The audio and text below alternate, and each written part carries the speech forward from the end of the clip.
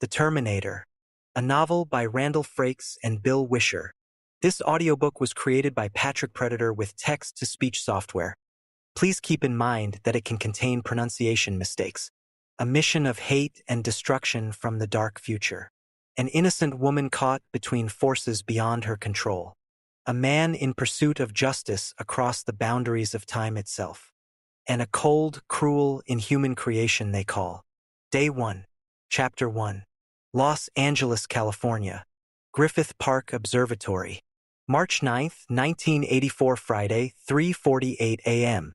History is dead had been scrawled on one of the stucco walls girding the moonlit observatory. Perhaps it had been put there by an undergraduate with a bad case of whimsy, or maybe it had been spray painted by a barrio gang member who interrupted his usual ritual of marking territory with a literary conceit. Or maybe it had been put there by someone who knew it was the truth. The triple-domed building was silent, lit only by a pale yellow globe above the copper and glass entrance.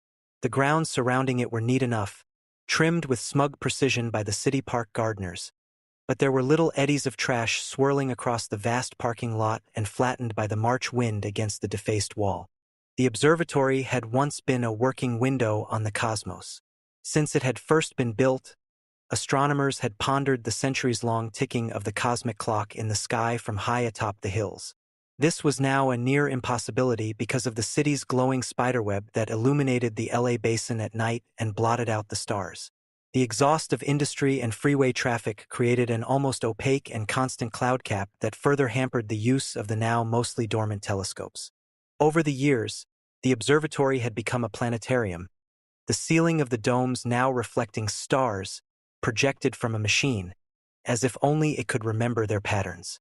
Once academic, now it had become, like Disneyland, a place for tourists to get lost on their way to, a mecca for high school science class field trips, and since the laserium had been added laser beams streaking complex shapes across the curved ceiling to the beat of blasting rock music, a hangout for school kids, looking for alternatives to drive-in movies and rock concerts.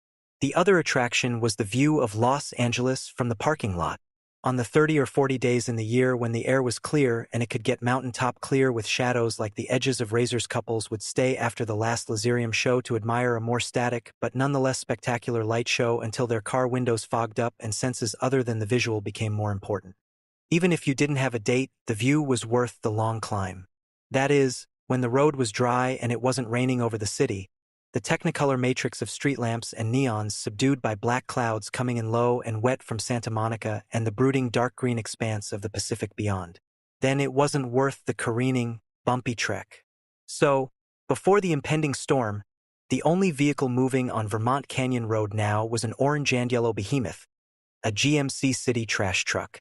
Del Rey Goines groped in the right hip pocket of his navy pea coat for the tiny volume control on his Walkman. B. King's fingers were urging his guitar strings into a righteous blues chord. Del loved this part, but his truck was losing ground. He had to gun the howling diesel engine, and in the noise B. King just went away. The lightweight earphones that had come with the cassette player let in too much sound. He reminded himself to buy the older style that covered the ears completely. It was illegal to wear headphones while driving, doubly so for a city employee. But fuck it, a man's got to maintain his sense of priorities. Music before trash, Del thought. If they found out he smuggled the Walkman on the job, he'd be on the street. Again, not that he loved the job. Far from it. But he had to eat. And there was Leanna's alimony and the snot-nosed landlord and his dog Boner. Course, he had a decent paycheck now, and the Great Dane ate well, no doubt about that. Then, no one would accuse Del of being a lightweight either. During the leanest times, he could bounce the scales past 250. Still, hauling garbage from one end of the park to the other wasn't exactly his dream occupation. 22 years ago, he was doing it as he wanted linebacker for the Houston Oilers. 2 good seasons, about the only good seasons the Oilers ever had. Then he hit a brick wall of bad luck. Knee injury, divorce, cut from the team. Most of his salary had gone into a better poker player's pocket. Since then, he'd ridden the roller coaster. There were a few UPS, but mostly that sucker took him down. And now he was a garbage man. Excuse me, city sanitation department. Field engineer. Fucking slop hauler. An old teammate recommended him and he was hired on. Up at 2 a fucking him. Stagger into this metal moose and wrestle it up narrow gravel roads to collect the half-eaten remains of somebody's picnic. That rotten, orange rind stench of slime-soft garbage rode with you, see. Always, like a foul, living thing. He grabbed the shifting lever in his broad brown palm and double-clutched violently. He was cresting the last rise and had to drop a gear to make it. The Jimmy Diesel rattled the engine mounts, and the gut-throbbing vibrations traveled through the frame, into the steering column and up Dell's beefy arms. He wheeled the truck into the observatory parking lot and blinked when he saw a primer gray '68 Chevy Malibu sitting like a blockade right in his path. In the 2 seconds his brain required to fully register amazement, fear, and then hurt that someone would make his job any more dangerous, any more difficult. He glimpsed a white kid urinating on the vehicle's front grille. He wore a black leather jacket wrapped with chains, purple hair teased straight up into spikes, reminding Dell of buckwheat from the Little Rascals, and gray jump pants with high rockets tucked into combat boots. A punk rocker, they called him. Dell braked hard and spun the big wheel around. The kid, maybe he was 17 or 18, didn't move a muscle as Dell's truck roared by. Dell looked in his side view mirror to see if the kid would jump back. Instead, the boy calmly faced the passing garbage truck and continued to piss, the stream splattering the rear tire. Prickly explosions of anger replaced Dell's fear, and he slapped his palm against the center of the wheel. The blast from the air horn above the cab could have startled the dead. That would make the kid's hair really stand on end. Dell eyed the mirror but could only see the dwindling figure of the punker flipping him off. Punker, hell. Asshole. If he tried that when Dell came back, he'd give him something to piss over. There was a sticker on his truck bumper that read, "This property insured by Smith & Wesson." And he was packing, all right, even if it was only a $70 HR.22 pistol he bought off his brother-in-law a few years back. Maybe the only thing he ever killed with it was a can of Budweiser.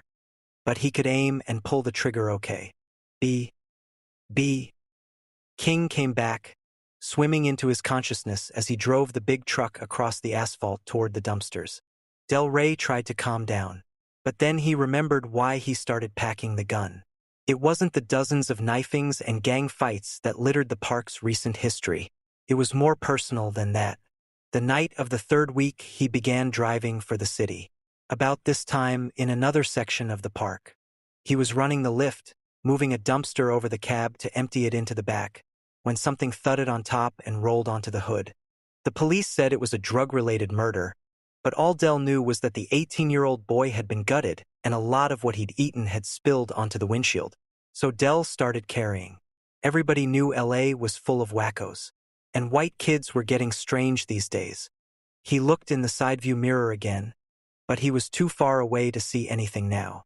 He drove around a curve in the wall and pulled into a cul-de-sac where the dumpsters huddled like metal derelicts. As he angled the truck so he could hook on to the first dumpster, he began to relax a little. Getting to be a real old lady, Dell, he thought. But he took longer than usual to get the job done because he kept absently glancing in the side view mirror just in case. Mark Warfield was in mid-piss when the monster roared into the parking lot. Like a kangaroo frozen in the glare of a hunter's headlights, Mark stood his ground. It was fate coming now, challenging his mettle. Fate with half a load of garbage on its back, rumbling toward him like a juggernaut. Fuck fate, and piss on it, too.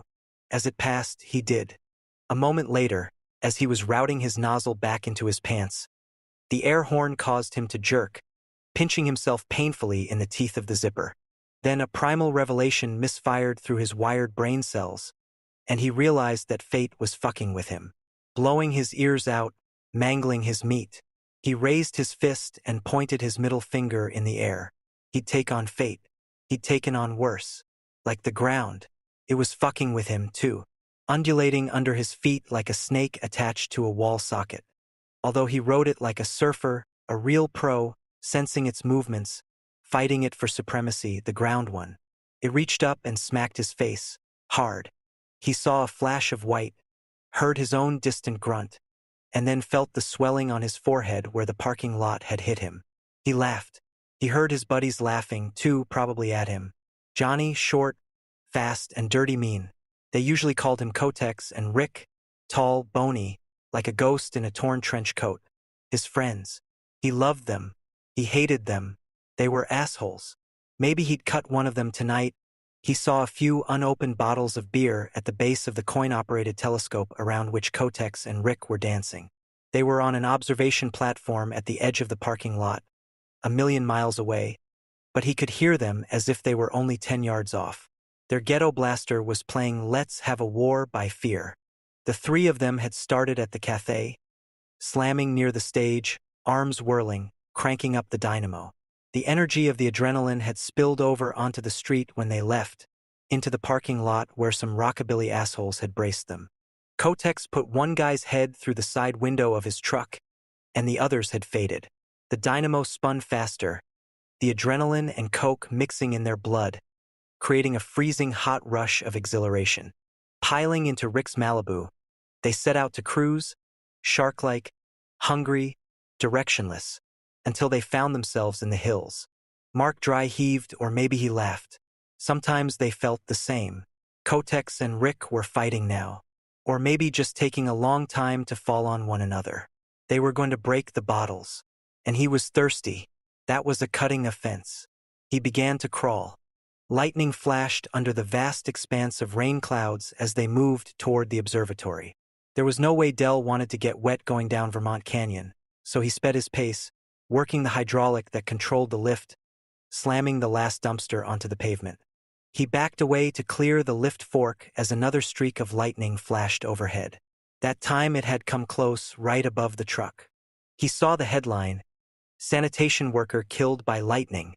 He wanted none of that, so he slammed the shifting lever into first.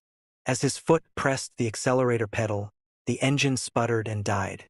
At the same time, his headlights winked out, and King faded away. Not this shit again, he thought, broken down in East Jesus 4 steep miles from a phone. He tried the key. Nothing. Son of a bitch. Again. Not even a click from the starter solenoid. The coarse hair prickled on the back of his neck. Maybe it was the small voice that told him his Walkman ran on batteries and there was no sane reason for it to cut out just because the truck was acting up. Maybe it was the strange charged feeling to the air. He slammed a fist onto the dash. Goddamn son of a bitch truck ain't worth a nickel in Chinese money. All this was a subvocal growl, and Del was just getting wound up when something happened that was beyond the pale of the mechanical pool's sloppy maintenance. Lights were flashing alongside and above the truck, like 1,000 Instamatics popping off in his face. He turned the key in the ignition. It wasn't going to happen. No juice. Then a huge bolt of energy tore through the atmosphere and snaked along the rim of one of the dumpsters. Whatever it was getting worse. Instinctively, Del let go of the metal keys, yanked off the metal headphones, and jerked his elbow off the metal armrest. He was wearing rubber boots. Were they good insulators? Did insulators stop electricity or pass it along? Oh, mama. Don't let me fry now. The air crackled and howled like a radio stuck between two stations. The music all twisted into a dissonant squeal, and the crackling revved up like a slow-starting 78 RPM turntable, building into a heavy hum in the bristling air next to the truck. The scary, don't-touch hum of a powerful transformer. Del wanted to get out and run, but if he moved, he was certain he would die. This was no regular lightning. A chaotic crisscrossing of arcing purple-white lines of energy licked at the truck, their fiery tongues lashing out like a lizard's, caressing the metal of the cab. He watched the frenetic dance of power as it snarled into a thick ball of whiplashing light. The ball of light was brightening as the bolts of energy seemed to coalesce. Del's hair began to rustle, as if caught by a breeze, even though his windows were snugly shut. Then his hair stiffened and rose straight up, like that punker. But it wasn't because he was scared, although he had screeched past scared 30 seconds ago and was now overtaking terror. It was because static was everywhere, filling the cab with the pristine, tingly odor of ionized air. Then Del's ears blocked up as pressure increased on them. The ball of light exploded into purple slashes, and something erupted into existence with a sound like a gargantuan Mean Joe Green slamming into the Rocky Mountains. Del ducked as the pressure leaped, slapping the window and pulverizing it into tinkly fragments that sprayed Dell's back. The backwash of the explosion sucked air out of the newly vented cab with a crack. Then things seemed to settle down. Dell slowly sat up, gingerly feeling for cuts. He was okay except that his ears had something in them. The concussion. Trying to pop his ears with the palms of his hands didn't help either. His throat tightened, but he couldn't swallow, because the deafness didn't matter, because he was looking at the vapor cloud where the explosion had been, rapidly dissipating in the chill wind, like steam. And something was in there, where there hadn't been anything before. Dell didn't want to look, but he knew he had to see what was going to kill him. There was no doubt in Del Rey Goins's mind that this was something supernatural and that it was for him, and since he was basically a rotten bastard, it was here for his death. And you must always look your executioner in the face. So Dell turned his head and saw the white lump in the clearing mist. It had come from nowhere and now was there. He could see it breathing. Then it slowly and gracefully unfolded into a naked man. The military short hair was smoking. The skin was covered with white ash that fell away like fine flour, revealing baby pink skin beneath. But this was no infant. Dell had seen bigger men on the scrimmage line when he was with the Oilers. Maybe even some who were stronger, but not as perfect. The muscles bunched and loosened in smooth, fluid motions, rippling the beautifully sculpted torso. The arms were a study in powerful symmetry, the angry curve of the biceps narrowing with precision at the elbow, then expanding with awesome mathematical balance into thick forearms that flowed into almost gracefully thin wrists. The fingers on the massive hands rolled out and flexed. Put this man on a football field and he could have gone anywhere he wanted. Not even 3 Del Reys flinging their entire weight would bring him down. And Dell realized why that was. Not because of the body. It was the face. Implacable. Alive yet dead. Taking in, not giving out, and more than the face, it was the eyes. There was death in those cobalt blue eyes. Unimaginable. Pitiless. Relentless. The kind of death people never dream about because it is too real. Straightforward, without emotion, and therefore without mercy. He could plainly see the man was staring at him. If he was close enough to see the man's eyes, Dell knew he was close enough to be killed by him. One of Dell's worst problems on the playing field was now his only hope. His legs.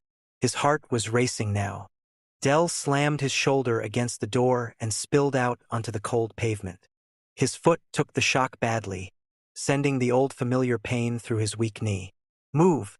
Dell took off, running along the length of the truck away from the man whose eyes turreted after him like artillery on a destroyer, tracking the fat man as he broke into a respectable sprint. Dell ignored the jabs of pain roaring up his legs, reverberating off the soft knee, and pistoned his thighs. That scary dude was right on his ass, and he knew it. He didn't have to look, and he wasn't about to. His stomach was a sack that bounced and whipped down over his belt, then rippled back up his chest, but he kept his balance. It wasn't his gut that would bring him down.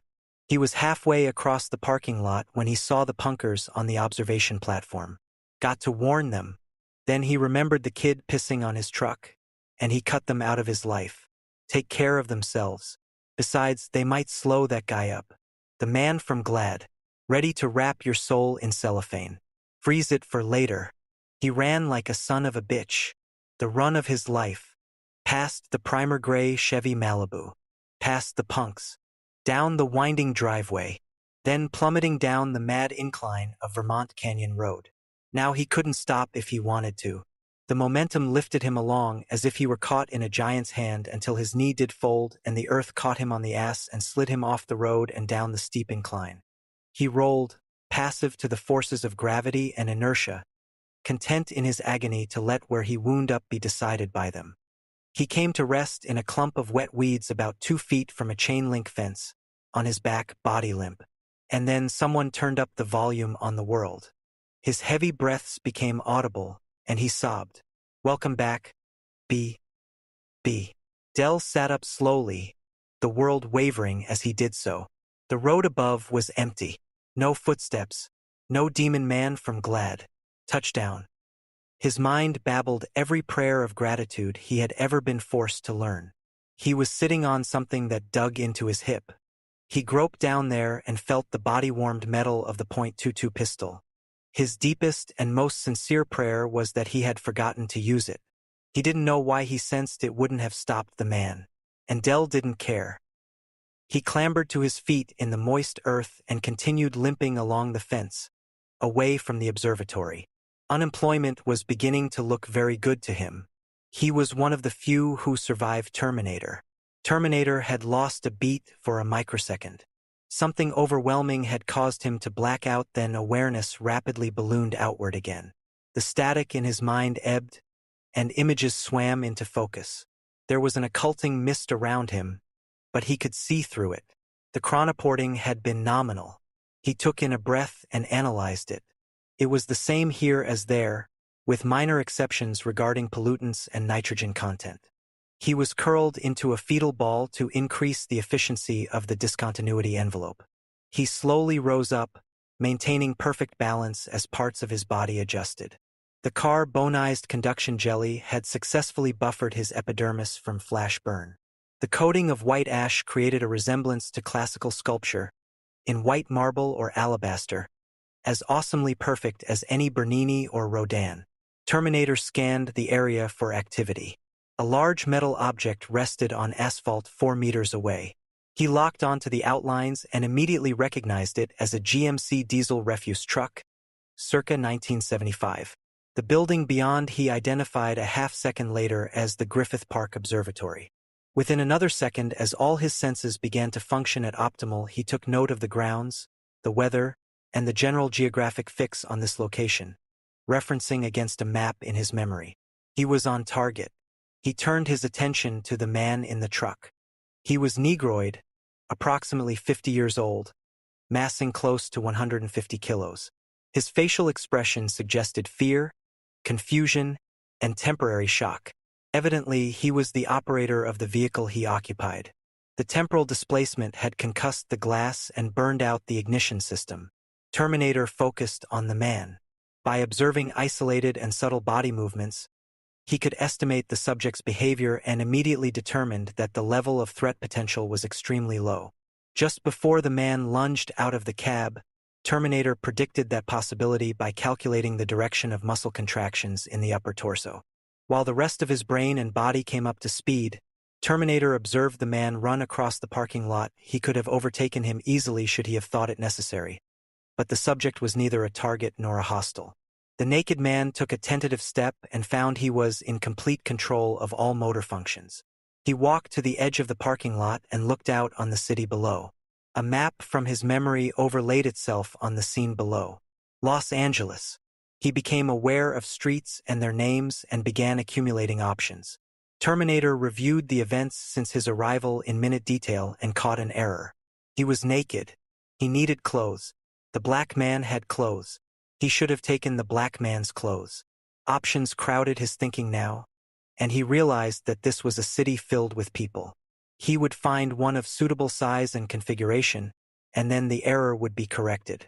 He turned back to the cityscape below, a powerfully built man with a near-perfect physique, naked in the 42-degree wind, and studied the relief map of Los Angeles, planning 100 straight geese, charting 1,000 pathways, and accumulating valuable environmental data before setting off on his mission.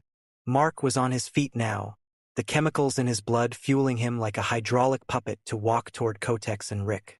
He wanted to grab the world by its balls and yank with all his strength.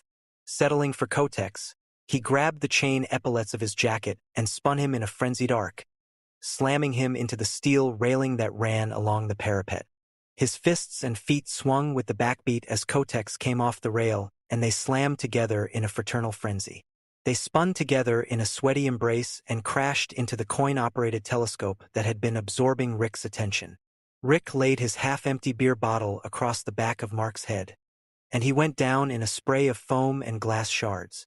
Then a judiciously applied combat boot sent Kotex reeling off balance onto the tape player, which crunched and stopped cold, echoes of fear slapping back off the observatory building, diminishing to silence. Rick glanced up from the eyepiece of the telescope that he had trained across the empty parking lot. His slack, astonished expression changed to a leer of malignant good humor. "Hey," he said, calling jovially for their attention, as if he hadn't just cracked a beer bottle over anyone's head. "Hey, what's wrong with this picture?" He made a frame with his hands as movie directors wearing askets and pork pie hats always did on TV, and Mark looked to see what he was framing. And his face went slack too. Kotex looked for a long time as if his eyes weren't focusing. Then he giggled. It was one of those guys whose bodies you don't believe wearing lots of sunscreen and a little Speedo bikini down at Muscle Beach in Venice. Except this guy didn't have the Speedo, and it was 42 degrees and raining and the middle of the night. "He's walking right up to us, man," Kotex said, closing ranks with the other two. Rick moved forward from the telescope, letting the soles of his GI boots drag with a laconic, dull sound, as he did when he was feeling gnarly. "Let's fuck him up," he hissed over his shoulder. Mark saw the grin and knew they were about to mainline trouble. The naked man was striding straight toward them, his gaze unwavering. Mark felt a premonitory chill, and so, apparently, did Kotex. He said, "Hey, Rick, cool your jets, man. This dude's really fucking enormous." Rick turned to him contemptuously. "These guys are stupid, man. They pump for the mirror. They can't fight. Trust me. Watch this." Kotex grinned. He was buying it, but Mark sensed something in the stranger's deliberate stride and expression that made him uncertain. Rick's hand went into the pocket of his artfully ripped overcoat. That was the signal, and Mark and Kotex gripped their knives surreptitiously. Mark's hand was sweaty, and his brain buzzed with fear and electric exhilaration. If he backed away, there would be no rejoining. He would be out. He didn't want to be out. He stepped forward. The naked stranger's bare feet slapped on the wet asphalt. Rivulets of rain had washed down the white ash in a pattern of streaks as complex as wood grain, giving him now the appearance of Renaissance statuary that had been exposed to the elements for centuries. He stopped in front of the three punks, arms at his sides. Parade rest. They sauntered apart, flanking him, casually threatening. Rick's death's head grin appeared. "Nice night for a walk," Rick commented. The stranger glanced calmly from one to the other, taking in, giving nothing out. He looked directly at Rick and said, "Nice night for a walk," but Mark got confused, because it sounded a lot like Rick.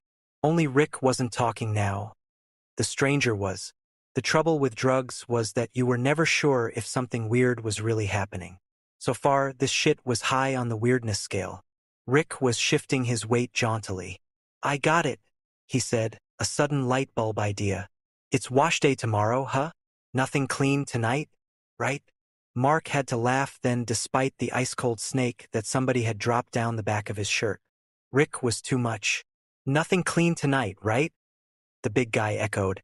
Mark thought dully, is he fucking with us? What if he's a martial arts guy and this is his idea of fun? Take off all your clothes and go kick some ass. Mark gripped the pearly handle tight. "I got your pearly gates, pal." Kotex, with a drooly grin, reached out and snapped his fingers several times in front of the stranger's face. The intense gaze remained unbroken. He didn't blink. "Hey," Kotex ventured, getting into the spirit. "I think this guy's a couple cans short of a six-pack. Your clothes," the stranger said flatly. "Give them to me." This was so unexpected that even Rick was caught off guard. His grin faltered, then came back, spread all around his face. "Now," the stranger commanded, his stare rigid. Rick's grin dropped like a door slammed shut by a cold wind. "Fuck you, asshole." "Shit, here we go," thought Mark. Rick's blade snapped out, glinting in the fluorescence, under the big guy's chin before Mark's hand could move. Then he and Kotex had their switchblades out, snapped with drill team precision and brandished. Very clean, very scary, guaranteed. Except the weightlifter wasn't registering quite the degree of slack-jawed fear they had hoped. In fact, he merely glanced from one to the other without expression. Mark felt something was really wrong. Then a baseball bat smashed him in the face, and as the world spun around, he knew that it had been the stranger's fist, moving impossibly fast. He hit the railing and slumped but looked up in time to see Kotex catapulted backward by a second piledriver blow. Then he flopped to the ground, unmoving. broken, Mark knew. Dead. Rick fainted and lunged, piling his weight behind the point of the blade. It sank to the hilt in the man's belly, but it seemed to hit something hard, like a rib, maybe. Except how could there be a rib just below his navel? Rick jerked back, hand and blade bloody, to try again when Terminator's fist blurred into him. Mark saw the naked forearm sink up to the elbow just below Rick's sternum. Rick's eyes bugged as the wind was driven out of him, more in amazement than pain. Terminator lifted his arm like a hydraulic jack. Rick's boots dangled off the ground, swaying like a hanged man's for one dilated instant. There was a muffled crunch of bones, and Terminator's arm jerked back. Rick dropped, dead before his face smacked the concrete.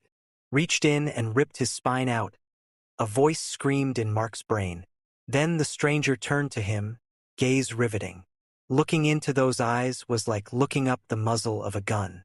Mark stumbled, backing up as the stranger advanced.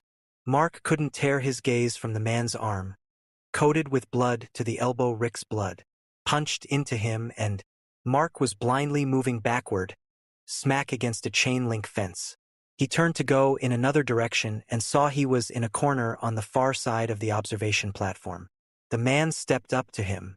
Mark had the sense to start ripping his clothes off. He held out the coat as an offering, as a shield, as a desperate plea that maybe he could get a little more time to get away, get down off this mountain, get into bed, pull the covers over his head and wake up. He was right. The offering did buy him time. About 14 seconds. Chapter 2. Downtown Los Angeles, 4:12 a.m.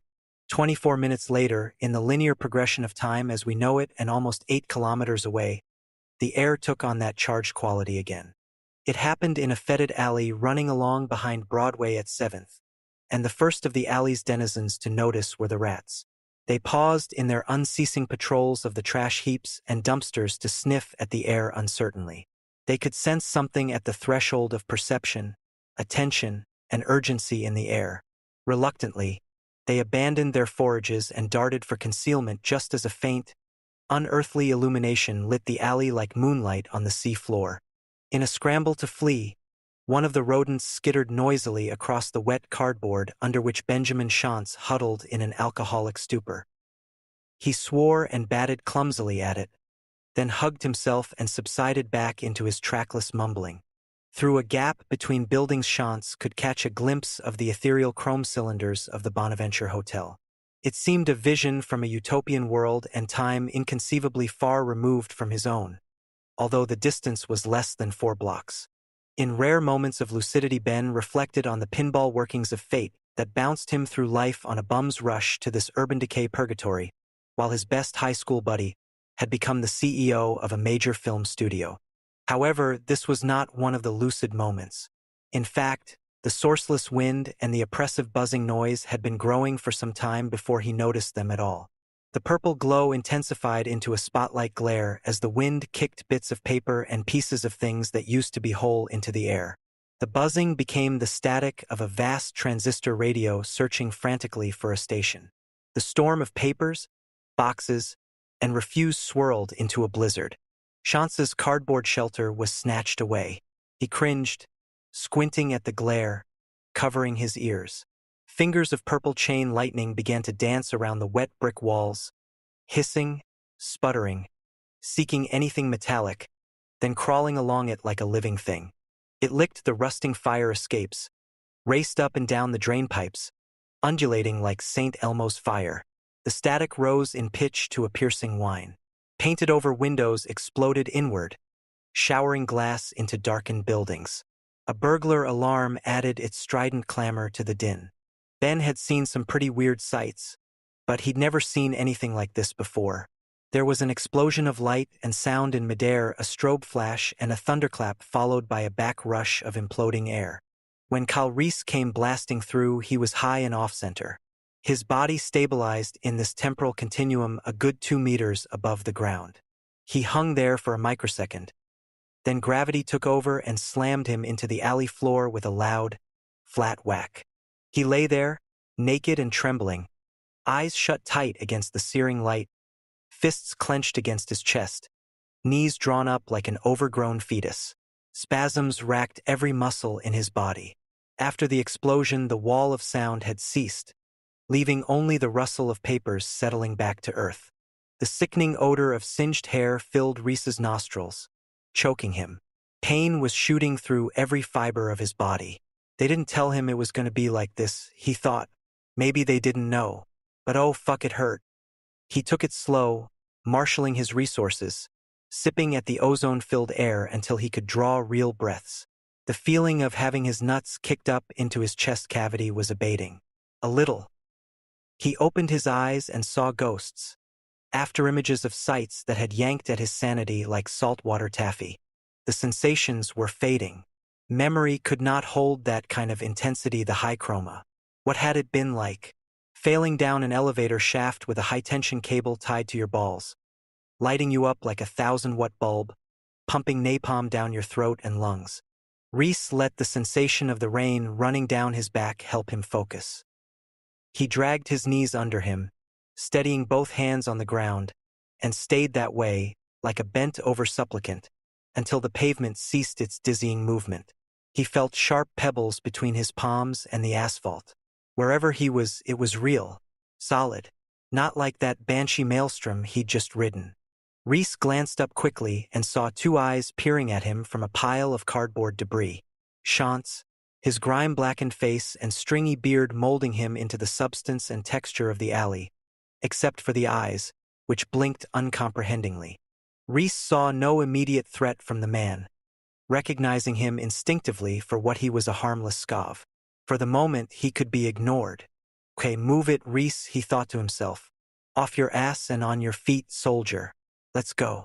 With a supreme act of will, he staggered up and reeled dizzily to a stairway railing, melting into the safety of shadows.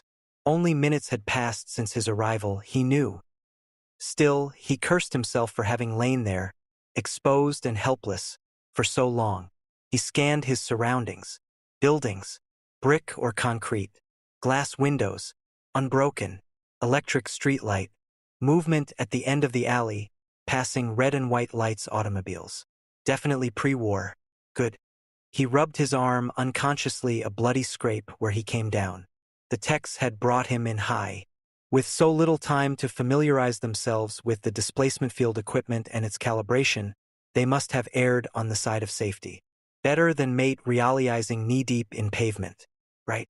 Looking down, Reese noticed he was covered in a fine white ash, although some of it had been washed away by the rain. He brushed at it, realizing that it was the carbonized residue of the conductive jelly the techs had smeared on him. He had questioned nothing. They said strip, he stripped. You're going alone, they said. Fine. No weapons? No. Shit. Metals won't displace. Fuck it. Okay, he wasn't a tech. Just a soldier. He wished he could have brought something, though. His fingers unconsciously clenched the remembered shape of the stock of his Westinghouse M25 plasma rifle. He glanced upward. Nothing but sky above the tall buildings. No hunter-killers, of course. Not in pre-war. But to look was a reflex that had saved him more than once. Didn't they have something like Mark 7 aerials, though? Helicopters? Yeah, I think. But he wasn't sure. History was a blur to him. What was invented when? Who could keep it straight? Pre-war was a jigsaw puzzle spilled on the floor, and he'd lived his whole life among the pieces. The charred pieces. He realized with a start how stunned he must be to have stood daydreaming in one spot for so many seconds. He forced himself to think clearly, strategically. First, clothing. For warmth and camouflage. Second, weapons. Third, say, buddy. The words were a slurred croak, but Reese turned, remembering the old scav. Hell of a shit storm here a minute ago, Chance ventured. Reese identified the words as English, probably American, though the inflections were unfamiliar. Good news. He sprinted to where the derelict lay, sprawled in a doorway. Get your clothes off, Reese said, already tugging at the old man's jacket. What? Just do it, Reese hissed. Now. He drew back a fist to expedite cooperation, but the old man caught the intensity in Reese's voice and began to comply. Don't hit me, Chance mewled. slumping back into a stupor as his grimy fingers fumbled futilely with the unassailable complexity of his zipper. Reese pulled the filthy trousers rapidly off Chance's spindly legs. They smelled urine and caked on grime. Reese barely noticed and didn't care. To Chance, Reese was a figure going in and out of focus. He seemed to be a young man, maybe 20, 25, but there was something about him that was older. The eyes, yeah, old man's eyes. Seen too much, said a particularly cogent Chance mind bubble, like me. But not exactly like Chance. Something in Reese's gaze sent a chill into the old man's belly. He kept quiet and hoped he would live. Reese had the trousers on and was reaching for the jacket when he felt, at the edge of his consciousness, trouble. His senses had been fine-tuned by years of hunkering down, listening, waiting, and watching, sipping at all the little sights and sounds that tell you death is in the neighborhood, hoping to drop by and smother you with a cold, wet goodbye kiss. Reese pivoted and crouched, eyes instinctively focused on the street at the alley's end. A brilliant white light stabbed toward him, sweeping across the walls, then caught him in its beam like an insect. For a microsecond Reese stared intently into it, through it, past it, to its source. A black and white LAPD cruiser, searchlight mounted on the window frame, two men sitting inside. Reese knew instantly what they were. Police. Hostiles. If he'd had more time, he would have cursed himself again for his slowness. Where he came from he'd be dead already. Reese was on automatic now, decisions coming in instant flashes. He needed what they had, transportation, weapons, radio, but they would be armed, and he was not. There was no question of a fight. Evacuate. He twisted away from the beam and dissolved into the shadows. Evac. Evac. The words echoed urgently inside Reese's head. How many times had he heard them before? 1,000, maybe? In how many voices? And as you shouldered the wounded and turned to run, the words were always followed by other sounds behind you, closing in for the kill sounds. This time he heard the chirp of tires as the black and white cruiser came to a halt. Reese was halfway to the other end of the alley before the sound faded and died. Sergeant Michael Nidfer futilely swept the searchlight around the alley, trying to spot the young man he had pinned only a second before. God, that kid's fast, he thought. He's rabbiting, Nidfer said. Take the car around. The alley comes out on 7th. His rookie partner, Lewis, nodded and threw the black and white cruiser into reverse. As Nidfer jumped out, drawing his .38, the cruiser was already tearing away, siren blasting, throwing out a red and blue light show. Nidfer caught sight of Reese flashing through a patch of light, heading toward a junction where the alley intersected with another. He took a deep breath and ran after him. Reese had heard the cruiser race away and the single pair of footsteps behind him, and he knew what they had done. He had gotten lucky. Only one of them was behind him. One was better. He could take out the one and have a weapon. He concentrated on that single goal, ignoring everything else. Broken glass was scattered all along the alley floor. He felt pain as some of it cut his bare feet. Reese pushed the pain back, away from his consciousness. The effort helped him clear his head. A pile of tumbled garbage cans loomed up, blocking his path. Reese cleared them and ran on without slowing, a hot-wired rat in an urban maze. Reese whipped around a corner and disappeared. Nidfer instinctively slowed his pace. 15 years of bad coffee, Taco Bell, and cigarettes made his lungs wheeze. But that wasn't why he had slowed now. Fear made that decision. Nidfer muttered a curse. He had let him get out of sight. Now it would be more dangerous. Son of a bitch. Inside his stomach, condors were flying around. They don't pay you enough for this. No way. He cocked the hammer of his revolver, stepped to the center of the alley, and slowly walked to the intersection. Nidfer peered down the side alley, one hand holding the gun before him like a shield, the other hand unconsciously covering his belly. He saw no one. Carefully, he made his way down the near-black corridor, pausing as he came abreast of two large Dempsey dumpsters. They were spilling over with flattened cardboard and wooden boxes. No room in there, but there was space between them. Enough space for a man. Nidfer put both hands back on his weapon and raised it to chest level. He peered into the gap intently. Nothing. just some wooden slats thrown haphazardly away. But Reese was there, waiting. Nidfer was staring right at him but saw nothing. Just the wall and the boards. Reese was staring at Nidfer's revolver the way a starving man stares at food. It was an old design but in mint condition, probably new, and Reese recognized it immediately. Smith & Wesson Police Special, caliber .38 Super. He had actually fired one several times. The kick was light and it was accurate. It wasn't a serious gun like a .44 mag. But he'd had to use worse weapons before. Then Reese turned his attention to the man in front of him. He was middle-aged, paunchy, short of breath, and he was scared. Reese couldn't have asked for more. He came flying out of the darkness like a high-speed whisper, with the full weight of every solid ounce of matter in his being focused into a point at the tip of his shoulder.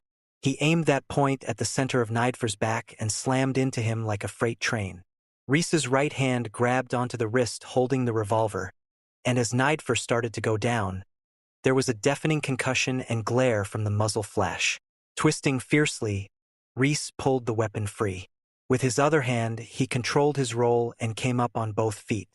Pulling the stunned officer up and slamming him against the alley wall, Reese stepped back, raised the weapon, cocked the hammer, and aimed it directly into the officer's face. Nidfer stared past the barrel of his service revolver into the eyes of the oldest kid he'd ever seen. The eyes were flat, too. Not really angry, just intense. Spooky. Reese had 1,000 questions that needed answering. His exact location, the location of the target, the number and condition of vehicles in the area. Endless. He saw Los Angeles Police Department written on Nidfer's badge, and he knew he was in the right city. But there was one question whose answer could render all the others as irrelevant, and Reese knew he had very little time before that other police officer would come screeching around the end of the alley. "What time is it?" Reese barked. "About 4:30 a.m. "What day?" "Friday," Nidfer answered, hoping it would somehow calm the lunatic down. Didn't. Impatiently, Reese snapped at him. "The date." Nidfer was a little unsure. He stammered, "The 9th, March 9th. Reese glared at him viciously and asked the million-dollar question. "What year?" Nidfer felt blind terror crawling up from the center of his belly and clawing away at the edges of his brain. He wants to know what year it is? This is all I'll ever see, he thought. This insane kid's face. Goddamit. Nidfer closed his eyes and waited for the bullet. The howl of brakes on wet pavement echoed across the walls of the buildings. Reese turned and saw the flashing blue and red lights of the cruiser as it came to a halt at the mouth of the alley. Lewis jumped out, his weapon drawn. Reese spun around and began to race toward the street exit at the opposite end, when he saw another flashing cruiser roll up in front of him. He was flanked, cut off, sealed. Reese scanned the terrain with lightning-fast precision. The padlocked steel door was just a few meters away. He lunged for it, focusing himself like a battering ram, intent on the point just beyond the lock. The force of impact almost knocked the air out of him, but the door gave way and beckoned into the darkness beyond. His eyes strained to adjust to the new darkness. Beneath his bare feet, he felt the smooth, cold surface of a tiled floor. He bolted forward, twisting, turning, crashing through the maze-like hallway, bouncing off stacks of high boxes until, ahead, there was the horizontal crack of a dim light that meant a doorway. He hit it at top speed, punching it open. He was in a vast shadow and light-streaked room, running through a gridwork of open channels between islands of tables and shelves. He was trying to get a fix on the terrain, willing his irises to open up and work. The air smelled familiar, antiseptic, filtered, like the air he had breathed in subsurface bunkers a second before his sapper team put the torch to them. He didn't like that smell at all. His ears picked up the distant, amorphous hum of air-conditioning ducts cycling atmosphere throughout the building, and then, behind him, near the door he had come through, the unmistakable sharp echo of pounding feet that told him he was no longer alone in the dark interior. Reese kept going, faster, nearly flying through the black space surrounding him, navigating on instinct, the sound of his own movements bouncing back to him. Then his vision came online. Stretching before Reese were rows and rows of fantastic treasure. Clothes, furniture, tools. Even half seen in the darkness, it was incredible. A gluttonous horde of sparkling, multicolored merchandise. He was in a department store. Reese flashed off the aisle into the shadow of a rack of long coats, held his breath, and put out the radar. Above the thunderous roar of blood crashing through his ears, he locked onto the sound of the threat force. 3 of them, separated, moving toward him in a loose sweep. By quadrants, Reese scanned the room, hunting for an evac route. The northwest wall was plate glass, intact, facing the street. Beyond it, a black and white police cruiser slowly prowled past, then was gone. Camouflage, silently, Reese reached up into the rack above him and pulled one of the raincoats free, slipping it on, realizing only then that he had been cold. The footsteps were slowly converging toward him. The flicking finger of a probing flashlight hit the tiled floor on the next aisle. Move, move, move. As silent as a wisp of smoke, Reese left the shadow of the rack and ran low, like a crab, along the edge of the aisle toward the plate glass window. A display of well-dressed mannequins filled it. Staring emptily into the street, Reese moved among them, scooping out the window, hunting for an exit. He looked up. A paper banner hung above the display. The look for 84. Perfect. He was right on target. Suddenly, the searing arc of a police cruiser's searchlight swept through the glass. Reese froze. No good, Reese thought, and backed away toward the center of the building. He could hear muffled voices and the careful padding of feet all around him now. He was halfway past a table of leather and canvas shoes before he slid to a halt. Scan. Movement. Nothing. Empty. Where are you fuckers? He wondered. Silence. Good, Reese thought, and grabbed a pair of shoes from the table, slapping them against the sole of his foot. Too small. Another pair. Very close. Good enough. Reese hurtled down the aisle. Ahead, more flashlights darted in approach. He reconned the immediate area. Where to go? A metal booth, its curtain drawn open, squatted in the darkness a few meters away. The words "passport photo" were painted on the side. Reese ducked inside, pulled the curtain shut, perched himself on a little stool, and quickly slipped into the shoes. Every foot soldier since the dawn of history has known that a good pair of boots is as critical to survival as the best of weapons. Reese laced the shoes and tested their feel. They seemed light and insubstantial, with a thin sole which would be bad for broken terrain, but they were well made and fit passably.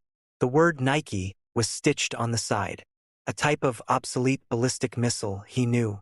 Beneath the curtain, a finger of light dashed in, probed around, then retreated. There was a pause. More mutter ing. Reese tensed. Then, slowly, the voices faded. Reese released his breath and quietly slipped out of the booth. An escalator sat impassively in the darkness. It had been shut off hours earlier, reducing it to a mere flight of metal stairs. Reese took the steps 2 at a time, flying up them to the second floor. Housewares and ladies' lingerie. On the southwest wall, Reese found what he was hunting for: a fire escape exit. The smooth metal door was closed. A wire ran down the length of its edge, forming a crude alarm circuit, and a sign, painted on a bar spanning the door's width, warned that it was to be used only in case of an emergency. No shit? Reese punched the bar, and the door flew open. There was no sound. The alarm must be silent or burned out by time displacement overload. He perched quietly on the open grill of the fire escape and scanned the alley beneath him. A black and white LAPD cruiser was parked directly below, lights flashing, empty. Reese dropped to the asphalt like a cat and crouched beside the vehicle's door. Empty street. Activity around the corner. He tried the door. Unlocked. Amazing. They must have been in a hell of a hurry, Reese thought. He opened it up and reached to the ignition. No keys. He needed transportation. He thought of hot wiring the car. Fuck it. Too conspicuous. He dismissed the vehicle itself and focused on what lay inside. Sitting in its mount, leaning against the dash, was a factory-fresh Remington 870 pump shotgun. Reese was in awe. He had seen and carried several of these weapons, but they were battered museum pieces. This one, like most of the wonders around him, looked new. He lifted it free and into the safety of his raincoat. Holding it there under his arm, it could not be seen. It would not get wet. It would be his friend. Then Reese spun around and stepped quickly away from the car. After rounding the street corner, he strolled unhurriedly down the sidewalk. 3.5 minutes ago, he had been as naked as a newborn infant. Now he was armed, clothed, and blending into the population. He would need money and supplies and transportation, but there was plenty of time for that. Goddamn, he was here. He made it. A surge of adrenaline passed through him. Reese was almost giddy with the intense pleasure of being alive. Pulling it off. He looked up, blinking against the rain falling into his eyes, and scanned the miraculous landscape that surrounded him. He was standing on the corner of 6th and Olive. Across the street was Pershing Square. He realized he'd been born less than a mile away. He had even played here when he was a kid. But it never looked like this. Buildings, 5 and 6 stories high, surrounded the small park. And the light, everywhere light poured down on him. Reese hovered in the shadow of a doorway, awestruck by the amazing scene before him. How long ago was it? Reese wondered, just minutes from his point of view, when he was running down that steel corridor with the rest of his sapper squad. Deafening explosions echoed behind them, tearing the corridor and its equipment apart. His people were zapping the place, torching it, killing it. The sense of victory was humming like electric current through the team members. And then this. It didn't seem to bother John. Nothing did. That was part of what made him what he was. He ran alongside Reese, his hand reassuringly gripping the young man's shoulder, shouting terse instructions into his ear. It was John's decision that Reese should be the one. Then he was standing with a group of techs who were making last-minute calibrations on a vast array of equipment. Reese rapidly stripped off his uniform and handed his pulse rifle to one of his teammates. The techs poured over him like ants, taking bio readings, pumping chemicals into his system. John stepped back, quietly fixing his eyes on Reese. Things were happening really fast now. The techs sprayed him down from head to toe with a thick, bluish superconducting jelly. His foul smell choked Reese. Then the techs lead him into a small chamber and backed away. Reese and John locked eyes.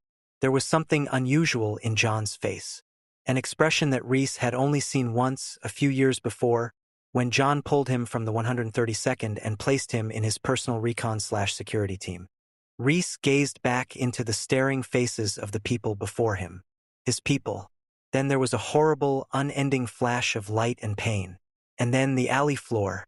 Now Reese, in the rain, gazing at Pershing Square, never felt so lonely in his life, or so exhilarated. This place. It was the same place but so vastly different. He knew it would look like this, but he didn't know it would be like this. Don't think, his mind commanded. Do not feel this place.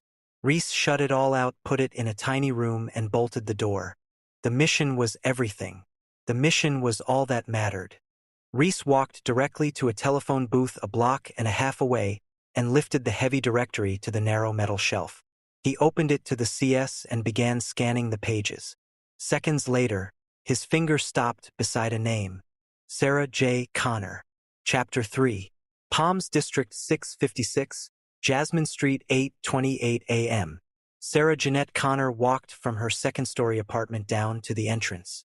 She had forgotten to check the mail yesterday afternoon, and her roommate couldn't be relied on in that department. Anything else, maybe, but mail was not high on Ginger's list of priorities. With Sarah, it was like a duty. It was a rare occurrence when she'd get a letter. She never wrote anybody, so that was no surprise. But there were bills. Bills that she would pay religiously, always depleting her meager bank account at the beginning of the month and scrimping by on tips the remaining weeks, satisfied and secure that all her debts were promptly paid. Her roommate was the other way around. But fortunately, Sarah and Ginger had managed to find more things in common than not in the last 8 months as roommates, like their exuberance and affection for a simple, uncomplicated good time, although Sarah had to admit sometimes she was a little more conservative than Ginger, well, maybe a lot. Although Ginger was 24 and Sarah was only 19, sometimes it was hard to tell who was younger. Sarah paused by the security gate. Someone had propped it open with a rock. A small and feeble anger stirred within. Somebody didn't want to hassle using their key. When she reached the entrance alcove and the mailboxes, she was assaulted by bright sunlight and the smell of wet grass cooking in the morning heat. The storm had passed. It was going to be a great day for riding her Honda. The sky reminded her of a turquoise ring her first boyfriend in junior high had given her. What was his name? Charlie whatever. She still had the ring somewhere in her jewel box, along with the other mementos of the few relationships she cared to remember. Palms was a quiet community of apartments and condos, with a healthy mixture of old and young, black and white, Jewish and Protestant. It was surrounded on all sides by Los Angeles proper, Beverly Hills, Santa Monica, and Culver City, and was the unofficial hub of the eclectic patchwork of unlikely demography that made pollsters' heads hurt. Because there were so many multiple-unit complexes, the curbs were always bumper to bumper with parked cars. One of the reasons Sarah picked this complex was the underground garage, and the fact that it had a security gate. As she unlocked her box, she examined the thick wad of envelopes that spilled into her hands. 2 bills. A letter from her mother, the rest for Ginger. No love letters from passionate and wealthy men overwhelmed with grief that she had turned them down. No matter. Who cares? It would do because tonight Sarah had a date. This was a day she had been looking forward to all week. A day she would remember for the rest of her life. While Sarah chuckled to herself, let's not get carried away. He wasn't Prince Charming or even an especially wonderful man, but he did have tickets to the Julian Lennon concert at the Bowl. Sarah folded herself into a diaphanous daydream, filled with ardor that began politely with romantic possibility, then rose to a crescendo of ecstatic. Ginger Ventura jogged up the sidewalk and crashed into Sarah's fantasy, smiling as if reality were actually more fun. The tall brunette was out of breath but not energy. She ran in place as they talked, her shoulder-length ebony curls bouncing like electrified licorice as she hopped from one leg to the other. The headphones blasting Bruce Springsteen into Ginger's ear at a volume Sarah could easily hear were held on by a sweat-soaked headband. Sarah smiled broadly at her roommate. If Ginger could act and they were auditioning for Wonder Woman, Sarah had no doubt she'd be living with a star. Ginger was 5 feet 7 inches of Amazon, without an ounce of fat or flab. Ginger could never be static, but even standing still, she would turn heads. She was a live wire snaking and coiling around an inexhaustible power pack of optimistic enthusiasm. Anything for me? Ginger puffed. Sarah handed Ginger the bulk of the envelopes. Her eyes went wide when she read one. Oh my God! Today is the day. Ginger grabbed Sarah's arm and led her back up to their apartment, absently kicking the rock out from under the gate. What is it? Sarah asked. My test results. Gulp. Test results? For what? Pregnancy, silly. Didn't I tell you? Sarah stopped Ginger outside their door. Ginger. Of course you didn't. Must have slipped my mind, Ginger said flippantly as she entered the living room. Sarah was stunned, groping blindly to shut the door behind her as she followed Ginger into their apartment. Sarah stammered, But you use birth control, Ginger. How could you get pregnant? Ginger started to open the letter from the clinic, then hesitated. You know, organic me. I hate the pill. And foam does have a 20% failure rate. So I missed a period last month. So, Sarah stared at the letter. Well, what's the verdict? Ginger covered her worry with a sly grin. Bet you $5 it's negative. Ginger, open it. Ginger looked down at the paper. Right? She said, sounding brave and macho and unwavering and scared shitless. She opened the letter. Sarah watched her friend's eyes as they rapidly scanned the contents. Then they looked up at her with a kind of dull acceptance. What name do you like? Maybe just Junior. Huh? Sarah's heart sank. Oh no, Ginger. My God, what are you? I mean, are you going to Ginger? Ginger grimaced, then crumpled the letter and tossed it on the coffee table. You want to know what I'm going to do? Have a drink.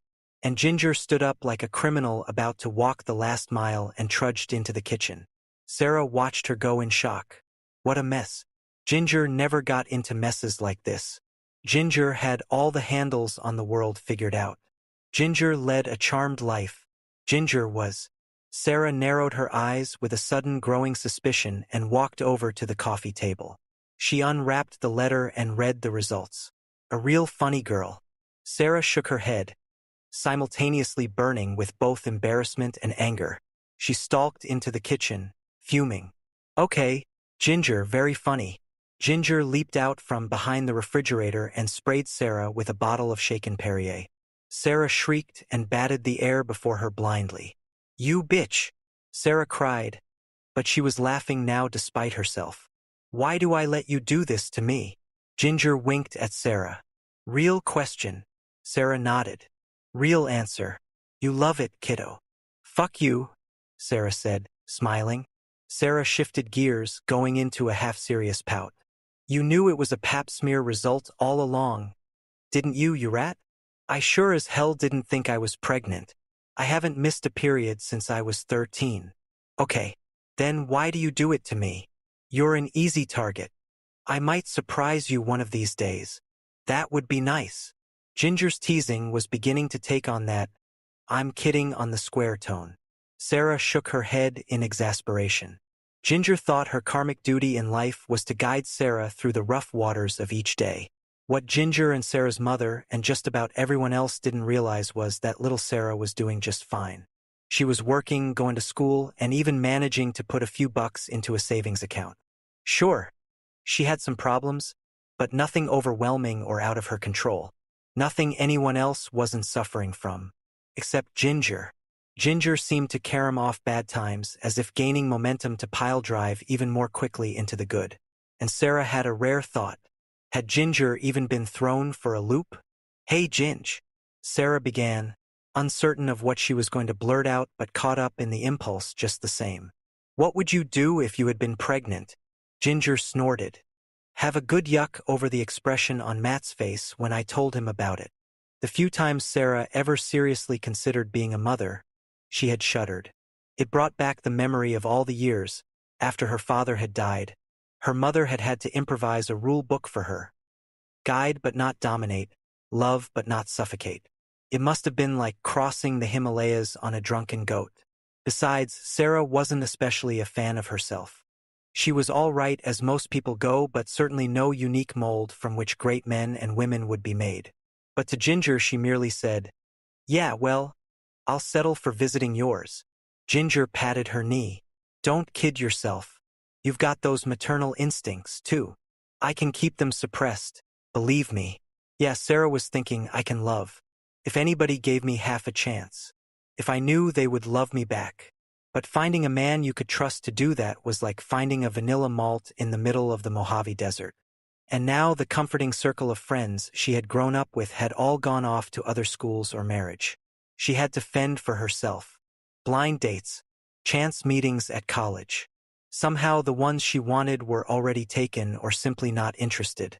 With a small grin, Ginger was watching her roommate go into the static pool of herself. Sarah was as sweet a girl as they come. Maybe a little too sweet. Sometimes she wore her innocence like a shield against the real world. So Ginger liked to give Sarah a little goose now and then. Wake her up from the dream most people tended to wallow in. The dream of what should be as opposed to what was. So instead of hugging Sarah as she wanted to, as she knew Sarah wanted her to, she used her usual shock therapy, as she had done with the clinic letter. Ginger was hesitatingly checking the bottom of her running shoes. I think I stepped on Pugsley. Sarah quickly shot a glance to the far end of the room. Pugsley was sitting like a stuffed leather dinosaur in his plastic terrarium, his unblinking eyes gaping at her with the cool aplomb of a reptile in low gear. He was a 3-foot-long green iguana Sarah had inherited from her last boyfriend. She and Pugsley had formed a lasting relationship, one of mutual respect and love that far surpassed the one she had had with Pugsley's previous owner.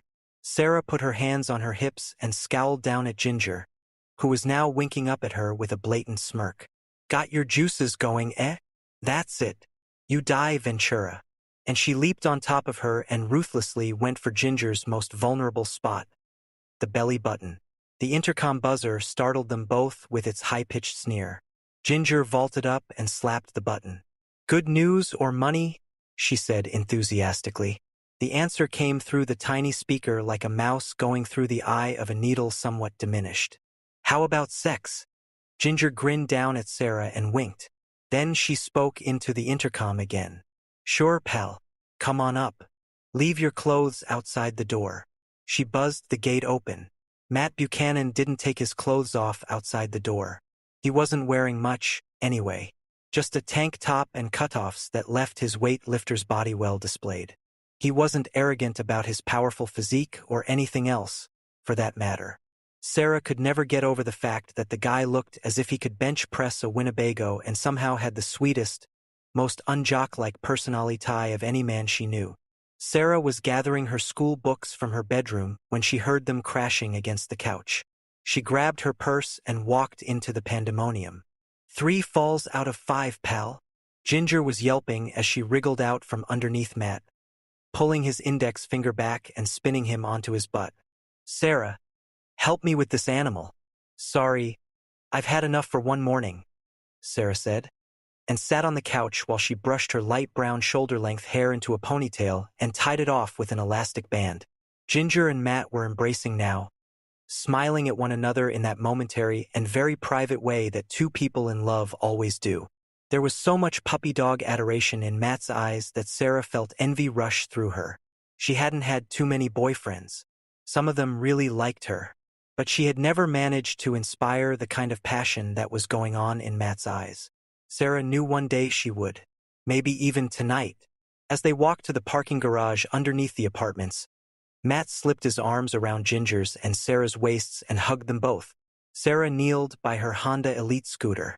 After securing the chain, she turned to her roommate. Pick you up after work? Ginger nodded. Hey, why don't we all go over to Stoker's and have a pizza afterward? Sarah was only partly successful in suppressing the nervous anticipation in her voice. Sorry, got a date tonight. Matt mock punched her arm. All right, Sarah. No big deal, Matt. Just a guy I met at work. You mean that guy with the black Porsche? Ginger wanted to know. Sarah nodded but then grimaced. I don't know. He's probably a member of the Schmuck of the Month Club. Matt put his arm around Sarah's neck and led her off a few paces. You need anything, Sarah? Sarah was genuinely confused. Like what? You know, a little money for emergencies. In case this guy gets the touchy-feelies before he springs for dinner. I mean, what do we know about this man? He could strand you in some god-awful place like Anaheim. Huh. Sarah gave him a wry smile and lifted his arm off her shoulders. No thanks, Dad. I've gone on a date before. Sarah described her faint and deeply buried voices of reason, the little Sarahs, as a joke, because that's what they sounded like, little versions of herself sitting inside, watching and tisk-sking her whenever she started boiling over with an emotion she suspected might be inappropriate. Sometimes she relied on the little Sarahs. Sometimes she felt like choking them. Now they reminded her that Matt and Ginger cared about her, and she relaxed into a smile. I can take care of myself. Matt lunged at her and gently bit the end of her nose. Yeah, but what would you do if he tried that? Sarah unhesitatingly rabbit-punched Matt's rigid stomach. It couldn't have hurt him, but he staggered back, gasping for breath, and clutched at Ginger. As he writhed theatrically, Ginger ignored him and kissed Sarah on the cheek. See you tonight. Sarah hopped on the scooter and pressed the ignition button. The 125 cubic centimeters engine whined a protest. Sarah looked back to wave goodbye and saw Matt leap to his feet like a ballet dancer. Bye, Sarah, he said, grinning. What a clown. She loved him. And Ginger.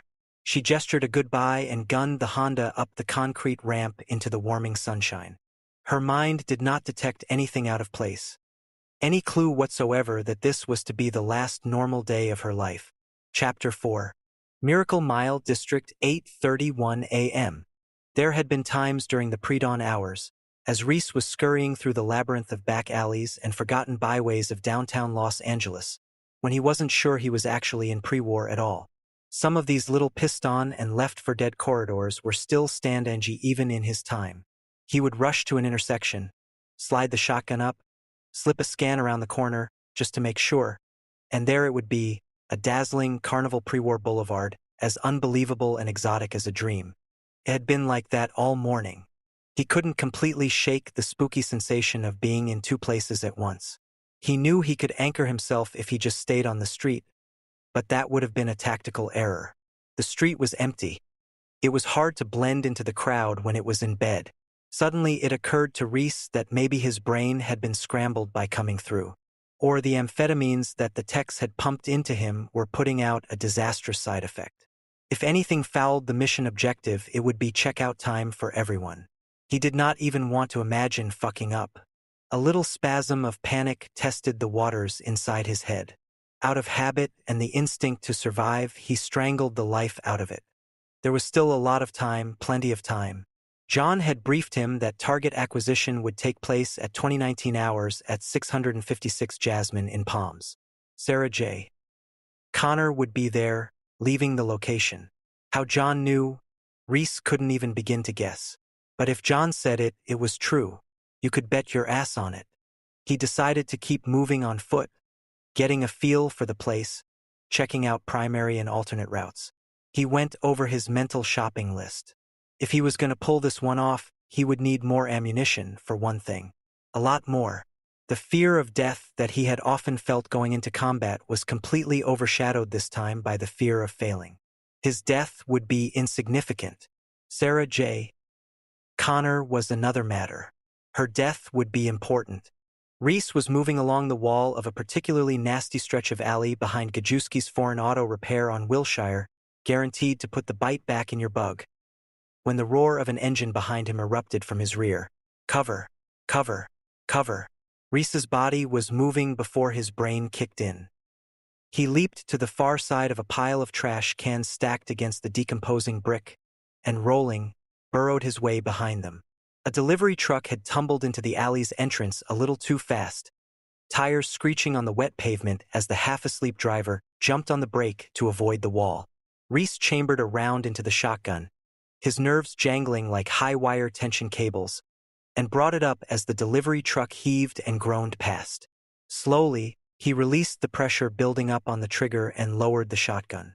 The sleepy driver never saw Reese and would never know that he had been only a hairbreadth away from having his wife raise their children alone. Reese's heart was pumping loudly. He glanced up at the tiny slit of sky beyond the rim of buildings surrounding him. It was light. No good staying in the alleys anymore, Reese thought. Got to blend with the population. He had been carrying the long shotgun under his raincoat, held between his arm and side, but that wouldn't pass with the natives in full daylight. Time to adapt the weapon to street fighting mode. He rummaged through the trash bin beside him, dead auto parts, bits of tubing, and greasy splinters of metal.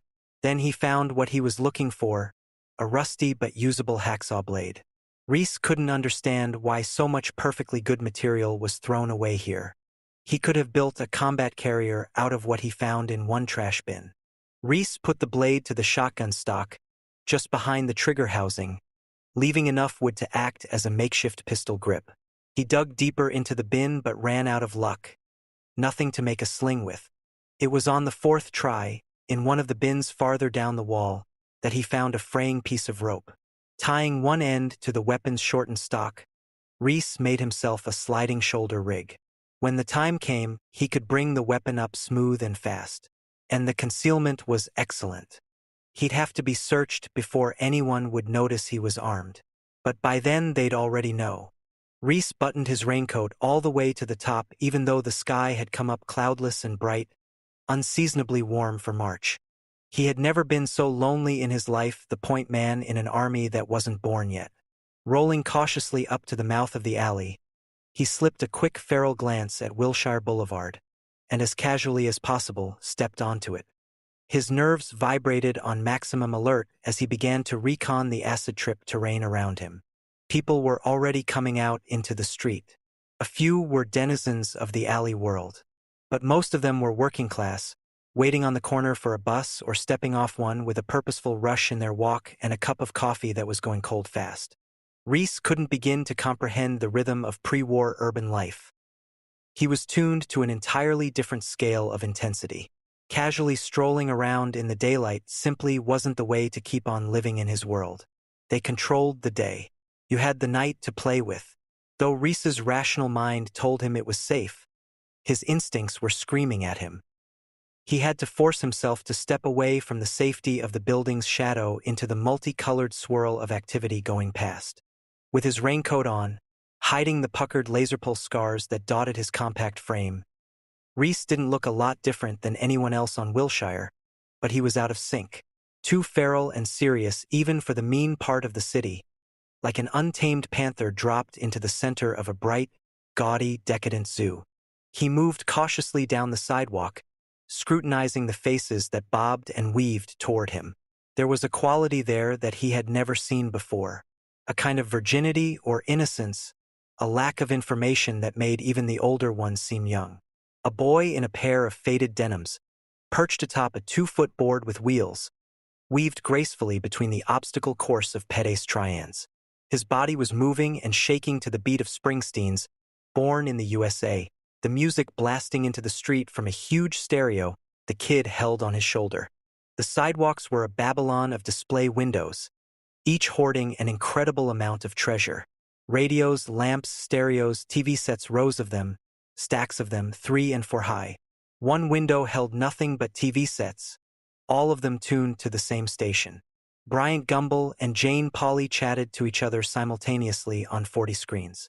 Reese was transfixed by the sheer vulgarity of the display. Everywhere he looked, his eyes were threatened with visual overload. A grotesque Jack-in-the-Box clown leered across the street at the pink and yellow Pussycat Theater marquee. Billboards with the gargantuan faces of beautiful men and women smiled down on him, extolling the wonders of Caesar's Palace and the Golden Nugget. A rugged-looking 50-foot man in a sheepskin coat invited Reese to come to Marlborough Country, where all the flavor is. Reese had never heard of the place, but the sign got him thinking about food. He realized he was hungry. Down the street was a grimy little hole-in-the-wall takeout stand. A faded sign proudly boasted that you could get pizza by the slice there 24 hours a day. Reese didn't know what pizza was, but he could tell by the smell that it was all right to eat. He hovered near the place, scoping it out, trying to figure out how the system worked without giving himself away. Reese watched as an overweight man in a loud plaid shirt stepped up to the window. "Gimme a slice with everything. Hold the anchovies," he said. The man behind the window handed a steaming triangle to the plaid shirt man. The plaid shirt man then passed some green bills to the man behind the window and walked away. Reese watched the transaction intently. He knew about money but had none. Quickly, he searched the pockets of Chance's trousers. Nothing. The smell of the pizza was doing things to his stomach. It rumbled demandingly. "Fuck it," Reese thought and stepped to the window. Slowly, the man behind it glanced up from his newspaper with a look of annoyance. "Yeah?" the counterman asked indifferently. Reese repeated the litany. "Gimme a slice with everything. Hold the anchovies," he said. The man laid a slice of the hot steaming stuff on the counter, just inches away from Reese's nose, then turned to his register. "That'll be $1.60, he said over his shoulder. When he turned back, Reese was gone. Enraged, the counterman jumped halfway out the window, eyes searching up and down the street. But Reese wasn't there. "You son of a bitch!" he shouted to no one and everyone. Reese tore down the sidewalk, ducked into the first alley he came to, then crouched out of sight behind a pile of discarded boxes, wrapping the shadows around him like a protective blanket. He glanced around furtively, still hiding the steaming pizza inside his coat. The exotic, spicy smell of it had taken possession of him, the way the scent of fresh blood consumes the mind of a wild animal. When he was sure that he was alone, he brought it out and wolfed it down, reveling in the taste, barely noticing that the cheese burned the roof of his mouth. He hadn't even swallowed when he heard the low growl of a dog behind him. Reese whipped around.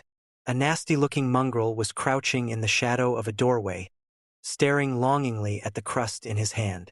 Reese started to raise the crust to his lips, then paused. Goddamit, he thought, and lowered his hand. To turn down a hungry dog was a crime. They were partners in survival. Slowly, Reese extended his hand toward the animal. The mongrel cautiously trotted out of the doorway, and keeping his eyes glued warily on the man, seized the crust. For good luck, Reese gently ruffled the fur between the dog's ears until the animal's tail began to swing back and forth as it settled onto the asphalt at his feet. Leaving the hungry mongrel to its breakfast, Reese walked back to the edge of the street. The pangs of hunger within him had subsided now, and the sun was rising well up into the morning sky. He hovered at the edge of the alley wall and surveyed the parade of passing cars. He would need one soon, and many other things as well. Time to move out, he said to himself. Silver Lake District. Panama Hotel, 10:20 a.m. It was a 4-story fire trap that smelled of disinfectant and stopped-up toilets. In the winter, it was a refrigerator, and in the summer, an oven, chilling or baking the human contents mercilessly. But it was cheap, back from the main street, with a fire escape he could climb out of and into an alley, unseen by the desk clerk. Therefore, he selected it, threw a wad of bills onto the counter, and refused to sign the register. The steel-blue eyes fixed the big-eared, tiny-framed 50-year-old clerk like a bug on a board. The clerk muttered something about writing Mr. Smith in the book for him, then handed him the keys to the small room up the stairs. He scanned the interior in minute detail as he strode purposefully up the steps and down the narrow hall. Rotted wood floorboards, lumpy walls, like parboiled flesh where the third layer of hastily applied paint was peeling back. The sounds. Voices in the dank cubicles. Suppressed rage. Lonely wails. Sexual cooings. Silence. Many of the rooms were vacant. Good. He walked into his room and paused, taking it all in at a sweeping glance. The window that led to the fire escape. The small table. A desk. A rusty springed bed. An alcove with sink and toilet. An outlet. AC 110. Good. He began setting out his tools. He had come down Ventura Canyon Road in the dark, seeing no cars or people. He had to walk because the chronoporting had fused electrical circuits in 100-meter circumference. So he came down the mountain like an implacable god descending Olympus, the ornamental chains on the dead punk's heavy boots clanking with each step. Searching. He had an indeterminate time to locate and terminate the target and therefore could be thorough in acquiring the proper equipment. His clothes were ill-fitting, but he would get more later if necessary. First, orientation. As the lip of the horizon began to bruise with daylight, Terminator encountered a woman in her late 40s walking from her front door to her BMW sedan, dangling keys and carrying a huge leather purse. He stood at the edge of the driveway just out of sight behind a bush and watched for signs of life in the large house from which the woman had emerged. No sounds or light or movement. Good. He considered his options and decided to wait. And watch. The woman opened the door of the vehicle with a key from the chain and then slipped behind the steering wheel. She put another key into a slot beneath the wheel and turned on the ignition. The starter motor whined and whirred until the gas was fuel injected into the firing chamber of the engine and ignited. The woman pulled on a lever, and the transmission clanged as it went into reverse. She pulled another lever, and a light went out on the dash. Then she let her foot off the pedal on the floor and backed out of the driveway. Simple. Terminator calculated possible alternatives as he continued walking into the city. 10 minutes later, he found a suitable vehicle. A station wagon. Ford Kingswood Estate. Circa 1978. No one was around. The suburban street was still in the gray and pink blush of early morning. He walked up to the yellow car and rammed his fist through the side window. The glass crystallized from the force of the blow. Unmindful of the crinkly shards strewn all over the seat, Terminator reached in and unlocked the door. He slid behind the wheel and scanned the interior. The dash controls. It took a moment for him to recall data on this particular model, but in a moment he saw it in his memory with precise detail. He leaned down and, using the heel of his hand, smashed the ignition assembly on the steering column. It broke open like ripe fruit. He ripped the plastic steering column cover away with one motion, tearing the lock cylinder out of its setting in the process. Using his fingers like pliers, he reached in and turned the tiny exposed shaft by hand. The engine turned over twice and caught. He recalled the woman in the BMW and adapted her movements to this vehicle, backing the car into the street. He paused for a brief moment, re-examining the gearshift, then pushed it into drive and sped off down the street. Total time, 11 seconds. He noted the layout of the city. The streets matched the map in his memory, his perfect and nearly boundless memory. Each street name and corresponding landmark was duly noted, never to be forgotten. He cruised Los Feliz Boulevard until it knifed into sunset, then turned southeast. A few blocks later, he found what he was looking for. A hardware store owner just opening up for the day. Terminator was his first customer, and his last. After Ward, on his way to secure weapons, he located his base of operations, renting a room at the Panama. He looked down at the tools he had raided as they lay on the bed. X-Acto blades, tweezers, pliers, penlight, metric set, screwdrivers, several files, and other odds and ends. He had also taken a pile of work clothes and the owner's black leather jacket as backups to the clothes he had on. There wasn't much money in the register, but then, Terminator didn't need much. This would be a short mission. He went out the fire escape to test it as an alternate route. No one saw him leave. Garrett's gun shop, 10:23 p.m. Rob Garrett, behind the glass counter, looked up into the steel blue eyes of the customer. He looked like a weightlifter, but he was dressed like those crazy kids on Melrose. Probably a nut. City was full of them. They came in all sizes here. Rob had first gone into the drugstore business in Bangor, Maine 14 years ago.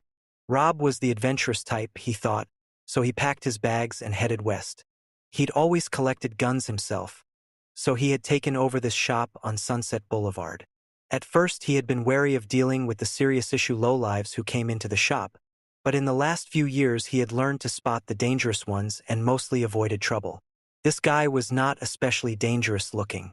His expression was slack, blank, except when he looked up at the rack of weapons behind the counter. Then his face drew into a focused cone of concentration. His eyes paused on each gun as if he could identify everyone. Rob's attention was piqued. Maybe a fellow collector? The desire to make contact with one of his own kind caused Rob to ignore the man's weird clothes and look at the man. Hell, gun collectors come in all packages. "Can I help you, sir?" he said hopefully. Gun collectors also spent a lot of money. Finally, the man lowered his unblinking gaze to Rob, only now reacting as if he existed. He began asking for the heavy artillery, the semi-automatics, the military stock Garrett didn't want to carry but did anyway because it was beginning to sell very well. They were all perfectly legal guns, unless you knew how to file the pins off the semi-automatics to make them steady fire. Shit, Rob thought, this guy does have good taste. He trundled back and forth, pulling a formidable arsenal off the racks. In a voice that sounded as if the man were buying razor blades, he said, "I want to see the SPA's 12 auto-feed shotgun." "That's both pump action and auto, Rob interjected. The man kept his eyes on the racks. "Armalite R180 semi-auto assault rifle," he requested. As Rob pulled it from the rack, the customer continued, "The Desert Eagle .357 Magnum semi-automatic gas-operated pistol with 10-round magazine. The AR-15. 5.56 carbine with collapsible buttstock." Rob was panting a little trying to keep up. The man was continuing in a dull voice. "Phased plasma pulse laser in 40-watt range." Rob froze in confusion, trying to reconcile the request with his in-store stock, then narrowed his eyes at the customer. "Phased plasma. Very funny. Hey pal, just what you see. Anything else?" Rob was thinking that the guy must have been in the service. The way he was selecting the weapons, and his manner cried out Marines. Or who knows, maybe this bird was a real mercenary. The customer picked up a Colt .45, 2-inch over long slide automatic, eyeing the laser targeting device mounted on top. It looked like a scope, but it actually was a small laser generator with internal battery power. When the man depressed the trigger slightly, a bright, nail-thin beam of red light shot out of the end of the device. "That's a good gun," Rob said. "They just came in. You aim the dot where you want the bullet to go. You can't miss." The customer was aiming the beam at the walls, at the display rack behind Rob. At Rob. Wherever the beam met a surface, it made a tiny, intense ball of light. It was beautiful to watch the customer, He was moving the bolt back and forth over and over, almost as if he could become an extension of the weapon itself. Fascinating. The man moved his eyes carefully over the shelves again, all the while working the actions of the growing pile of weapons, seeming to familiarize himself instantly with their operation. Then he turned that steady gaze on the owner again. UZI 9mm. Rob went to get it, saying, "You know your weapons, buddy. Any one of these is ideal for home defense." Rob watched for a smile, but it didn't come. Screw the jokes. Better tend to business. "Which ones do you want?" "All," the taciturn man said, toneless and certain. Rob raised his eyebrows. "I may close early today. There's a 15-day wait on the handguns, but the rifles you can take right now." Rob began wrapping them up but turned when he heard the rattle of shell casings on glass. The man was calmly ripping open a box of 12-gauge cartridges and sliding them rapidly into the autoloader. "Hey, you can't do that." The man faced Rob and raised the shotgun to his face. The customer said, "Wrong." Rob thought for a moment that it was another stupid joke. And then, a second before the shotgun blast, in a quiet revelation, he realized that he should have stayed in Maine. Terminator carried the weapons and the sacks of ammunition to the station wagon and put them in the back. They were primitive killing mechanisms, but he estimated his firepower was comfortably above the minimum requirement for the situation. After he'd first stolen the station wagon, it had taken him about 16 minutes to adjust to the random patterns of city traffic. Twice he had run cars onto the sidewalk, and once he had plowed through an intersection and sideswiped an RTD bus. But then he learned to calculate the ebb and flow of the vehicles and through memory and analysis of contextual activity piece together the rules of the road. He was learning his way around. Panama Hotel, 11:19 a.m. Terminator sat at a small table, carefully filing away the welded plate that prevented the UZI from firing full auto. He had finished converting and loading all the other weapons within 30 minutes by working in a steady, tireless rhythm. The plate dropped out with a quiet clink. A squeeze of the trigger would now unleash 9mm bullets at a cyclic rate of fire of over 800 rounds per minute, the secret of the UZI's legendary firepower. He loaded a full magazine into the auto pistol, then placed it on the bed alongside the other weapons. He had carried them in through the fire escape window. This was his base of operations. It had to be secure. Therefore, he could not bring attention to it by any overtly aggressive behavior, such as outright life denial. He knew enough about this society to avoid doing anything that would jeopardize this neutral zone. That was why he paid the desk clerk for the room. That was why he had needed a back entrance to the room. But away from the room he could do anything he wanted without concern, because he would be constantly on the move, constantly driving forward until he reached and terminated his assigned target. After that, nothing mattered. Terminator stood up, gathered extra magazines, filling his pockets, and selected the UZI, the laser sight .45, and the nickel-plated .38 pistol. For his first run, he wanted to go light. If there had to be a second, he would have ample backup firepower. Then he slipped out the window and crawled easily down the fire escape to the alley and his car. It was time to access the target. Silver Lake District. Sunset near Fountain Boulevard, 11:42 a.m. The Canadian never knew what hit him.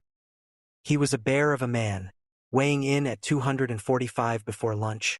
His broad face, with its thick features, fringed with a beard. Carlisle Ladle was a carbide steel tool and die maker working on a green card and studying for citizenship. 20 minutes ago, he had hopped on his Harley 900 to run an errand for his boss. 2 minutes later, the muffler from a rust-smudged 1968 Dodge van fell into the road in front of him. He was making a turn and side-slipped on the muffler, going over before he could get his legs down for support. His injuries were minor: a small gash on his wrist and a slightly gouged kneecap. The Harley was trashed, so he parked the chopper on the sidewalk and sauntered in low-boil frustration half a block to a phone booth. Cursing under his breath with impotence, Carlisle waited while the phone on the other end rang 12 times. His old lady sure as hell loved her fucking beauty sleep. She finally came on and was in the process of wondering who had the balls to wake her up after a long, hard night when someone with a powerful grip lifted Carlisle off his feet and swung him like a rag doll into a nearby parked car, he slid onto his massive butt with a bone-crushing thud. He was about to bellow his rage and leap on the interloper when he saw the man's eyes. There was nothing in them. No anger or meanness. Nothing but defocused zip. He was grabbing the phone book and leafing through it, as if Carlyle had ceased to exist. He was a big man. Carlyle was bigger. He pulled himself to his feet and said to the others back, "You got a serious attitude problem, man." But this had no seeming effect on the man in the phone booth. The receiver was swinging back and forth at the end of the cord. This was too much. Carlyle started for the man, but just then he saw the back stiffen and noticed the man's finger, which had been running down the column of names, lock into a frozen position over one, then jerk to the next and then the next. Abruptly, the man turned to leave. Carlyle considered getting in his way until he saw the eyes again. They were looking right at him but seeing something else entirely, something in the near future that might have been of interest but certainly not here and now. He pushed past Carlyle and jumped behind the wheel of a station wagon and sped away. Carlyle swallowed. It was only now that he realized the man had frightened him. He had never been looked at like that. He never wanted to be again. Sighing, he stepped into the booth to redial his house. His eyes went down to the open page of the phone book the man had been looking at. There was an indentation alongside 3 names, a depression caused by the man's finger digging into the paper. The 3 names were Sarah and Connor, Sarah Helene Connor, and Sarah Jeanette Connor.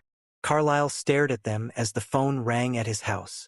For a moment, a mere fraction of time, he considered dialing the numbers and warning the women that someone very spooky was looking for them. But the notion was fragile and easily crushed into forgetfulness when his wife came on the line and he began to explain his own problems to her. 11.5 hours later, he would be sitting in his ratty easy chair in front of the TV watching the late news. His wife would be startled by the expression of horror that would make his face an alien sight. For a little while, all he would be able to say was, "I should have called. I should have called." West Los Angeles Junior College, 11:53 a.m. The flat was the last straw. Sarah marched up to the Honda and nodded fatalistically at the deflated rear wheel. It wasn't even close to fair. There was no reason for this to have happened to her. Okay, maybe she'd find a nail in the treads, sure. But why today? Why not tomorrow? Or yesterday? In either case, she had a light schedule and could have easily accommodated disaster. But today? Why? Things had begun well enough. After leaving her apartment, she'd had an uneventful and dreamy ride to school. Traffic was surprisingly mild, and the drivers had been uncommonly alert and gracious. So she had allowed herself to do something very suicidal when riding a 2-wheeled vehicle in Los Angeles city traffic.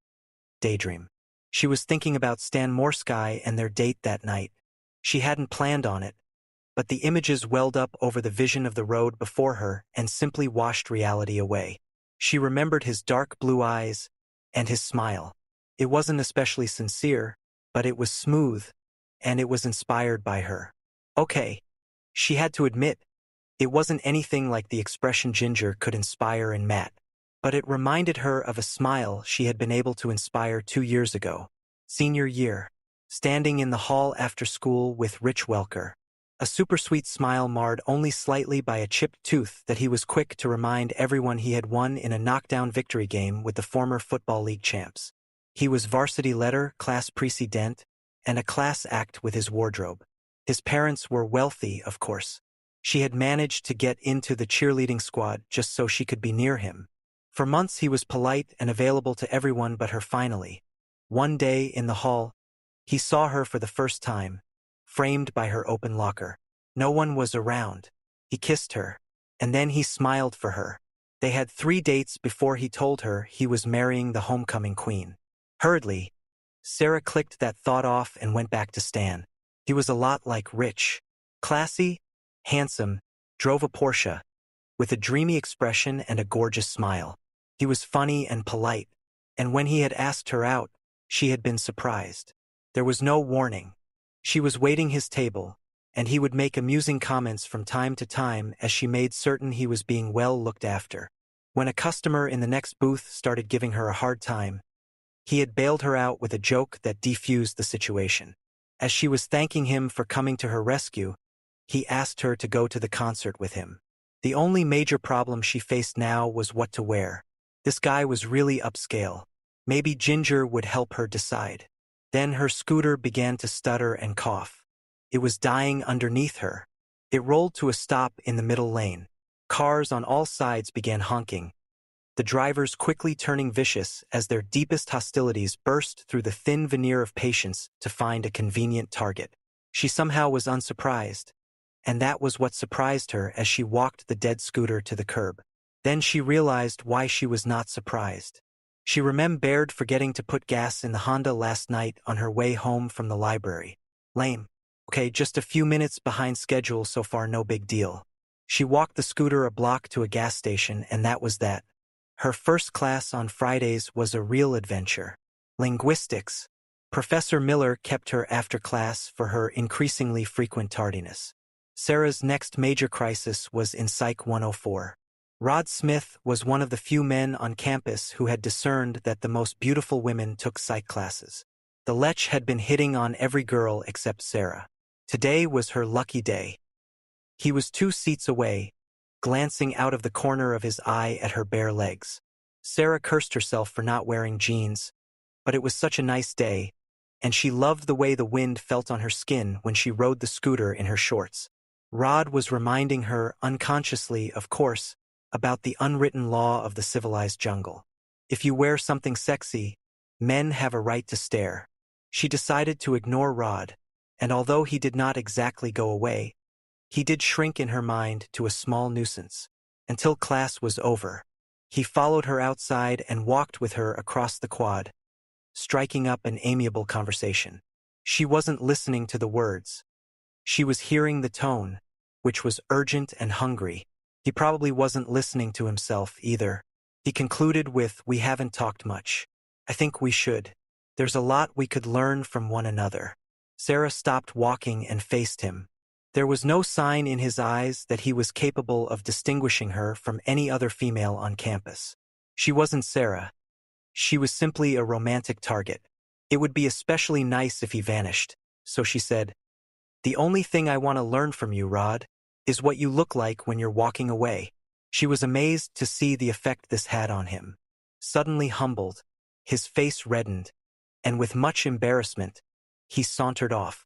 It was an act, she thought. Wasn't it? God. She didn't mean to come off so hard. Maybe this poor guy did have some feelings for her. Then she reached her Honda and saw the flat. She called Rod back. It was an impulse that would haunt her later. She went into her pretty smile, and Rod brightened up. In a few minutes he was grunting at her feet, patching and repairing the tire. She realized she would have to repay his generosity, and so did he. When Rod finished, he wiped his hands on his jeans and slipped an arm around her waist. He pulled her to him and said, "I knew you'd come around." There was the look, mutating his face into what suddenly seemed to Sarah to be a textbook example of slack-jawed lust. She couldn't help herself. She laughed as she watched Rod stomp off in anger. She realized she had made an enemy. Wonderful, Sarah thought, and mounted the scooter. Not too bad a day so far. As Sarah rode off to work, she allowed herself the feeble hope that she might only be a few minutes late. Surely this morning, which would live in infamy, was enough to appease the gods. But sometimes the gods are never satisfied. Chapter 5. Studio City. 12856 Hatteras Street. 12:02 p.m. Mike and Linda were standing on the curb, arguing over the toy truck. He held the opinion that it belonged to him. She held the truck. She was 9 and 2 years older than him. It was a plastic model with realistic details of a dump truck, and he had been using it to excavate Mrs. Connor's flower garden. Linda had come up behind him and snatched the truck up. "Mom said you couldn't play over here anymore." Mike clutched at the truck. "You're not Mom, but Face. She said I was in charge while she went to the store," Linda answered haughtily. But Mike lunged and knocked the toy out of her arms. When it struck the dirt, he dived for it. The truck bounced into the street and rolled to a stop. "Real smart move, Mikey." Mike shrugged and started to go get it. Car was coming down the street. The driver was methodically scanning houses for the addresses. Linda saw it coming and ran after Mike. She yanked him back. "Wait for the car, stupid." Mike squirmed impatiently as the station wagon approached. Come on, he commanded the driver. Mike and Linda stood at the curb and watched the car slow suddenly, swerve in their direction, then skid to a stop, crumpling the toy truck into a plastic pancake. The children froze, Linda stepping back with apprehension, Mike blinking back surprise and swelling outrage. Mike and Linda looked up at the giant man as he unfolded himself from the car and stomped up to them. He was someone from a beanstalk, Mike was thinking. Linda was just scared, holding Mike around the neck. The man just walked past as if he couldn't see them. "Hey!" Mike called out before Linda could clamp her hand over his mouth. Terminator ignored the children and walked up to the Connor house. He rapped on the door. A little Pomeranian yapped ineffectually at his heels. It meant nothing to him. He was waiting for Sarah Connor. She came to the door and opened it to the length of the chain lock. "Yes?" she asked cautiously, staring through the crack at this huge, bizarre-looking man. "Sarah Connor?" Terminator asked blandly. "Yes." He punched the door. It snapped the chain and swung inward, throwing the woman off balance. She screamed and fell back. In an instant, Terminator pulled out the .45 and activated the laser sight. It streaked across the room and locked on her forehead as Terminator aimed. She was blinded for a second by the red glare. Then her vision was shattered as a bullet exploded from the gun and struck her 2 centimeters above the right eyebrow. She collapsed on the carpet, and Terminator brought the beam down and centered it on her chest. He fired the weapon until it was empty. The staccato blasts echoed over the high-pitched yaps of the Pomeranian on the porch. Terminator leaned down and, using an X-Acto knife, made an incision from the ankle to the knee. Mike had run forward after the man before he went into the house, and now he was standing on the sidewalk, looking through the open door at the violence inside. He had no scale for this. He loved cartoons, especially Tom and Jerry. He laughed when Tom would topple something on Jerry and the cat would flatten, like his truck, and then bounce back to normal. Mrs. Connor wasn't bouncing back. Instead, she was reddening the carpet beneath her. He had never seen anyone lay so still.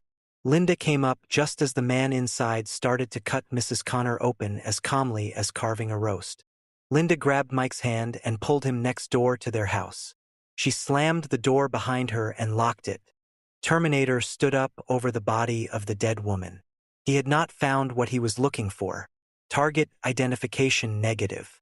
He considered his options for a moment, then pocketed the weapon and strode to the door. They watched from the window as the man walked back to his car and got in. As he drove away, Linda was crying. All Mike could think about was how flat his toy truck looked out there on the asphalt. He murmured quietly, "He wrecked it." The whole thing had taken maybe 2 or 3 minutes.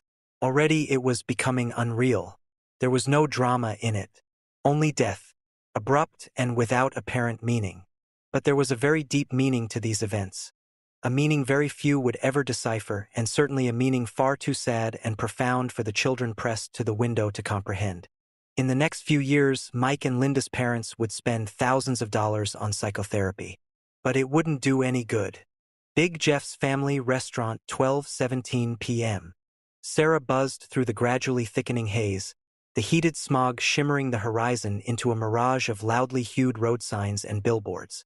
She guided her Honda into the parking lot of Big Jeff's. She hastily chained the scooter to a light pole near the plaster and fiberglass icon of Big Jeff himself wearing a cocked chef's cap and an obscenely jolly grin. The freckled imp was perpetually lifting a sculpted hamburger mustard drooling down the sesame seed bun. Always moments from dropping to the pavement in homage to whatever deity watches over fat kids.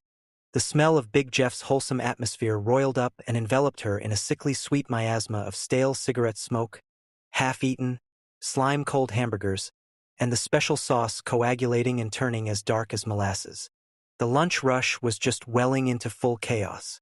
Busboys hovered conspicuously, buzzard-like in their pat yents, clearing tables of culinary debris moments after the perpetrators of the mess departed.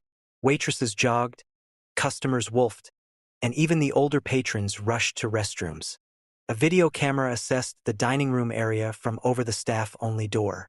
Sarah grimaced as she passed under it, not seeing and therefore colliding with Nancy Dizon, a robust, dark-skinned waitress who was half Filipino, half Irish. "Sorry," Sarah breathed. Nancy waved her off. "No, my fault. Rushing cause. I'm late." "Me too," Sarah said to Nancy's rapidly receding back. In the service corridor, Sarah slowed down to forage in her purse for her time card, in the process dropping her books. As she knelt to pick them up, a tinny voice called her name. She looked at the ceiling camera just above a door marked, "Chuck Breen, manager." "Sarah, would you come to the office, please?" Biting her lip, Sarah slipped her card into the time clock and winced at the loud, accusatory clunk it made as her tardiness was processed and immortalized. Then she heaved the pile of books under her arm and pushed the door open. Chuck Breen was sitting at his desk behind a console lined with monitors. All he needed was a uniform to look the part of a security guard. He wore no badges except perhaps in his heart. Sarah tried her brightest, bravest smile. "Hi, Chuck. Guess what? I'm late." She said it as one word, but Chuck picked it apart and figured it out. He leaned into the underglow of a monitor, and the moonscape of his pimple-pocked face went into bas-relief. "Charming." This, Chuck indicated the computer on his desk, is an Apple Macintosh 128K with a multi-plan spreadsheet. It's my organizer. I record wages, tips, work schedules, and most importantly, the time clock. "You're exactly 18 minutes late, Connor." "Excuse? I had a flat." "Why is it, Connor, that so many people's tires seem unable to hold air when I haven't had a flat in 10 years? "For the last 10 years you've taken the bus," Sarah answered evenly. "As everyone without reliable transportation should. My bike is usually reliable. I haven't had a flat in—" "Excuse me, Connor. I don't want to hear the history of your moped." "It's a scooter, Chuck," she said. "What are you doing?" the little Sarah's chided. "You need this job." For a moment Sarah tried to throw off the cautious voices. Then she gave in. "Listen, Chuck, I'm sorry. It won't happen again." Simple, humble, reassuring. With most people it would have been enough. Not this guy. "Look, Sarah, someday you're going to have to learn that you have basic responsibilities you must fulfill as an adult. Care for yourself, your family, and honor your commitments to others. Namely, your employer. You must not be late again." Why do people have to act like this, she thought. The urge to tell Chuck how relevant his cosmic view was to her right now rose to a peak, but it was beaten back by the little Sarahs, who counseled job preservation. This was strangling time. It seemed to another part of Sarah that she should have been able to say something more than she had. But she didn't, and that was a little sad. But it was the decision she made. And Sarah was not about to sit on her hands and yell about the pain. "I'm docking you half a unit." He motioned her over and pointed at her name flashing like a miniature neon in a ghostly electronic limbo. "See? It's entered." Chuck was back into the black and white fishbowls, his eyes scanning independently, reminding Sarah of Pugsley as he contemplated a chunk of lettuce. "Ain't life grand?" she murmured to herself as she went out the door. Outside, Sarah felt herself stiffening with rage. She hurried around the corner, and just outside the dressing room she whirled around and flipped a bird in the direction of the manager's office. Chuck's voice came over a speaker. "Bad attitude, Connor. That's not the kind of thing a Jeff's girl should be doing. Remember, you are a Jeff's girl, at least for the time being." Sarah had forgotten the camera at the other end of the corridor. "Don't forget to push the Jeff's salad today. Okay?" Nancy strode down the hall toward her. "Come on," she said. "Big Jeff is watching you." Inside the dressing room, Sarah tiredly dropped her books on the floor of her locker. "I'll bet he has one of those cameras hidden in here somewhere." "Oh yeah," Nancy murmured.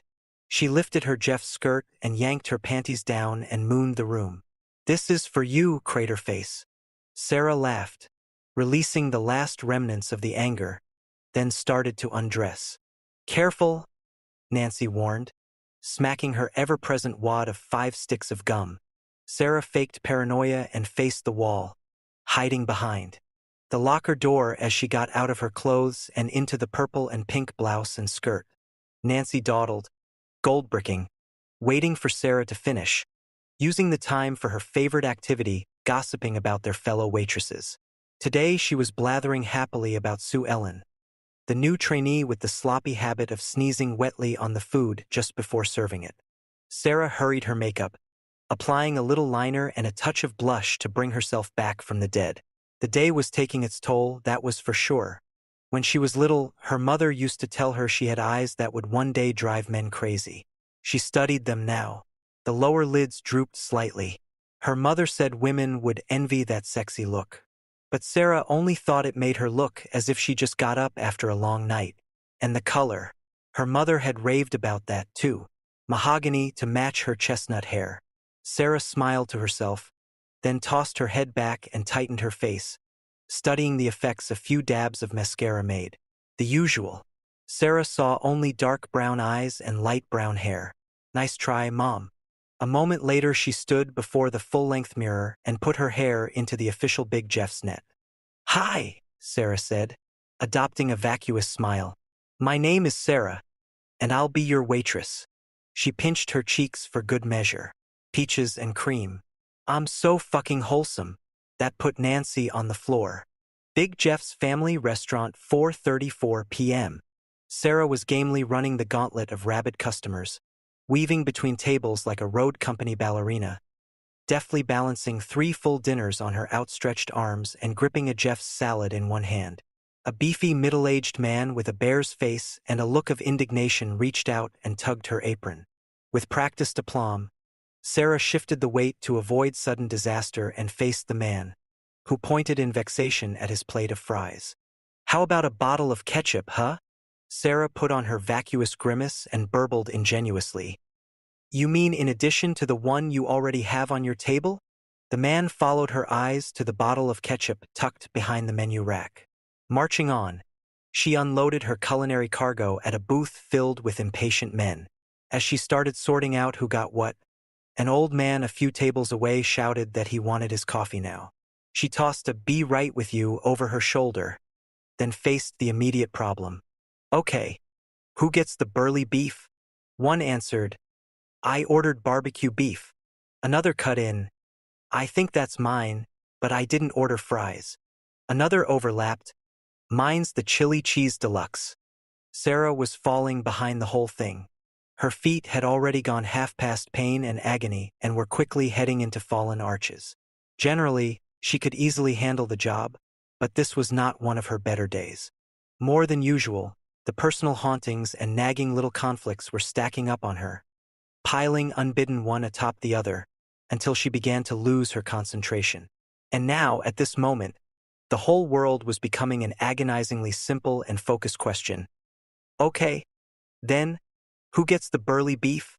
A fat blonde woman shepherding 2 hyperactive girls into the next booth touched Sarah's sleeve insistently. "Miss," she said, as if Sarah had nothing better to do than hang on every one of her words, "we're ready to order now." "Yes, ma'am, I'll be right with you if you'll just—" She was going on autopilot and put the last plate on the table. As she stood up, her arm brushed a water glass, and it spun onto the man at the end of the booth, dousing his jacket. He threw his arms up in dismay.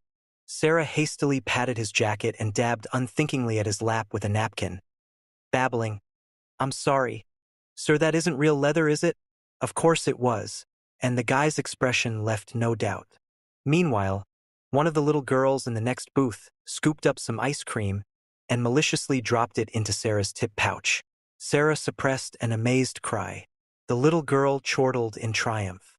Sarah fixed the child with a forlorn stare, and the little Sarahs yanked on her reins, barely controlling the exasperation. The man whose jacket Sarah had drenched muttered, "Nice going, kid. Ought to give you the tip." Sarah just stood there, the sense of malevolent forces whirling around her increasing. Nancy, passing behind her in the aisle, patted her shoulder, tilting her head sideways with an impish grin. "Look at it this way, Connor. In 100 years, who's gonna care?" Century City, 5:41 p.m. Reese's nervous system started pouring out the sweat as, one by one, squeaky clean men and women, their hair sprayed perfectly in place, their clothes spotless and unwrinkled, began to crowd around him on the curb at Pico and Doheny, waiting for the light to change. The people seemed like an alien race. He hadn't expected that. They laid a hungry fear on him that sent his antenna up and sharpened his edge. After 6 hours, he still wasn't used to them. But outwardly Reese was doing the statue number, putting out stillness like a Skid Row Bud Ha, one hand clutching a brown grocery bag, the other reassuringly wrapped around the handle of the .38 in his coat pocket. All the eyes around him were glued to the red light 20 meters away. Reese sniffed at the scent they brought to the air, that terrible smell again, the acrid sweet chemical lie of perfume. He hadn't found the comforting, pungent aroma of a human being all day. Eventually, the signal across the street went green, traffic changed direction, and the group of pedestrians, in their Calvin Klein camouflage, charged forward into the crosswalk. Reese hung back, letting them pass, keeping them in front of him, downwind. He reached the southwest corner of Doheny, alone now, and surveyed the cars parked along the street all day. He had been hunting for one that fit the mission profile. He was after function, not form. It had to be heavy, with a large chassis to absorb incoming fire, and have a good-size engine to move something that big, fast. And it had to be inconspicuous. His search had been confined to back streets and parking lots. The dealerships were of no use to him. He was going to buy his car with a coat hanger. A couple of times he came close. Right vehicle type, in secure terrain, clear of civilians. He was halfway into a mud-splattered Cadillac on Spalding when the owner's kids came home from school. An hour later, in the bowels of a concrete parking garage beneath a glass and girder office building, he was actually inside a light blue Chrysler and reaching under the dash for the wiring harness when an alarm, tuned to maximum nerve shatter, started screaming at him. He spent about 6 seconds hunting for it, couldn't find it, and decided to evac out. Fucking machines. He hated losing to them. The sun was almost gone when Reese finished the block from Pico to Olcott. The texamphetamines had worn off hours ago, leaving in their wake a jagged, hollow edge to his fatigue. Move it, soldier, he ordered himself. Scope the terrain. Stay busy. His eyes were probing bipolar quadrants, starting at his rear. East paved street, no moving vehicles SE to SW two-story structures. Apartments probably, no detectable movement inside or out. North Moore Street, nothing moving northwest to northeast construction site. Maybe 20,000 meters square. Chain link perimeter. 2 tractors, a crane, and a crew of 6 75 to 80 meters away in open terrain. Suddenly, the hair on Reese's skin turned to needles and stood straight up. He froze. Sweat beaded on his palms. There was a bad taste in his memory. Silent alarms went off in his head. Something about this place. What? There was fear in it, and yeah, but more. Shit. What was it? Surreal image fragments of bodies and night fire frenetically clicked in and out in front of his eyes, trying to overlay themselves on the landscape before him. Reese took a deep breath and willed his mind to calm itself. Think. It wouldn't come. Maybe I'm going Echo Delta, he thought. Then he remembered. Chapter 6. Big Jeff's Family Restaurant, 5:58 p.m. Chuck stopped Sarah in the service corridor with a verbal reproach just before she punched her time card. Where are you going, Connor? You already took a break an hour ago. Sarah was running out of steam, her shoulders unconsciously drooping, her uniform wrinkled and smeary with splattered food. The muscles at the back of her neck had turned to stone, so she couldn't move her head without generating a spiky pain all the way down to her swollen feet and back up to the base of her skull. She glowered up at the red-eyed camera. That's right, Chuck. Very observant. So what are you doing? I'm leaving you. You're not off until 7. That's right, Chuck. On every day except Friday, when Denise relieves me an hour earlier than usual. Sarah's ragged impatience came through Chuck's speaker despite the 20% distortion of the PA system. Right, Connor. Where is your relief? You can't leave the floor until your relief. Denise, a buxom blonde careening carelessly into her 30s, strolled into the corridor and winked at Sarah. She faced the camera and spoke soothingly. What's the matter? Chuck, constipation bothering you again? Sarah, suppressing her laughter, clocked out fast. She smiled to herself, happy to have a friend like Denise. It gave the little Sarahs a moment of peace and security. Then Nancy was clutching her arm excitedly, as if Sarah had been slipping off the edge of the world and at the last moment had been yanked back to safety. "Come on, it's about you." "Well, sort of," she said, her voice made husky by the cigarette dangling from the corner of her mouth. She smacked her gum like a lawnmower as she steered a confused Sarah across the room toward Claudia, who was sitting with her sore feet propped on a scratched teak table in front of the 13-inch black and white Motorola. She smiled up at Sarah as Nancy pushed her onto a metal folding chair to watch. "Sarah, look, this is weird." Claudia's awe sparked a sense of dread, and Sarah's hesitant smile froze. Sarah strained to hear the prim newswoman in the smart business suit and lacquered hair, because she suddenly seemed to be talking about her. She was saying, and a police spokesman at the scene refused to speculate on a motive for the execution-style slaying of the Studio City housewife. He did, however, say that an accurate description of the suspect had been compiled from several witnesses. Once again, Sarah Connor, 35, mother of two, brutally shot to death in her home this afternoon. The newswoman turned a page and waited for the teleprompter to cue up the next story. Something about Teamsters issuing a statement about a strike. But Sarah wasn't listening. "Oh God, what a horrible thing, that poor woman who has my name. Gee, guess my problems are pretty trivial, but why do people go crazy like that and just destroy a life as if it were an empty bag of potato chips to crumple into a ball and fling out of sight?" Her name was Sarah Connor. "You're dead, honey?" Nancy chortled, patting her shoulder and laughing as if it were the best joke she'd heard all day. Hancock Park District, 6:12 p.m. Terminator pressed the magazine release catch on his laser-sighted automatic, dropped the spare clip, and immediately replaced it with a fresh one. He stood over the spasming, crimson-soaked body of Sarah Helene Connor, then chambered around and aimed the laser at the center of her forehead in case another bullet was needed. It wasn't. He kneeled down over her in the narrow hall of her cluttered apartment and pulled an X-Acto knife from his coat pocket. Carefully, precisely, and without hesitation, Terminator made an incision at the base of Sarah's ankle and sliced along the muscle surrounding the tibia, stopping at the kneecap. Separating the bifurcated muscle, he probed the gleaming white bone with his fingers. He did not find what he was looking for. Another kill without confirmed target identification. Negative. He put the X-Acto away and got to his feet, considered the options. Of the 3 Sarah Connors in the phone book, 2 had been eliminated. One was left, Sarah Jeanette Connor. Logic dictated that she would be the one. Terminator selected a strategy.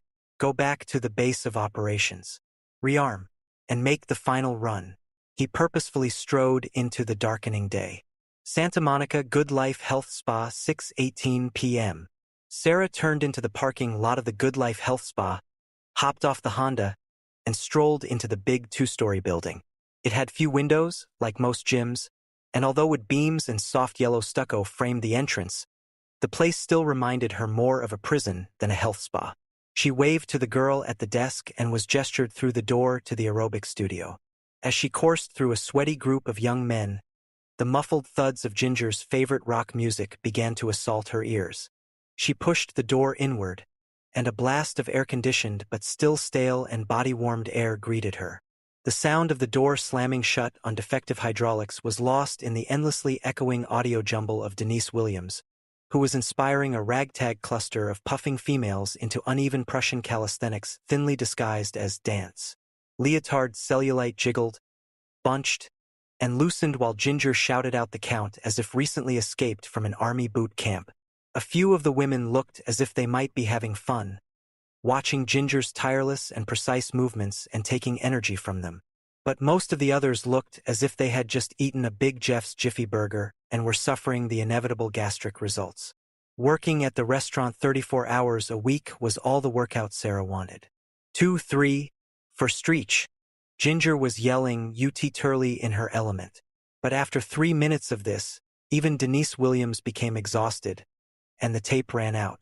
The sudden hush as the PA system hissed softly was quickly filled with a chorus of groans.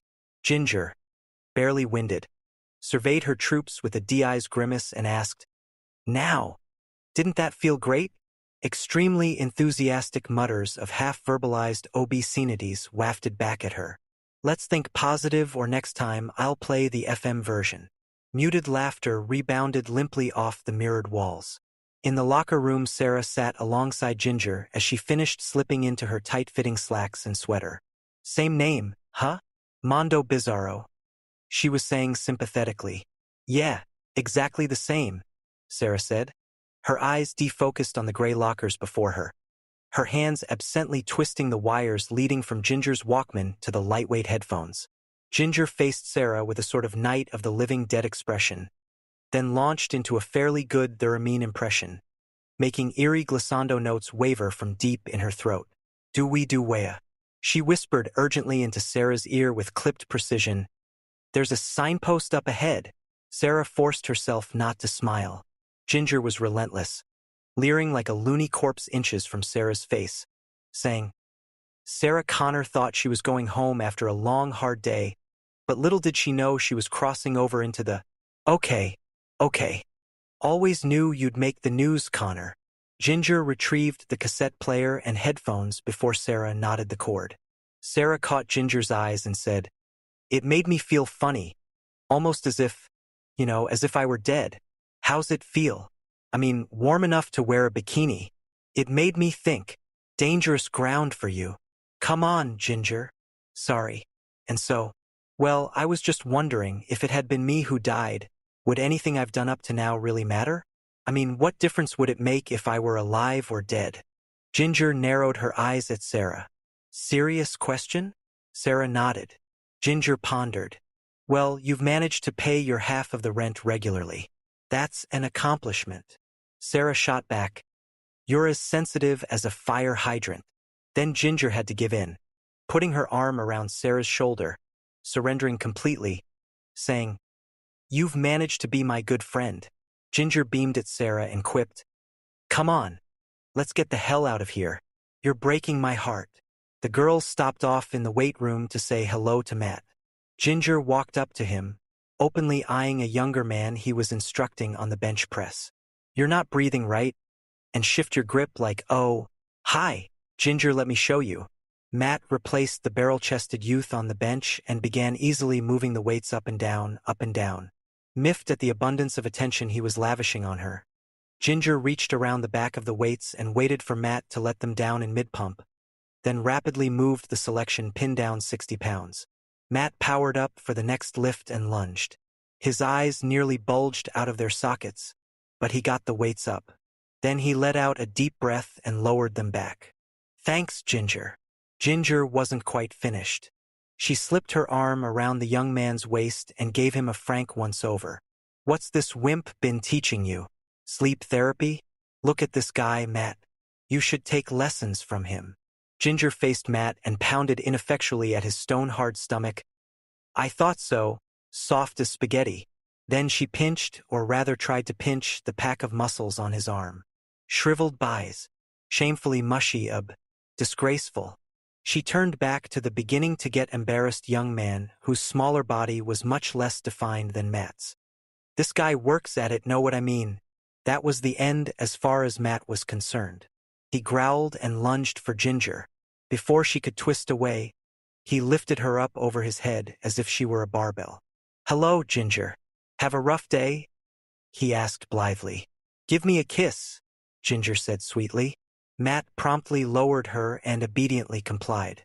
Ginger pinched his reddened cheeks and said in a squeaking falsetto, "You're so adorable, Bunky."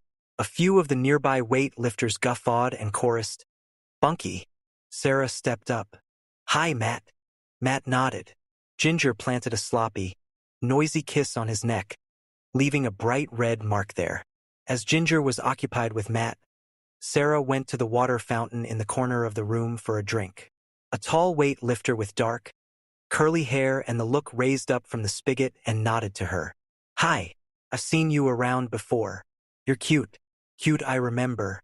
I'm Marco." Ginger stepped back, shaking her head, watching Sarah go rapidly through confusion, embarrassment, and sudden interest. Hi, I'm Sarah." She stretched her hand out, and Marco leaned down and kissed it. This she wasn't ready for. She quickly withdrew her hand, self-consciously wiping it on the back of her shorts. Marco wasn't finished. He leaned close and murmured into her ear, "If you're not busy tonight, I'd like to show you a good time." Before Sarah could summon up a witty rebuke, Ginger stepped up to Marco and casually hooked a finger over the top of his gym shorts, pulling them out. She glanced contemptuously down into the darkness there. Shaking her head with disappointment, she faced Sarah and said, "You're wasting your time. Let's go." She grabbed Sarah by the arm before she could react and pulled her out the door, giving her a last glimpse, as the door closed, of Marco standing there speechless.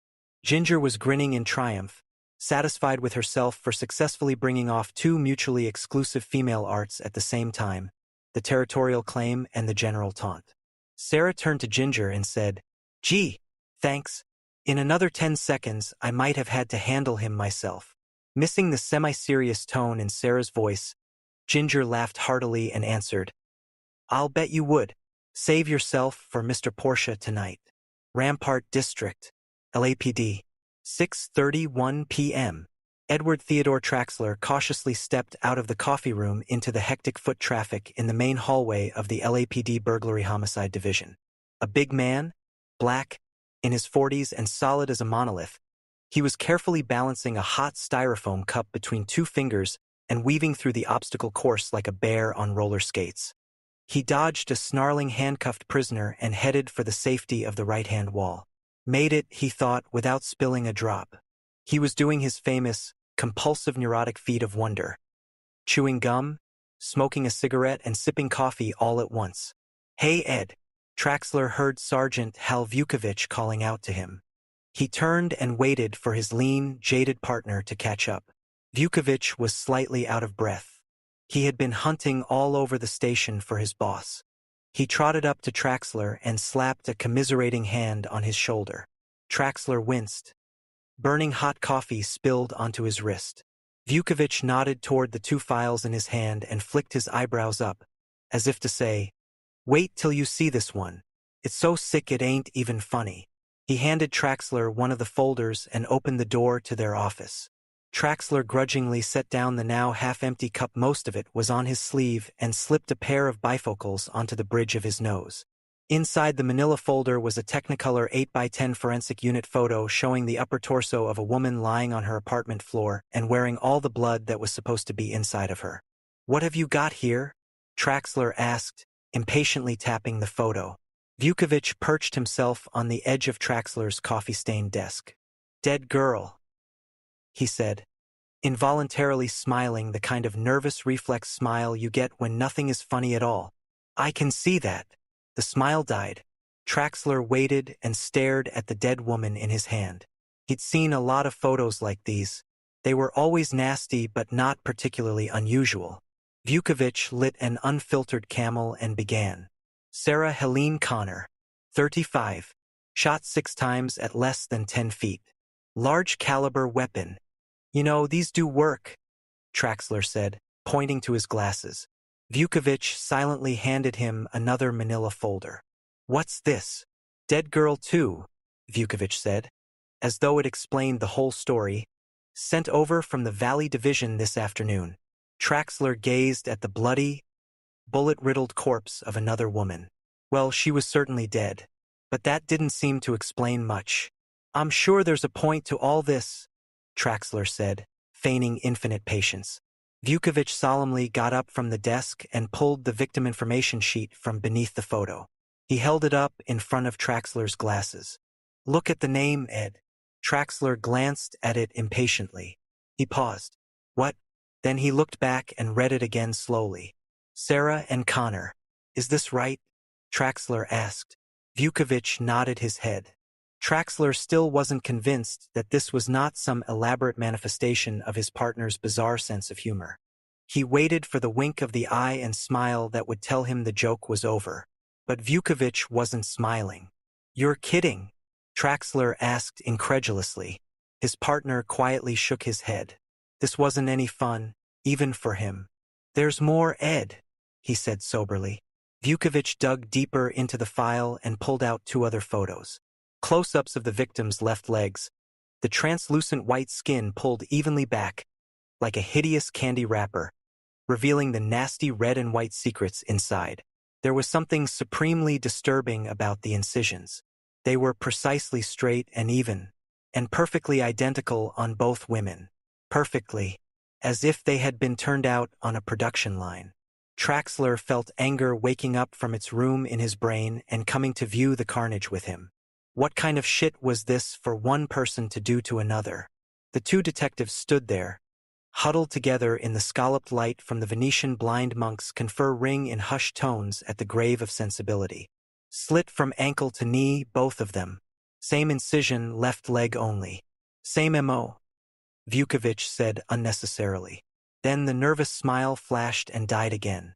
Too fucking weird, he added.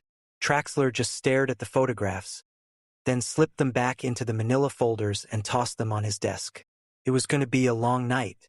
Vukovic shook his head in disgust as a new thought occurred to him. The press is going to be short-stroking it all over this one, he said. Traxler nodded, popping a fresh stick of Wrigley's into his mouth. A one-day pattern killer, he said, seeing the headline floating in the air in front of him. He opened his desk drawer and hunted futilely for the aspirin, trying to beat the headache he knew was coming. It wasn't there. Shit. Vukovic got to his feet and slowly walked across the room. He grabbed the near-empty bottle of Tylenol from the top of Traxler's file cabinet and tossed it to him. I hate the weird ones, he muttered. Palms District 656, Jasmine Street. 6:57 p.m. They were girding their loins for battle, crammed together in the apartment's one little bathroom after jostling one another in and out of the shower. Ginger, fighting hard for mirror space, was in her hip-length nylon robe, while Sarah wore cotton briefs and a Jetsons t-shirt 7 sizes too big. Their images in the mirror were diffuse with deodorant spray and hair set. Their weapons were lined up on the sink top: mascara, blush, eyeshadow pencil, eyebrow brush. Ginger was now spreading hot gloss pink lipstick across her mouth. Ginger noticed Sarah's struggle with the eyeliner and valiantly came to her aid. The effect was startling. She didn't look all that bad. Not at all. Her good deed done, Ginger went back to her own ministrations, slipping on the Walkman headphones, invert under her chin so she could work on her hair. She fingered the volume until there was a 120 decibel rock concert battering her eardrums. Sarah could hear every beat, even from where she stood, and said, "Ginger, you're going to go deaf." "What?" Ginger shouted, her legs beginning to pump to the music. Sarah got the cord from her curling iron tangled in Ginger's headphone wire and accidentally ripped them off her neck. "Sorry," Sarah said. As they were extricating their appliances from the tangle, Ginger asked, "So tell me about this mystery guy. His name is Stan Morsky. I met him at work. He studies film at USC and his father's a television producer. And yes, he drives a new black Porsche." Ginger mock drooled, then wanted to know what he looked like. A little strange, like a cross between Tom Cruise and Pee Wee Herman. That got a hearty laugh from Ginger. "But the Porsche looks good, eh?" she offered. "Ginger," Sarah answered. "Hitler had a Porsche, too." "Yeah? I bet he didn't have a sunroof." The phone rang again, and Sarah went to answer it. Ginger slipped the headphones back on and drove the volume up to the threshold of pain, undulating to the steady backbeat. Sarah picked up the receiver and said, "Hello." It was a man. He was wheezing in a low guttural voice as if he were an asthmatic. He said, "First, I'm going to rip the buttons off your blouse, one by one. Then I'm going to pull it off your shoulders and run my tongue along your neck." Sarah was transfixed. Her first lewd phone call. It was kinda neat. She listened as the man went on, his voice straining from keeping it so low. "Then I'm going to lick your bare, gleaming breasts." Then Sarah experienced another disappointment to add to all the others she'd had that day. The lewd phone call wasn't intended for her. She began to realize as she recognized the caller's voice. It was for Ginger. She put her hand over the mouthpiece and shouted for her roommate. "It's Matt." He was still talking, unaware he was speaking to the wrong girl. She decided she could at least have a little fun with the situation. She listened some more. And then, when you're on the floor, I'll slowly pull your jeans off inch by inch and lick your belly in circles, farther and farther down. Then I'll pull off your panties with my teeth. Sarah's throat was bulging with a repressed laugh. She cleared it and tried to sound cross as she spoke into the phone. Who is this? After a satisfying moment of shocked silence, Matt came back on the line. Sarah? Oh, sorry, Christ. Sarah let out the laughter. Sorry, I thought it was, can I talk to Ginger?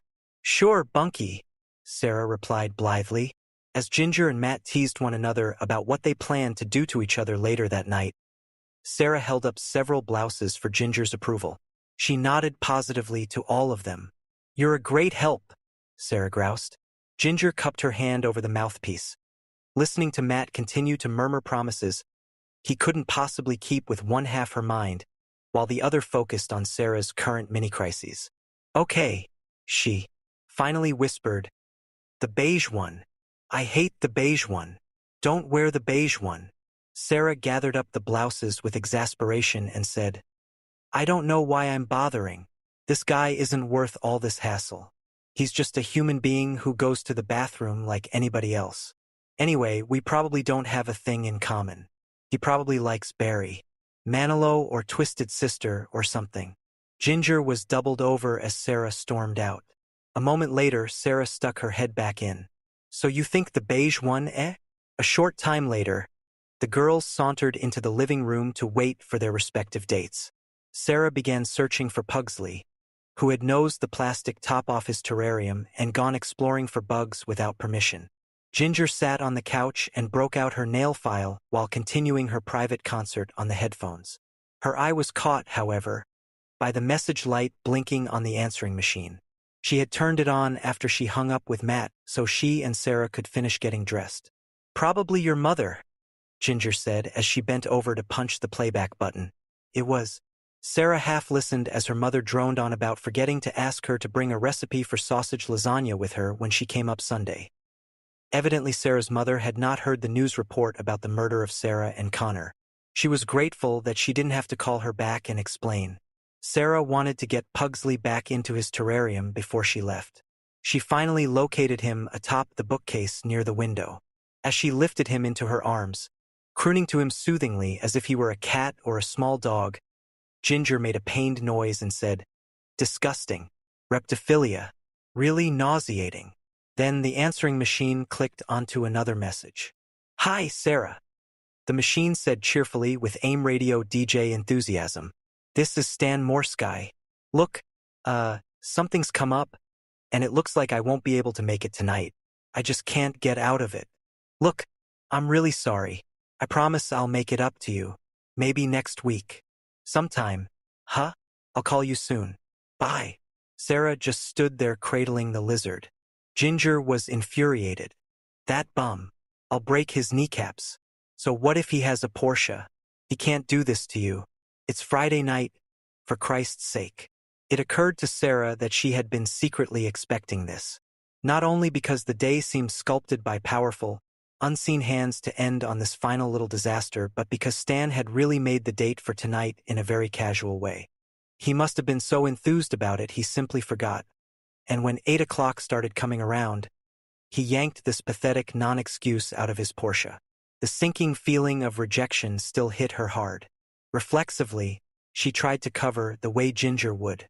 Well, I'll live, she said, but it came out a sigh rather than sarcastic. She looked down at Pugsley and his watery, membranous eyes. At least Pugsley still loves me. She bent down to plant a gentle kiss on the creature's snout. The lizard's only response was to blink in its patient endurance of human affection. Sarah quickly got out of her skirt and blouse. She was going to take the makeup off when she decided in growing anger and defiance not to waste it. She slipped into jeans, boots, and sweatshirt, then grabbed her jacket. After making a quick check in her purse for finances, she announced to Ginger that she was going to a movie, one she had wanted to see for a long time and had to catch before it went away. She groped in her memory for a title and threw one out, but she could see by the expression on Ginger's face that she wasn't being believed. Sarah certainly didn't want to sit around watching TV, trying to drown out the sounds Matt and Ginger would be making in the next room when they got back from dinner. "Look, I'll see you later. You and Matt have a good time." Sarah was looking down, checking her purse for keys, and didn't see the powerfully built figure loom in front of her. He walked right up to her like a slab of shadowed steel and reached out. Sarah looked up and jerked as he enveloped her in his arm, growling out a wheezy, "Come here, little girl." She punched his shoulder ineffectually. "Damn it, Matt." He grinned down at her in a lecherous but somehow big brotherly way. She started to walk off, but he grabbed her and slobbered a big wet kiss onto her cheek, letting her go off with a half-smile battling its way onto her lips. The underground parking garage was dark, lit intermittently by cold pools from overhead bare bulbs. The light over her Honda was out. Typical, she thought. Her footsteps echoed ominously. The place was nearly empty. Most of the tenants were out partying already. She kneeled by the scooter and fumbled with the combination lock. Then she stopped. Had there been a sound? She scanned the interior. 6 cars and a motorcycle. She could barely see one of the cars parked in a dark spot near the exit. Must have been an echo of her own actions. Thoughts of Teresa Saldana and Sal Mineo slithered up her spine and roost on the back of her neck. She hurriedly stowed the chain and hopped on the Honda. Now that would be a dumb way to die. Murdered in your own parking garage. And considering this day, she shiv-aired and zipped up her jacket, then got the scooter started. The engine whirred reassuringly. She relaxed and gripped the handlebars. The newscast that afternoon had started her thinking about her own mortality, about how insignificant her own death would be. Sarah Jeanette Connor, waitress, dead at age 19. Another name on the tube without impact or meaning for anyone, well forgotten before the college basketball scores came on. She knew the thought had been lurking around her all evening, feeding her usual apprehension about the empty parking structure, heightening it to irrational fear. A sense of being watched, scrutinized by a malevolent presence, welled up. She rode off the kickstand and putted slowly down toward the cars. As she passed the dusty gray sedan, she looked in and saw that there was no one there. When she reached the apron, she paused, checking for cross traffic. If she had looked back, she would have seen someone sitting up in the front seat, slipping his scarred hands on the wheel. Kyle Reese. When she had come out of the security gate at exactly 2019 hours, his eyes had locked on her and registered the target. Sarah Jeanette Connor. Just like the picture. Right on time. It was she. He knew that, and yet he didn't quite believe it. Conflicting emotions churned in his chest, and he had to force himself to take his eyes off her and duck down before she saw him. He heard the scooter start up and move past and felt certain she could hear the sledgehammer blows of his heart crashing loudly in his ears. When he sat up, she was about to turn right. He fumbled with the wires to get his own engine started. Letting duty take over, his trembling hands steadied as he focused his thoughts in a spiral down to only what was necessary to complete the mission. Target. Follow. Intercept. When she rode into the street, he was not too far behind. Chapter 7. LAPD. Rampart Division, 7:44 p.m. As soon as Traxler opened the conference room door, the crowd of reporters in the hallway descended on him in a storm of video lights and jabbering voices. There were about 20 of them, mostly local newspaper stringers. There was also an Eyewitness News minicam crew aggressively pushing through for the picture. Traxler gazed at them with distaste, then prepared to run through the gauntlet to the safety of his office, 8 feet away. He charged into the mass of reporters, shouting, "No comment," even before he heard the first question. He hated these scenes. They had nothing to do with the work he was trained for except that they usually made it worse. He looked at the bobbing and weaving faces in front of him. No dignity in those faces at all. God, he hated reporters. The Eyewitness News reporter, no more than a male model with a microphone, stepped in front of Traxler, blocking his path. The minicam was already rolling. Traxler stopped and fixed his eyes on the little bastard. He recognized him from the tube. An asshole. The reporter smiled back for an instant, then jumped into his Sirius journalist bit. "Lieutenant, are you aware that these 2 killings occurred in the same order as their listing in the phone book?" He asked in tones that seemed to suggest that Traxler might actually be that one last human being on Earth who didn't already know. Of course I know, you stupid shitbag. No comment, Traxler replied expressionlessly, shoving the reporter to the side and continuing forward. The barrage of voices went up again, all ignoring each other, each trying to drown the others out. Finally, as always, the babble of the many died away to the momentary victory of one. Come on, play fair, Lieutenant. We gotta make a living too, the voice cried, echoing the sentiments of its brothers. Such was a moment that Traxler never ignored. He stopped, his hand on the doorknob, and turned to face the crowd. He looked at them and took a breath, as though he were struck by the undeniable logic of what had just been uttered. A hush fell over the gathering. Their eyes were glued to him. Here was the story. You see this, Traxler said, pointing to the door. This is my office. I live here. Drop by any time. He was safely inside before the newsman could make a last futile attempt at his attention. The voices went away as Traxler slammed the door, shaking his head in disgust. Good door, he thought. Almost soundproof. Vukovich looked from the file spread before him on his desk and smiled sympathetically. They had been camped out there all evening. It made even taking a leak a major drama. Traxler spit out the used-up piece of gum and unwrapped a new one. He glanced at his partner, who seemed engrossed in the details of the 8x10 glossy gore he held in his fingertips. They didn't speak. Like an old married couple, they had become comfortable in each other's presence and didn't feel the need to fill the space between them with words unless there was something of import to be discussed, or unless they were bored. Traxler lit a cigarette and opened his desk drawer. He searched through the confusion until he found the aspirin and dumped a handful of them into his palm. He took a long drag from his Pall Mall and reached for the cup of coffee. He swirled the contents. A greasy film had collected on the surface. Traxler contemplated it for a second. Fresh coffee was down the hall. That would mean going out again. Screw it, he thought, and popped the aspirin into his mouth and raised the cup. He was thinking about the third Sarah Connor. She was an elusive one. They had been trying to reach her all evening. Nowhere.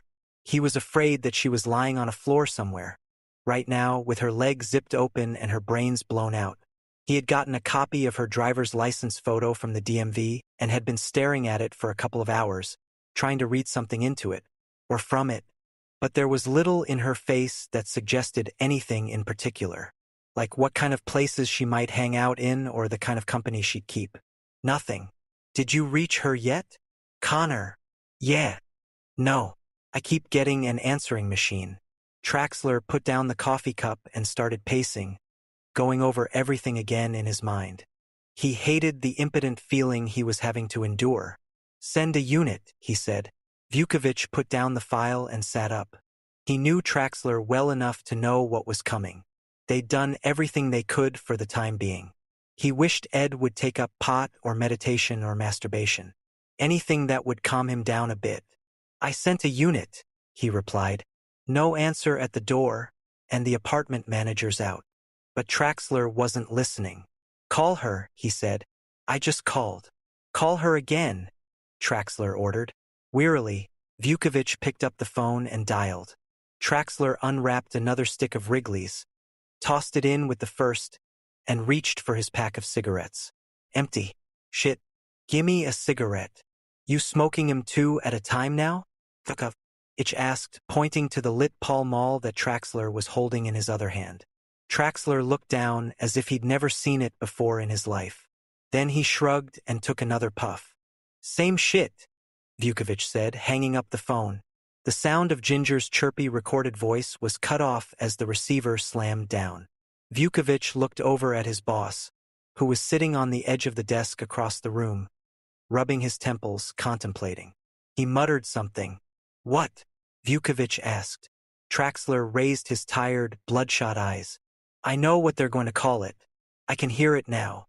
In an act of prescience, he had seen the morning headline laid out before him. With disgust, Traxler ground the butt of his cigarette into the floor. It's going to be the goddamn phone book killer, he said with finality, and was lost in thought again. Vukovic saw it too. "I hate the press cases," he said. "Especially the weird press cases." He looked back down at the file, going over it for the umpteenth time, hoping that he had missed something and knowing that he hadn't. Suddenly, Traxler got up. "Where you goin'?" "To make a statement. Maybe we can make these assholes help us out for a change." Traxler was all focused energy again, straightening his tie and brushing the ashes from his coat. He was even smiling. "If they can get this on the tube by 11, she may just call up." He took off his bifocals and slipped them into his pocket. "How do I look?" he asked. Vukovic flicked his eyes over the lieutenant and shrugged. "Like shit, boss." "Your mama," Traxler replied, smiling. Then he opened the door and stepped into policeman hell. Palms District 656, Jasmine, 8:05 p.m. Upstairs, Matt was delighting Ginger with his dexterity on the Walkman volume control. She undulated under him in time to the music pumping through the ever-present headphones into her ears.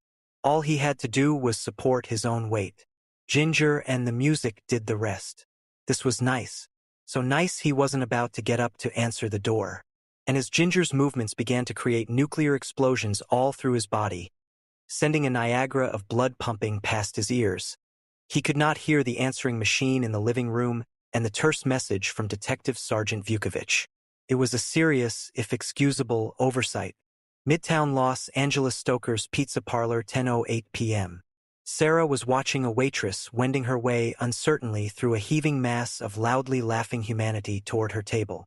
She knew how that felt. The waitress was small and mousy and doomed to drop the pizza intended for her if the rest of the night was to prove consistent with the day. Surprisingly, however, the nervy girl simply shoved aside a pack of rowdy teens, causing their heavy metal garb to jangle and clink, regained her balance, and lurched up to Sarah with a worn but honest smile. The pizza parlor was full of people heavily into their own lives and seeming to have a pretty good time of it.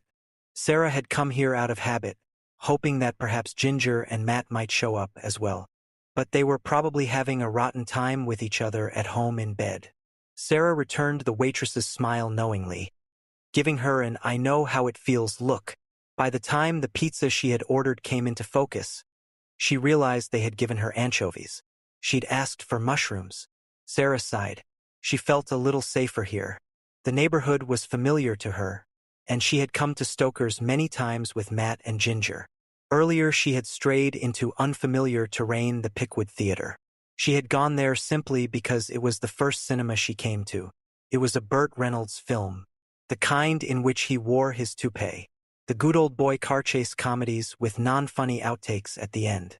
Not the truly warm and funny, romantic kind he made in which he did not wear a hairpiece. She stayed through the whole picture, but she wasn't watching. She didn't see the scruffy, wild-eyed man sitting 2 rows behind her, and she didn't notice him follow her to the parking lot and wait until she got on her scooter before starting his car and prowling after. She'd had enough on her mind. Suddenly, she heard her name called and looked around to see where it came from, hoping it was Matt. But it was the TV over the back of the bar. A newscaster was saying her name in that self-important, stentorian tone they always use. Oh no, Sarah thought he must be talking about the murdered woman. Sarah Connor, mother of 2. Then a dark, uncertain dread welled up from the little Sarahs who knew that she better get her ass over there.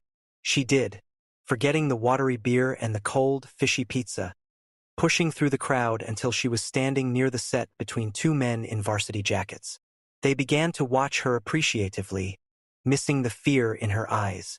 Fear because the voice on the TV was saying, "Police are refusing to speculate on the apparent similarity between the shooting death of a Studio City woman earlier today and this almost identical killing 2 hours ago of a Hancock Park resident with virtually the same name." Sarah Helene Connor, a 24-year-old legal secretary, was pronounced dead at the scene in her apartment. Somebody at the bar wanted the station changed. Sarah watched the bartender walk over and put his hand on the dial. "Leave it there," she shouted, startling the men on either side of her and spilling one of their drinks. The bartender drew his hand back reflexively, then faced her with a puzzled look. Sarah realized she had screamed at the top of her lungs. It got results, and she would scream again if he tried to change the channel, but now the newscaster was smoothly wrapping up. No connection between the two victims has been established as of yet.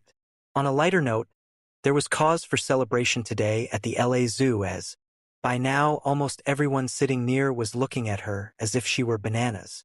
Sarah backed away, blinking in shock and listening very intently to those little voices inside her as they cried out warnings. She found a payphone and clutched at the directory. Some of the pages were missing, but she found the one with her name. There was Sarah and Connor. Then Sarah Helene Connor. Then there was her name. Then there was none. Isn't that how it went? 3 pretty Sarahs all in a row. Right, Connor? Right. The beer in her stomach was boiling. It was doing forward rolls with a double backflip, and she had to get to the restroom fast. When she got to the stall, it was occupied. She wanted desperately to laugh. Instead, she splashed her face with icy water from the tap and then patted it away with a paper towel. I'm next, she thought. Yeah, me. Because that's the way this kind of day would end. Isn't it? There was a maniac with a gun running around the city looking for her. So this was how panic felt. Sarah had been afraid a lot of times. Of falls, of fire, of being rejected, abandoned, sucked emotionally dry. Yeah, real scary stuff. Real important and completely puny when you considered that somebody had gotten away with 2 murders and you were supposed to be the 3rd victim. A loud clunk sent a shock wave of terror up her back and into her skull like a bolt of lightning, and she whipped around, lungs heaving, to see an old woman fumbling with the lock on the stall door. She walked past Sarah with a cautious look, probably thinking the poor girl was on some kind of bad trip. When the woman went out, the hum of the overhead fluorescent grew loud. She rushed to the payphone again and dropped 2 dimes in. Nothing. Then she noticed the hand-scrawled note taped to the side. Out of order. The bartender looked at her as if she might be on PCP when she asked where the hell a working phone was. She couldn't tell him that she was going to be murdered by a maniac who had a personal disdain for anyone with her name. She couldn't ask him for help. She wanted more than one person protecting her. She wanted an army. The police. There's a payphone in Tech Noir a couple doors down. Outside. Sarah strode through the bustling customers and hesitated at the door. He could be anywhere. Waiting. Oh God. He has her address. He could have followed her. He could be right on the other side of the... She stood on the sidewalk, looking for Tech Noir. Whatever it was, she wanted to see it. She eyed the people strolling past. None of them looked lethal. But what does lethal look like? Like that man over there, in the shadows across the street, wearing a long dark raincoat, standing in a doorway watching me. He looked dirty and ragged like a Skid Row bum, only even at this distance he looked young. Young but rough like sandpaper, like a razor strap, like no. Sarah kicked herself into action, walking briskly away. Would he follow? What would that mean? Coincidence? Paranoia? Or death? She looked back. He was gone. Where? She stopped, looking both ways as 2 tall black teenagers walked by, one bouncing to the rap music on his ghetto blaster, held like a water jug on his shoulder. When the music died down, Sarah realized she was in a peopleless pocket. There was nobody within yards of her, and she felt raw and naked and defenseless. Then the dirty, wild-eyed man was crossing the street. In no hurry, straight for her. Sarah lurched forward again. Something insane kept her from breaking into a full run. Then the radiation-red glow of a neon sign fell on her, and she looked up at Tech Noir. It was a dance club. There was strobe light and thunder and chaos in there. Sarah could see and hear through the big vibrating plate glass window. It was hard, metallic, angular lines and planes, geometry of new wave California style. Tech Noir. Dark technology. The place lived up to its name. Sarah looked back at the man following her and gasped. He was only about 10 yards away, looking into a dark storefront as if he wanted to buy what was inside. Wait a minute, Sarah. Calm down. Maybe this guy was just walking her way, an innocent victim of her nightmare. Maybe. But then she shuddered with cold terror. He was looking at her now, and she could see the look, so hard and all-consuming that she became suddenly certain that he was the one. People spilled out of Tech Noir, jostling her, and she spun around and ran in through the door before it closed. The man walked on by, his stance stiff with what Sarah thought might be frustration. He kept going down the sidewalk until Sarah couldn't see him anymore. Reese was amazed.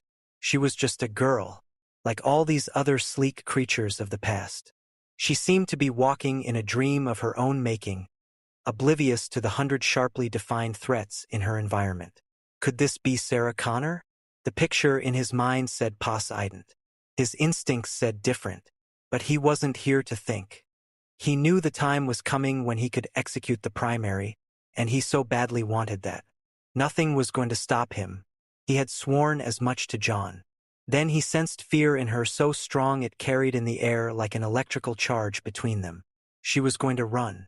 He rapidly 180'd the street and crossed, his hand on the shotgun through the coat pocket. She had scoped him now, and there was nothing to do but close in. When she ran into the building, he hesitated, looking up at the sign over the door and checking the orders locked in his memory. It was all right. Keep going. So close. But he wanted to go for her now. Break off.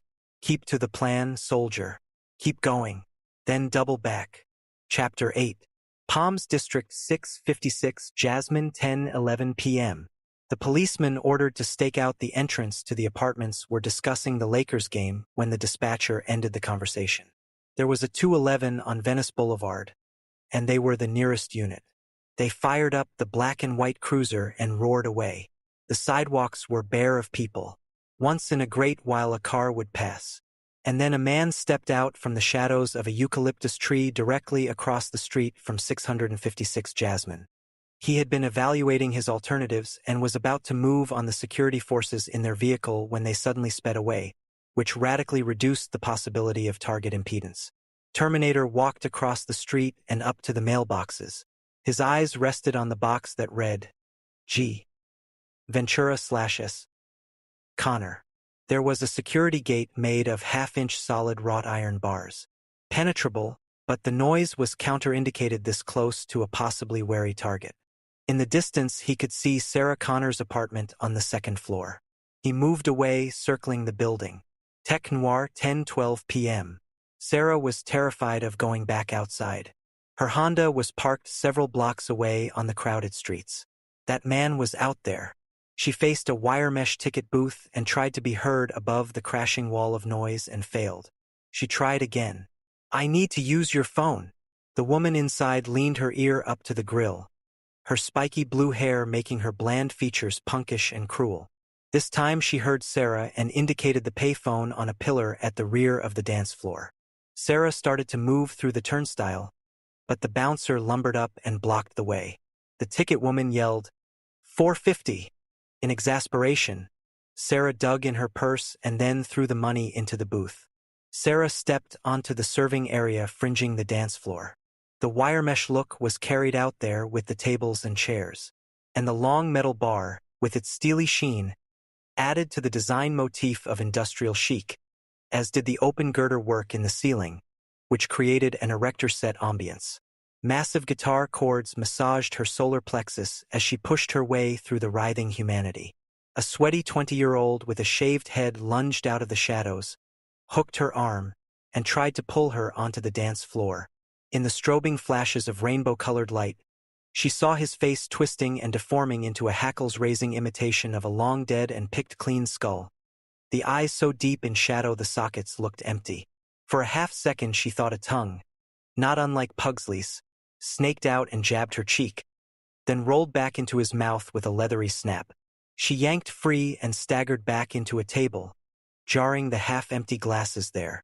She looked back at the 20-year-old. His face had filled out as he stepped into better light. Swallowing her heart again, Sarah continued on toward the payphone. Palms District 656, Jasmine, 10:14 p.m. Matt was in a stupor, lolling on the balled-up sheets, his body drying in the cool breeze from the partly open sliding glass door at the far end of Ginger's bedroom. The curtains were buffeted by silent breezes. Ginger sat up and gave him a poke. He was out of it. She slipped onto the carpet and donned her robe, found the headphones and the Walkman, and popped in a new tape.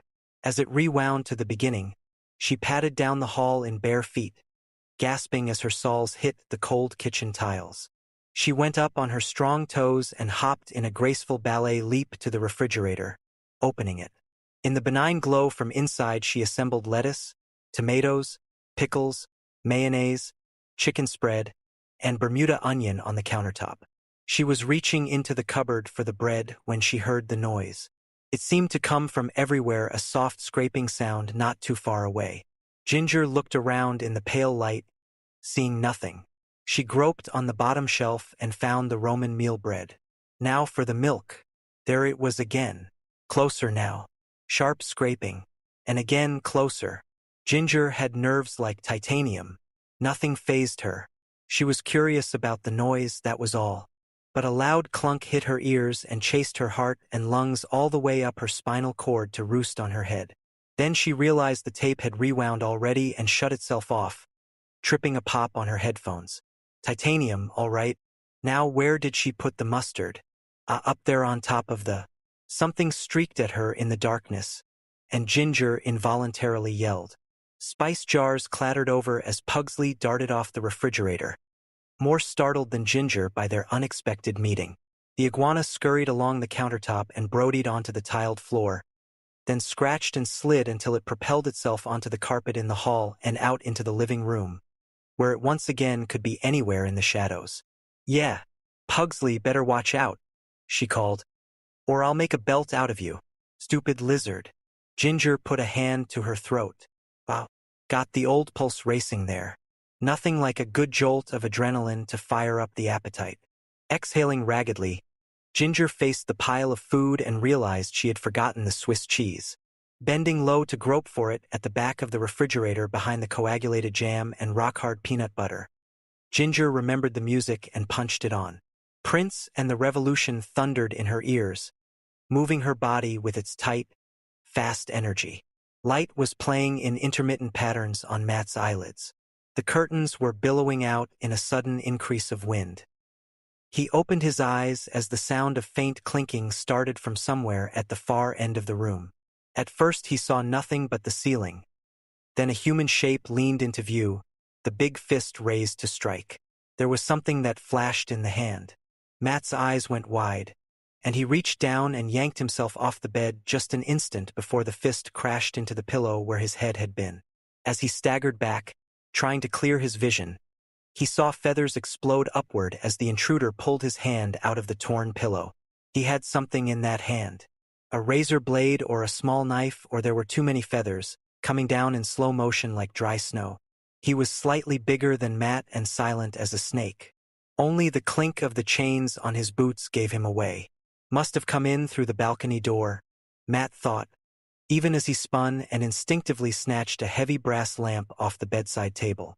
Knocking away the shade and ripping the cord from the wall socket so that it sang through the air like a whip, he brandished the lamp as if it were a war axe, swinging the base in whizzing arcs. "Don't make me bust you up, man," Matt yelled. Fear laced the bravado in his voice, a bravado formed more from outrage and adrenaline than courage. Matt looked from the glinting knife to the expressionless eyes and back to the knife. When the intruder took a step toward him, Matt put his 230 pounds behind a Reggie Jackson Homer with the brass lamp. The base caught the shadowy figure full on the temple, and the concussion nearly tore it from Matt's hand, but the other merely rocked back as if from a playful slap and advanced on him. Matt swung again, mightily, but Terminator simply shot out his arm and caught Matt's wrist in a grip like a sprung bear trap. Matt's view of the room suddenly spun out of control as Terminator lifted him by his wrist and flung him across the bed to the floor beyond. He rolled like a sack of concrete into a wooden dresser. He came up in a groggy crouch and went for the intruder with a cry of pure rage.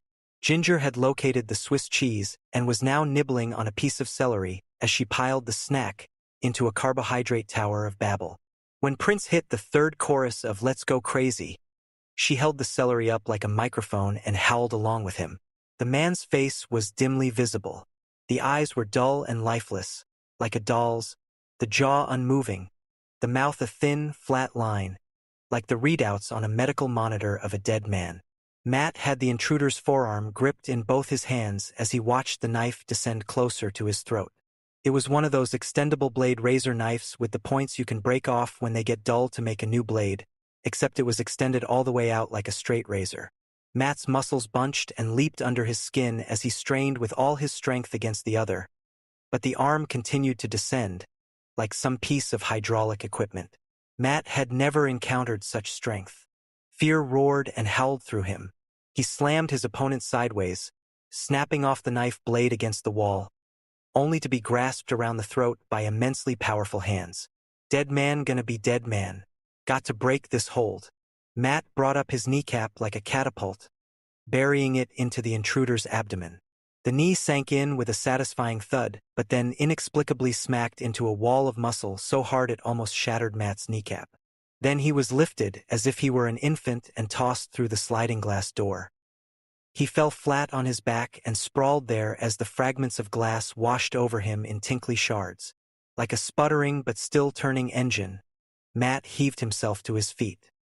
His ruined knee caved in, and he shifted weight to the good one, his pummeled body shiny with sweat and warm blood that came from a dozen lacerations. Terminator was waiting, watching the man step through the broken window so slowly that he considered leaving the room and continuing his track of the target. Before he actually acted on that option, Matt bunched up his will and made his whole body a fist, then drove himself forward. Terminator adjusted his position by 8 centimeters and easily deflected the blow. Matt caromed off Terminator's shoulder into the full-length mirror on the closet door. Glass exploded in his face, and he felt a dozen knives slash his body. He sagged to the floor, fatally wounded, his lungs frozen between breaths, paralyzed by the shock of the blow and the sheer oppressive force of his opponent. The room was running away from Matt, dwindling into a colorless void. A massive weight grew like a reverse black hole in his chest. And Matt knew if he could get past that giant knot of pain, it would be okay. He would be dead.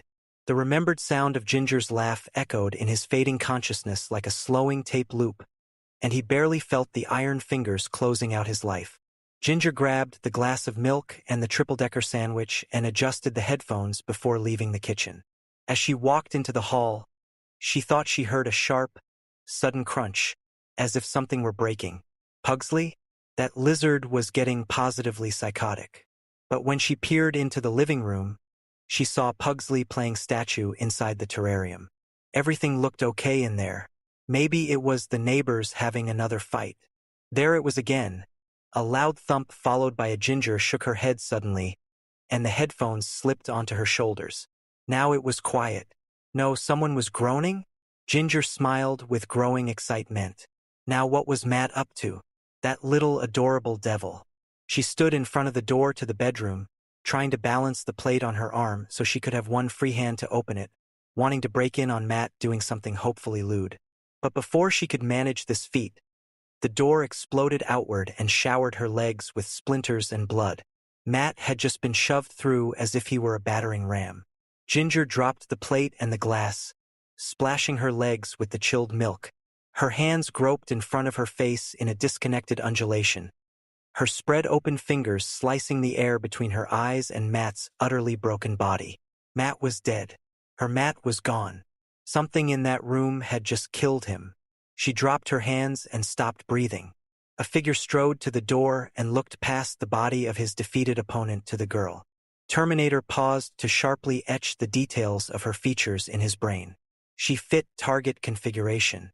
His hand went to the .45 in his coat. He pushed on the door, but it was weighted with Matt's corpse, which was draped over what was left of it. Ginger turned and started to run, the soles of her feet shredding over the broken glass as she put all her weight into a desperate pivot. She didn't feel the hot blood geysering out of the cuts as she lifted her right leg and launched herself down the hall. Terminator wrenched the door open, tearing it off its hinges, and came into the hall. Ginger sprinted like a champ at full throttle, her lungs pulling in thick clots of air and burning it off for power. She clutched at the living room doorframe and careened out of the hall just as Terminator was triangulating on her back, lowering the red dot of the laser sight until it crossed her shoulder. Then she was in the other room. There was a volcano of abject terror erupting in Ginger's chest. The door. That was her salvation, she suddenly knew. Not God. Not fate. Not anything or anyone but that door. That exit from this vile and cruel sickness that was behind her now. Grinning and aiming that gun and pulling the trigger. And fuck you, I'm almost there. Then Ginger was punched in the back by a rocket ship traveling at the speed of light and vaporizing half of her left lung as it tore through her torso. As she was falling, it seemed as if she would never hit the floor. She heard the sound of the shot that had hit her. Then another missile struck her, this time in the kidney, the thick flesh capturing the bullet and holding it until the momentum won out and it sped forward in a last vicious lunge to lodge in her lower abdomen. Then she hit the floor, and things got worse. Terminator moved over her like a monument to death. Ginger's hands scrabbled on the cold linoleum. It seemed wet under her as she slid forward. Even though her cheek lay pressed against the inane tile design, she felt an intense falling sensation. She heard heavy boots hit the linoleum floor behind her and stop alongside. She couldn't turn, but the figure loomed in her mind, as black and enigmatic as death itself. Fear vanished, replaced by a huge, outraged question mark. Why? Perhaps the answer would be on the other side. Finally, she hoped it wouldn't be Sarah who found her. Terminator's finger squeezed the trigger. The hammer drove the pin into the primer cap, igniting the powder. Expanding gases drove the copper and lead projectile down the barrel, simultaneously jacking the next round into the chamber. The trigger was squeezed again, and the cycle repeated. And again, and again, and once more, emptying the pistol. Chapter 9. Tech Noir, 10:14 p.m.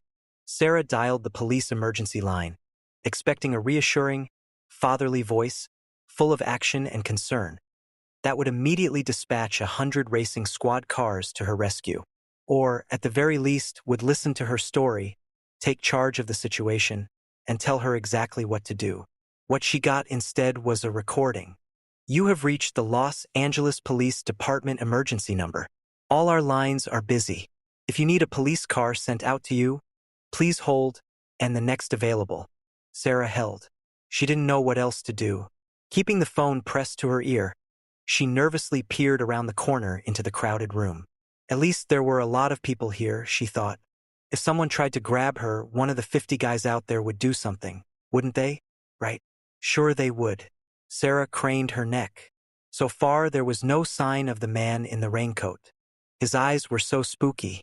Oh, please, she thought, please let someone pick up the goddamn phone. But they didn't. The line went dead. She held the phone away from her ear incredulously, then rapidly redialed the number and got a busy signal. This was not happening. Ginger came up on her horizon like a sun. Call Ginger. And Matt. They'll come get her. Take her to the police. The phone rang once, and then Ginger's voice came on. That stupid message. She must still be with Matt. All she could do was wait for the message to beep and then hope Ginger had the monitor on and her headphones off. Palms District 656, Jasmine, 10:15 p.m. Terminator dropped the emptied magazine and reloaded. That the target was terminated became immediately clear. So he lowered the weapon and proceeded with the next phase of the operation. He leaned over Ginger's legs and used the knife to make a ruler-straight incision from her ankle to her knee. He didn't find what he was looking for. I didn't neg. Terminator began to consider his options. The phone rang. In one rapid, precise arc, he had brought the laser sight around and centered it on the phone. When Ginger's voice began speaking on the answering machine, he whipped the red dot up and held it rigidly on the new target. Almost instantly, he lowered the weapon when he analyzed the source. Hi, there, Ginger gushed. Ha ha, fooled you. You're talking to a machine, but don't be shy. Machines need love, too.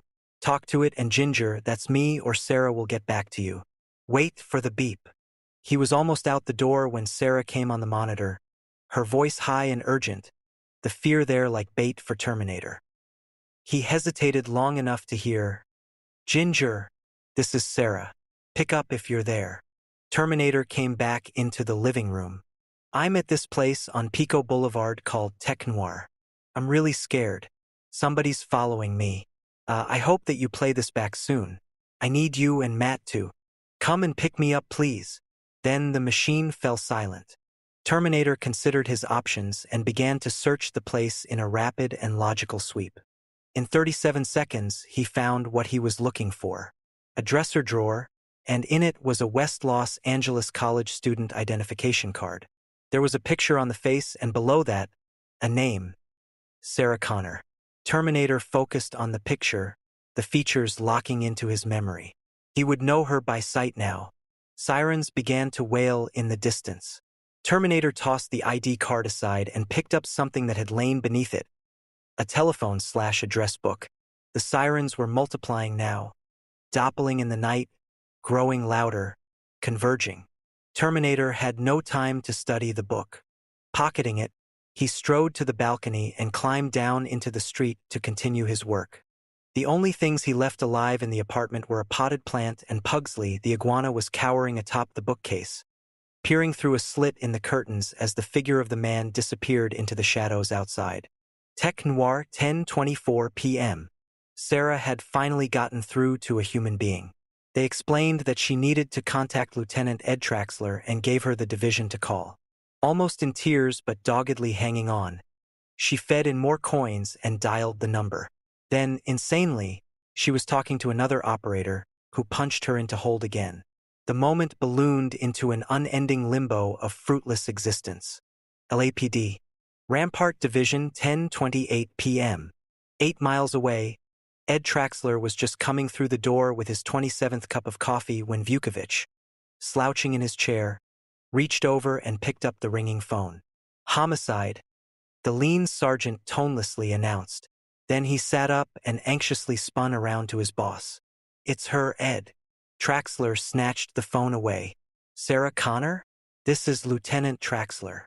Sarah was nearly at the point of tears.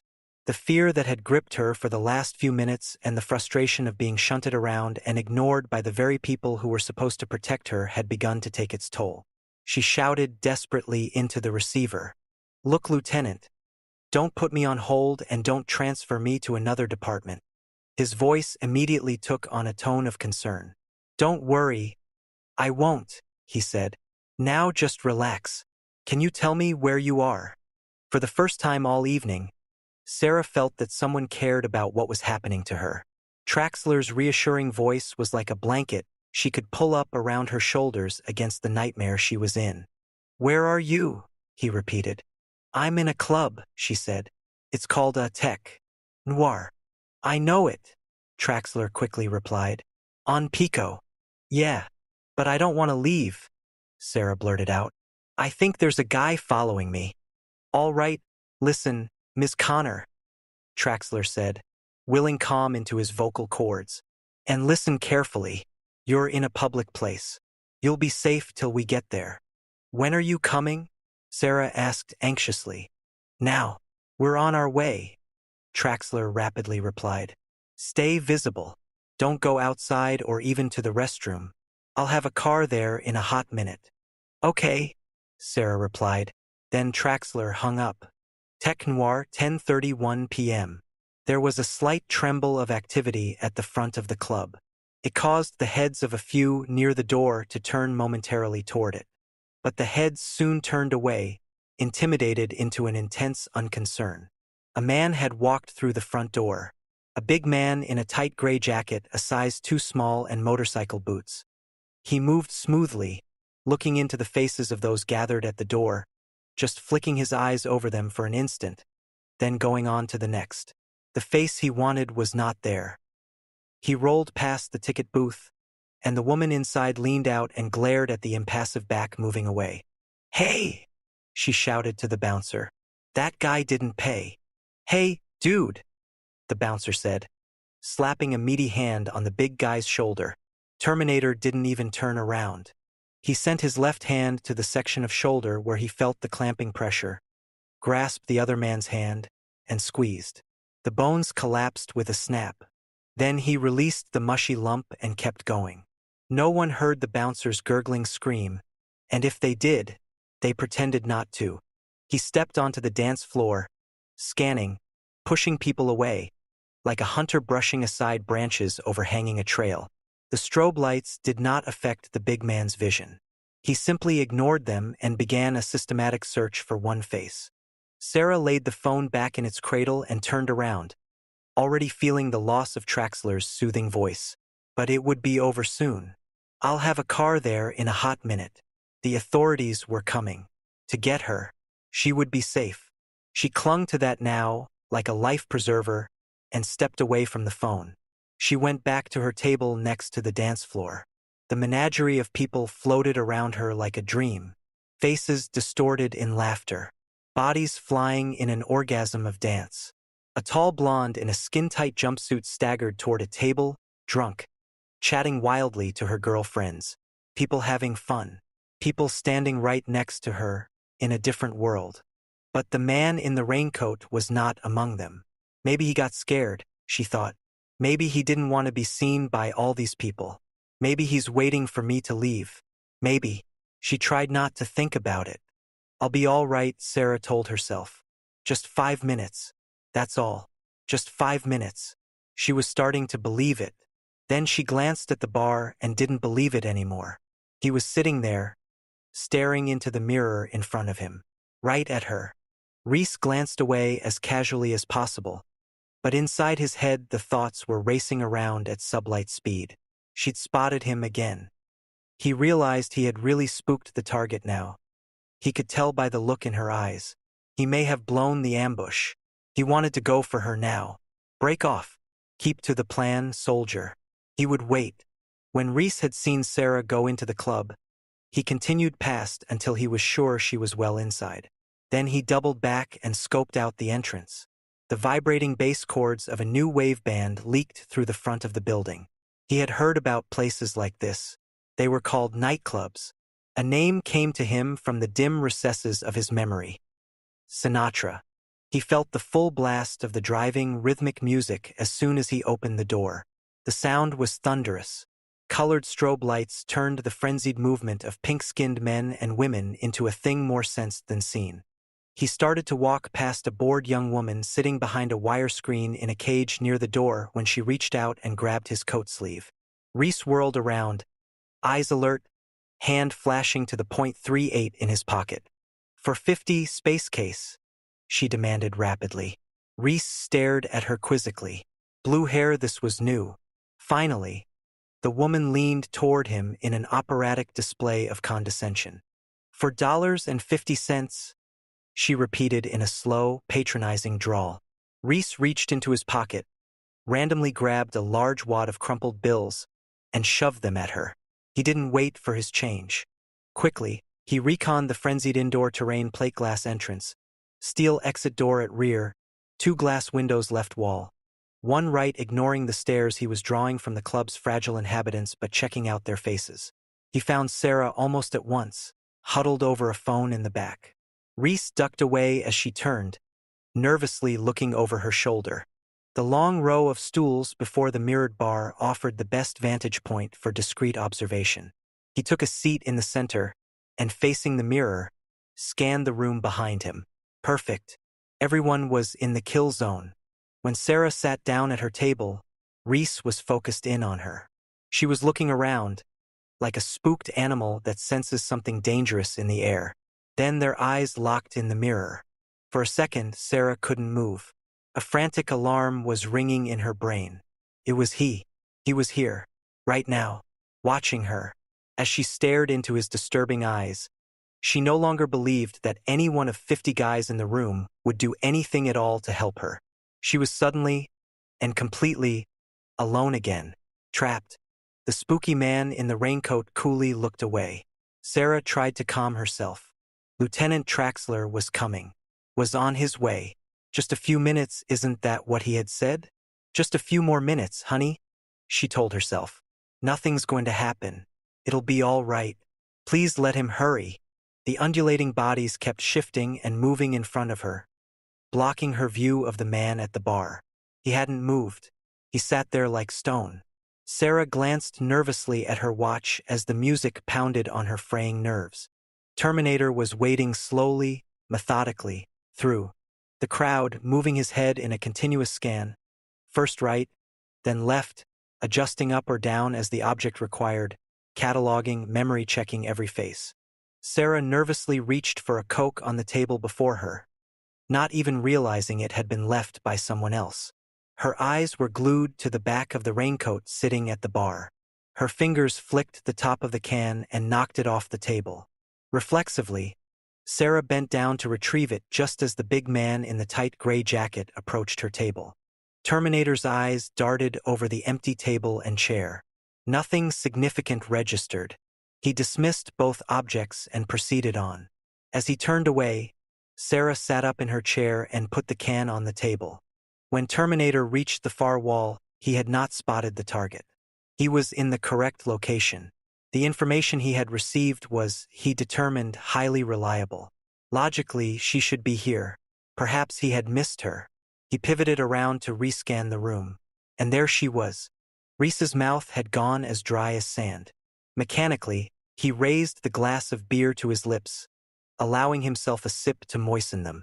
From the corner of his left eye, he saw a big man move away from the wall in a straight-line path that intersected with Sarah, pushing people out of the way like so much tall grass and reaching with his right hand into the recesses of his jacket. He was the one. Reese knew. Slowly, he set down the beer and let his hand casually drift to the top button of his overcoat, unsnapping it. His fingers slid over the smooth metal of the Remington 870 and flicked the safety to off. It was happening. It was now. In that microsecond of pre-action, when the muscles tense eager for the next microsecond and the surge of adrenaline kicks the heart to 100 BPMs, supercharging the whole system, Reese put his left hand on the edge of the chrome bar, for momentum, and his right around the handle of the Remington 870. Then he pushed and the barstool spun around. Sarah took a sip of her Coke and glanced at her watch. 3 minutes had passed since she got off the phone with Lieutenant Traxler. When she looked up, someone was approaching her. A big, scary-looking guy in a gray jacket, reaching for his wallet. He stopped right in front of her, towering a mountain range that had just moved into the neighborhood. Traxler? Sarah wondered. This wasn't the way she had pictured him at all. Not with eyes like that. This wasn't someone friendly. Then she realized, instinctively, that something bad was going to happen. Terminator stood there, motionless, for a split second, staring intently down at her, his hand still reaching into the jacket. He checked her face against his memory and got a positive identification. He calculated possible alternatives. Then, in an instant, the .45 was out, cocked and flashing in an arc that ended with the red dot of the laser sight centered perfectly on her forehead. Sarah stared up in uncomprehending horror, looking directly into the barrel of the biggest, blackest hole in space that she had ever seen. The entire room seemed to fall away, and everything else with it. Terminator's free hand pulled back the steel slide of the .45 and let it snap forward, chambering the first round. Despite the pounding din, the clack of the weapon seemed somehow to be the only sound in Sarah's ears. 1,000 thoughts screamed through her in a microsecond. Oh my God. This isn't a joke. It's real. I'm gonna die right here, right in front of everybody. It wasn't the other guy at all. It was this one. Why is this happening? Why? Reese was still spinning on the barstool, his coat snapping back, the Remington coming up into both hands, when Terminator drew the .45 automatic. He had moved fast, so very fast, faster than Reese had expected. Is he a 700 or an 800? Reese hoped he was a 7. He was stepping away from the bar when a man and woman drifted into his path, eyes blossoming like flowers as they registered the barrel of a shotgun in the air before them. There were too many people in the way. Goddamn, he didn't think he was going to make it. Reese viciously shoved the man aside and plowed forward, knocking people away, bringing the Remington up and taking aim. The bystanders in front of him were scrambling now, sensing the movement, not understanding but getting the fuck out of the way, clearing a path for whatever it was this man was after. Reese was in midair when a window, framed by diving bodies, opened up before him. He squeezed the trigger, and the Remington roared. 137 separate little universes instantly came to a frozen hush as the patrons reacted to the explosion of sound. Reese had fired 1/100th of a second before Terminator squeezed the trigger. The shotgun blast would have taken off an ordinary man's arm. But all it did to his opponent was spoil his aim. The Remington's 3-inch pattern of .00 buck punched into Terminator's elbow, spinning him around about 20 degrees. Reese kept coming, stroking the slide back, then viciously slamming it forward, cycling another round into the weapons chamber. Terminator started to turn toward the threat, adjusting priorities.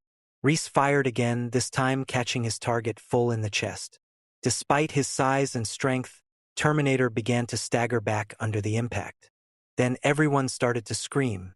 And again the whoosh of the slide coming back, then the smack of it slamming forward and another explosion of fire as Reese continued on, intent, a juggernaut, his world reduced to the single, clear, unwavering goal of sending death into the big opponent. Terminator tried to raise the .45 automatic as he was going back. Reese fired again, knocking him off balance. He saw that Terminator was falling now, the .45 aiming irrelevantly up at the ceiling. Reese came abreast of Sarah's table. She was screaming and ducking back in her chair, not believing what was happening in front of her. Reese had one shell left in the shotgun and sent it slamming into the tumbling Terminator. Terminator hit the floor like a building falling into the street. He lay very still on the polished tile, unmoving, not even a twitch. The front of his jacket was a shredded field of perfectly tight little patterns of holes, each of them oozing crimson, which rapidly soaked the front of his jacket. He looked very dead. He must have been a 700, Reese thought to himself. He stood there for a heartbeat, the adrenaline still pounding through him, making everything seem slower, feeling the rush, as if he were riding on top of the wave. No one in the room had moved in the 6.5 seconds since the first shots went off. Now they were gaping in disbelief at the weird tableau before them. The song ended. The rhythmic rasp of the record going around, amplified moronically, echoed across the room. Sarah stared in shock at the bloody body sprawled on the floor only 6 feet away. Then she looked up at the man in the raincoat who had put it there. He turned toward her. She saw only his eyes and the gleaming shotgun in his hands. He took a step toward her when something caught his attention. And everyone else's, too. Terminator had opened his eyes. A tiny spasm ran down the length of his body. Then he smoothly rolled over onto his feet, crouching defensive LY, and slipped the UZI submachine gun from its DeSanto shoulder rig beneath his jacket. He swung the weapon around, jerking back on the bolt, and took aim at Reese. Reese rolled like a cat and slid out from the space he had occupied a second before as the first rounds from the UZI impacted against the corrugated stainless steel bar, throwing chunks of metal into the air behind them.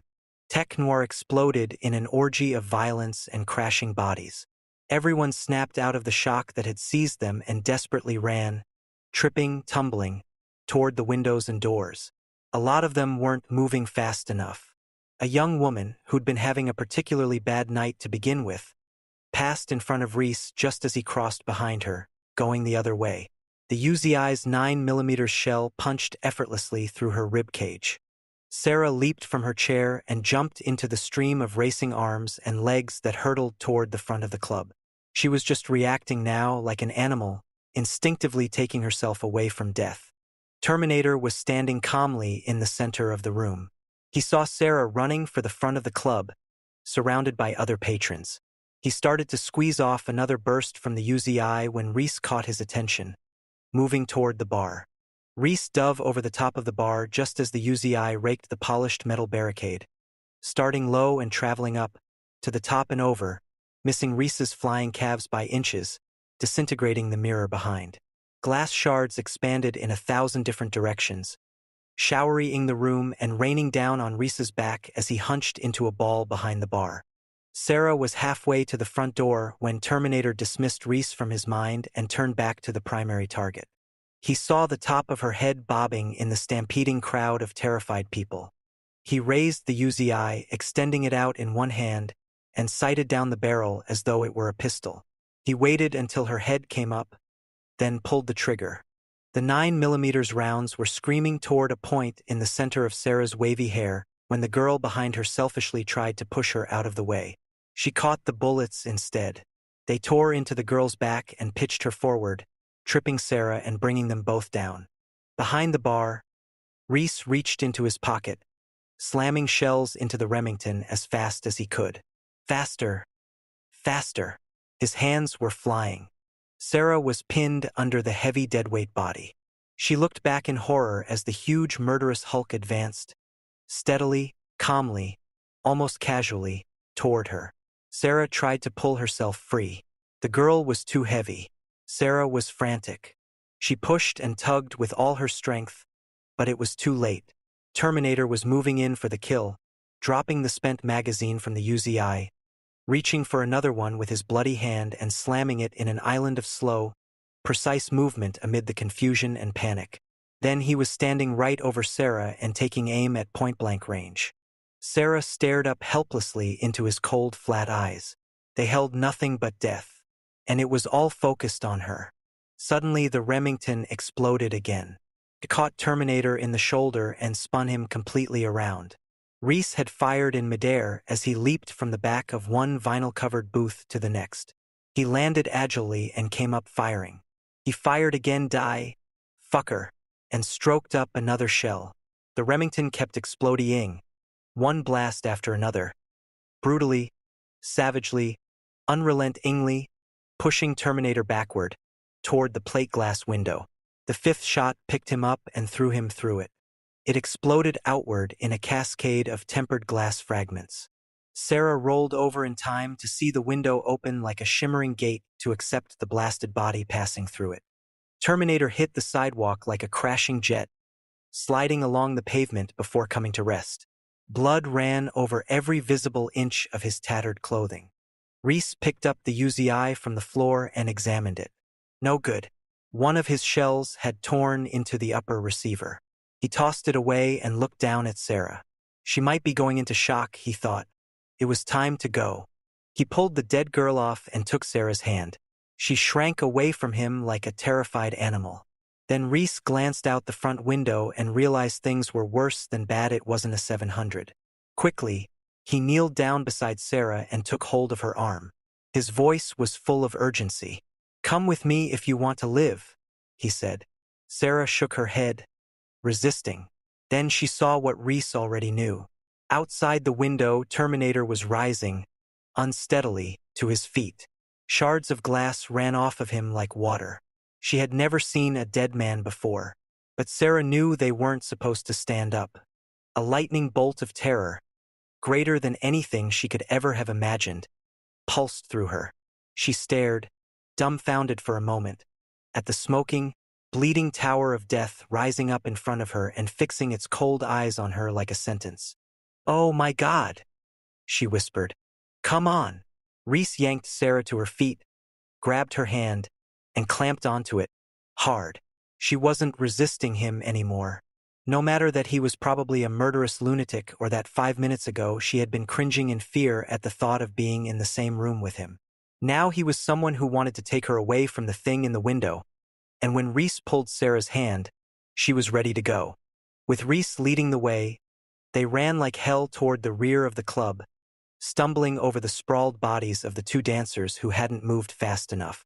The unmistakable rhythmic crash of the big man's feet thudded behind them.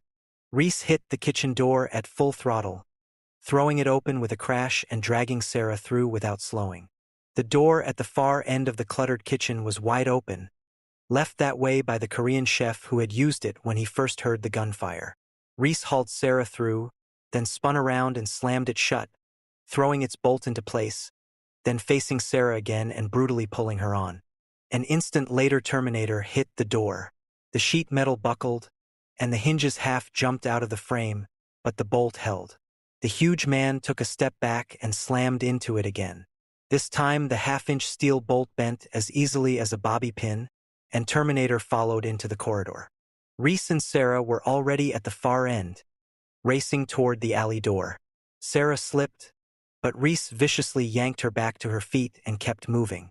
The alley door flew open before them, and they spun out onto the dank asphalt. Sarah started to slow, running out of breath. Reese brutally slammed his open palm into her back and shoved her forward. "Keep moving," he shouted. They heard the pounding of Terminator's feet following over the glass-strewn ground. They reached the first intersection of alleys at a dead run. Sarah was out of breath, clutching desperately to Reese. They turned the corner by careening off the far wall.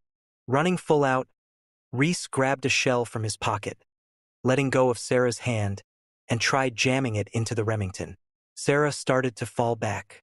Reese roughly shoved her ahead. "Move, goddammit!" He slammed another shell into the magazine.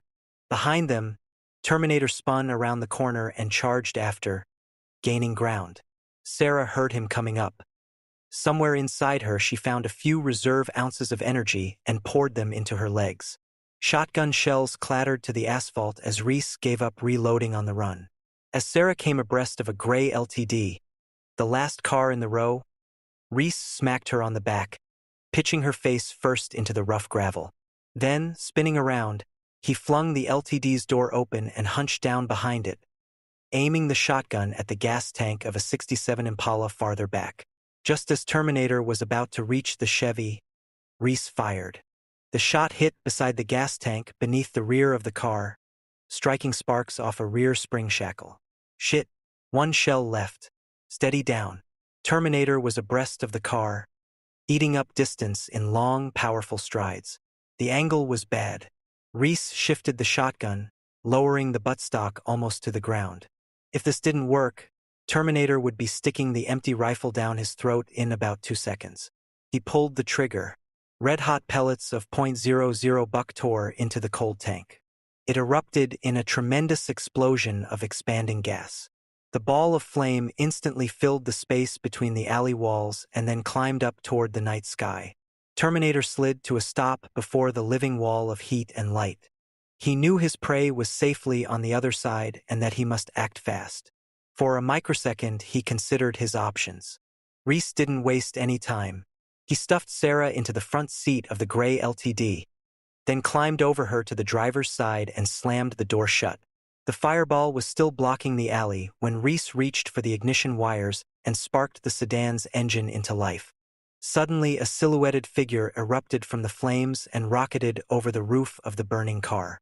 Terminator, his hair and clothes engulfed in flames, impacted onto the hood of Reese's LTD with a thunderous crash. Reese slammed the car into reverse and nailed the pedal to the floor. The tires smoked and screamed as the LTD began barreling backward down the alley. Sarah sat in open-mouthed shock. The man on the hood was staring directly into her eyes through the windshield and drawing back his fist. Reese fought the wheel of the slewing car as Terminator brutally punched through the windshield. Exploding glass shot through the interior of the car. Sarah opened her eyes and saw the bloody hand emerging through the window, inching its way toward her throat. She screamed as Terminator's fingers grasped the front of her blouse and pulled her toward him. That hand was about to drag her over the dash and right through the window when the LTD cleared the alley and charged, tail first, onto Pico Boulevard. Reese cranked the wheel hard, and the big sedan slewed sideways, all 4 tires smoking, then plowed across the street toward the far curb. Officer Nick Delaney, who had just passed Crescent Heights, heading east on Pico, when he got the call to respond to a shooting at Tech Noir, was reaching for the patrol car's mic when he saw the Limited come barreling out of the alley. Some asshole was crouched on the hood, using it for a surfboard, which was weird enough, but the asshole was also on fire. He watched, amazed, as the sedan plowed broadside into a parked car, and the smoking surfer sailed over the roof and smacked hard onto the sidewalk. DOA, Delaney knew instinctively. He locked brakes on his black-and-white cruiser and skidded to a nose-first halt at the curb. The LTD gunned its engine and 180'd in the street, then screamed down Pico, heading for the ocean. Delaney was out of the car in a flash, shouting into the radio mic as he stared at the unmoving body on the sidewalk. "This is 1L19. I've got a hit-and-run felony." Trying to get a description of the rapidly disappearing sedan, he looked away from the inert, smoking body. He didn't see it shudder, then slowly get to its feet and look around. When he finished calling in a description of Reese's car and finally did turn back, the vision he saw took a few years off his life. The big man was moving toward him. Delaney dropped the mic and reached for his service revolver. It never even left its holster. Terminator brutally slammed the door that Delaney was standing behind. The officer heard his right arm snap, and he knew something real bad was about to happen to him. DOA, he said to himself instinctively. In the next second, Terminator slammed the officer's head into the window and casually flung the lifeless body into the street. Then he slipped behind the wheel and pulled out into the street. Ahead, on Pico, shooting past La Cienega, Sarah sat paralyzed in the LTD. Her face was bloodless. She began to shiver, ceasing to comprehend the events of the past few minutes or the roaring blur of the world just outside her window. The sedan was moving like a night demon now, without the headlights, and Reese pushed the accelerator till they were hurtling through the shadows at 90 miles an hour. His eyes flicked to the mirror, then back to the road, then over his shoulder, then back again. Without glancing at Sarah, Reese shouted, "Hold on!" and threw the sedan into an expertly controlled slide around the corner of Oakhurst Avenue.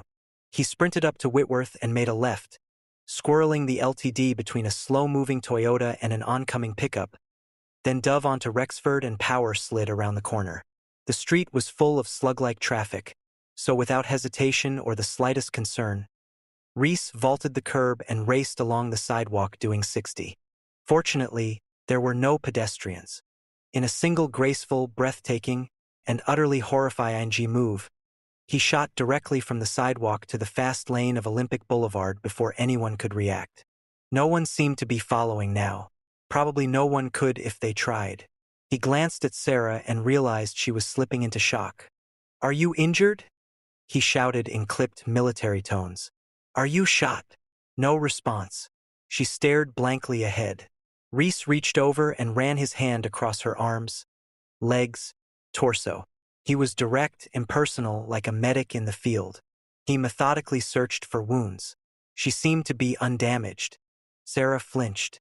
The vague sensation of being touched became clearer. She realized Reese's hand was all over her, and the resentment of this gross male violation energized her. She shoved Reese's hand away and reached for the door handle in a blind panic. It opened on a roaring blur. Reese slammed her back into the seat and yanked the door shut. Then, without taking his eyes off the road, he slapped her face with the back of his hand. Hard. She sat completely still as her mind jolted back to rational consciousness. Then Reese spoke. "Do exactly what I say. Exactly. Don't move unless I say. Don't make a sound unless I say," he ordered. "Do you understand?"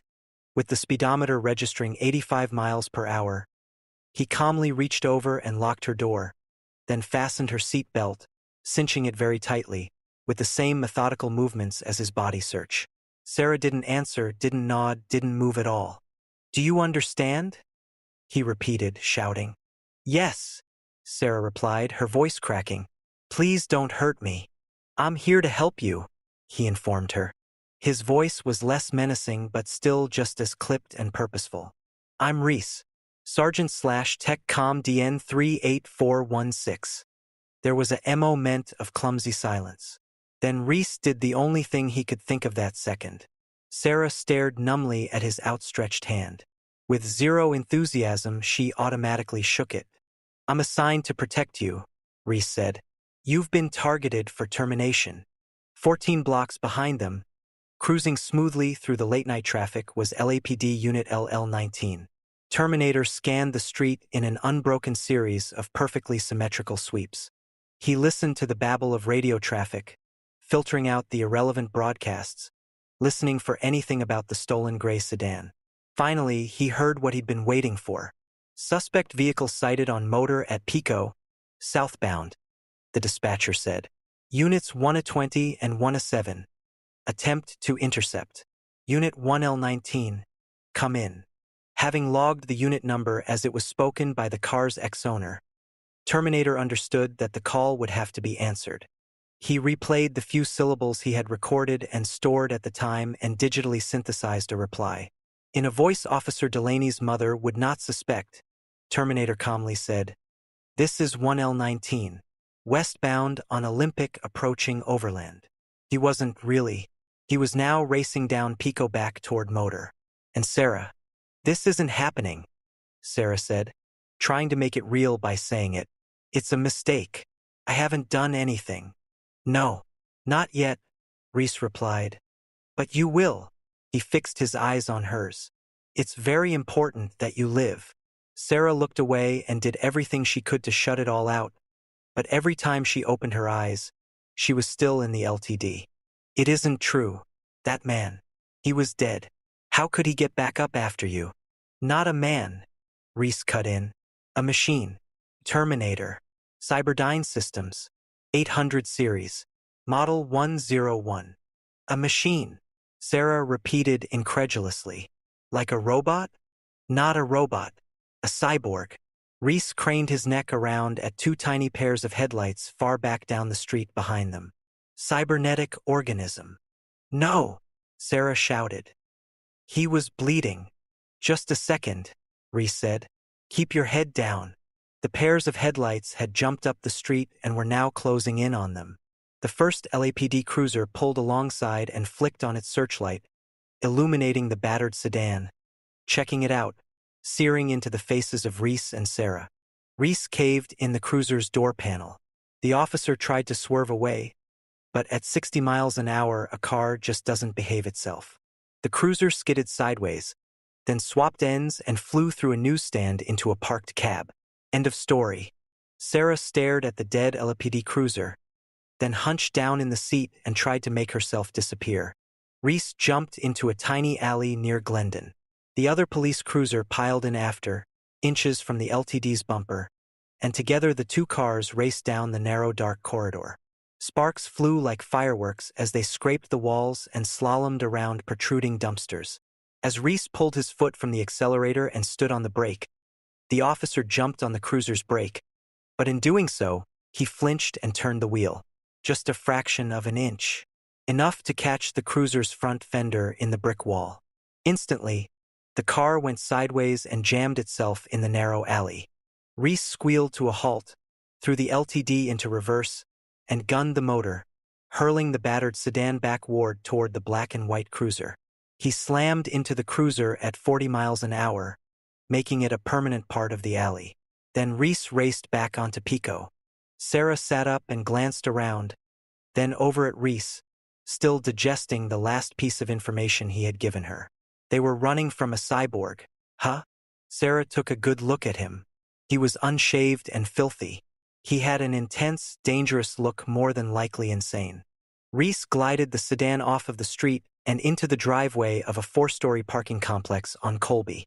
The LTD's grille sliced through the painted wooden bar blocking the entrance, and the sedan climbed onto the first level. It was quiet now. Sarah looked away from Reese, afraid of the new calmness around them and what he might do in it. The image of that big man, the man who had to be dead, getting up and running after them, had burned itself forever onto the back of her eyelids. No matter how crazy the guy sitting next to her was, at least he wasn't that man. Reese was still ultra-alert, cruising through the aisles of parked cars very cautiously. In the distance, he could hear the blare of sirens as dozens of police cars raced around hunting for him. He had to get her out of the city, somewhere safe. It would be better if she helped him, if she understood. He could protect her against her will if necessary. But it would be better the other way. Reese looked over at Sarah. Just being this close to her made all the machinery inside of him churn to a crashing halt. For a second, he couldn't speak.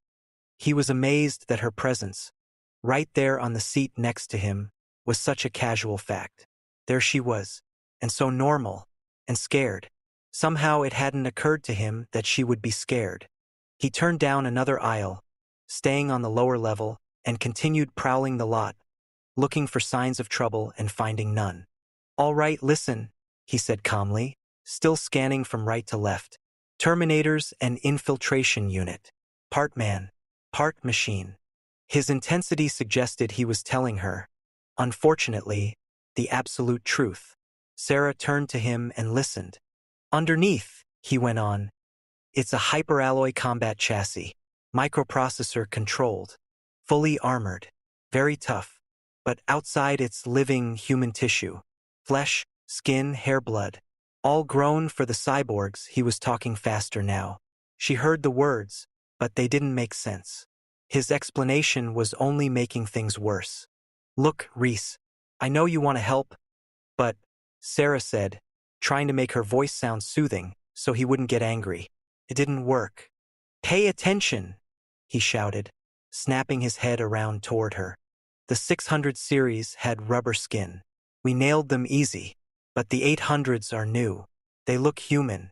Sweat, bad breath, everything. Touch it, you'd feel warmth. But by then you'd already be dead. Very hard to spot. All those people back there. Reese hesitated, caught up in a sidebar emotion. I had to wait till he moved on you before I zeroed him. I didn't know what he looked like. Sarah realized he was referring to the people who were injured or killed at Tech Noir. His manner had gone uncertain when he spoke of them. Then he hardened at a thought. He spoke aloud. They would have died in the war anyway. He wasn't making any sense now, and she thought he might be spinning into utter madness right before her eyes. War? What war? And sweating cyborgs?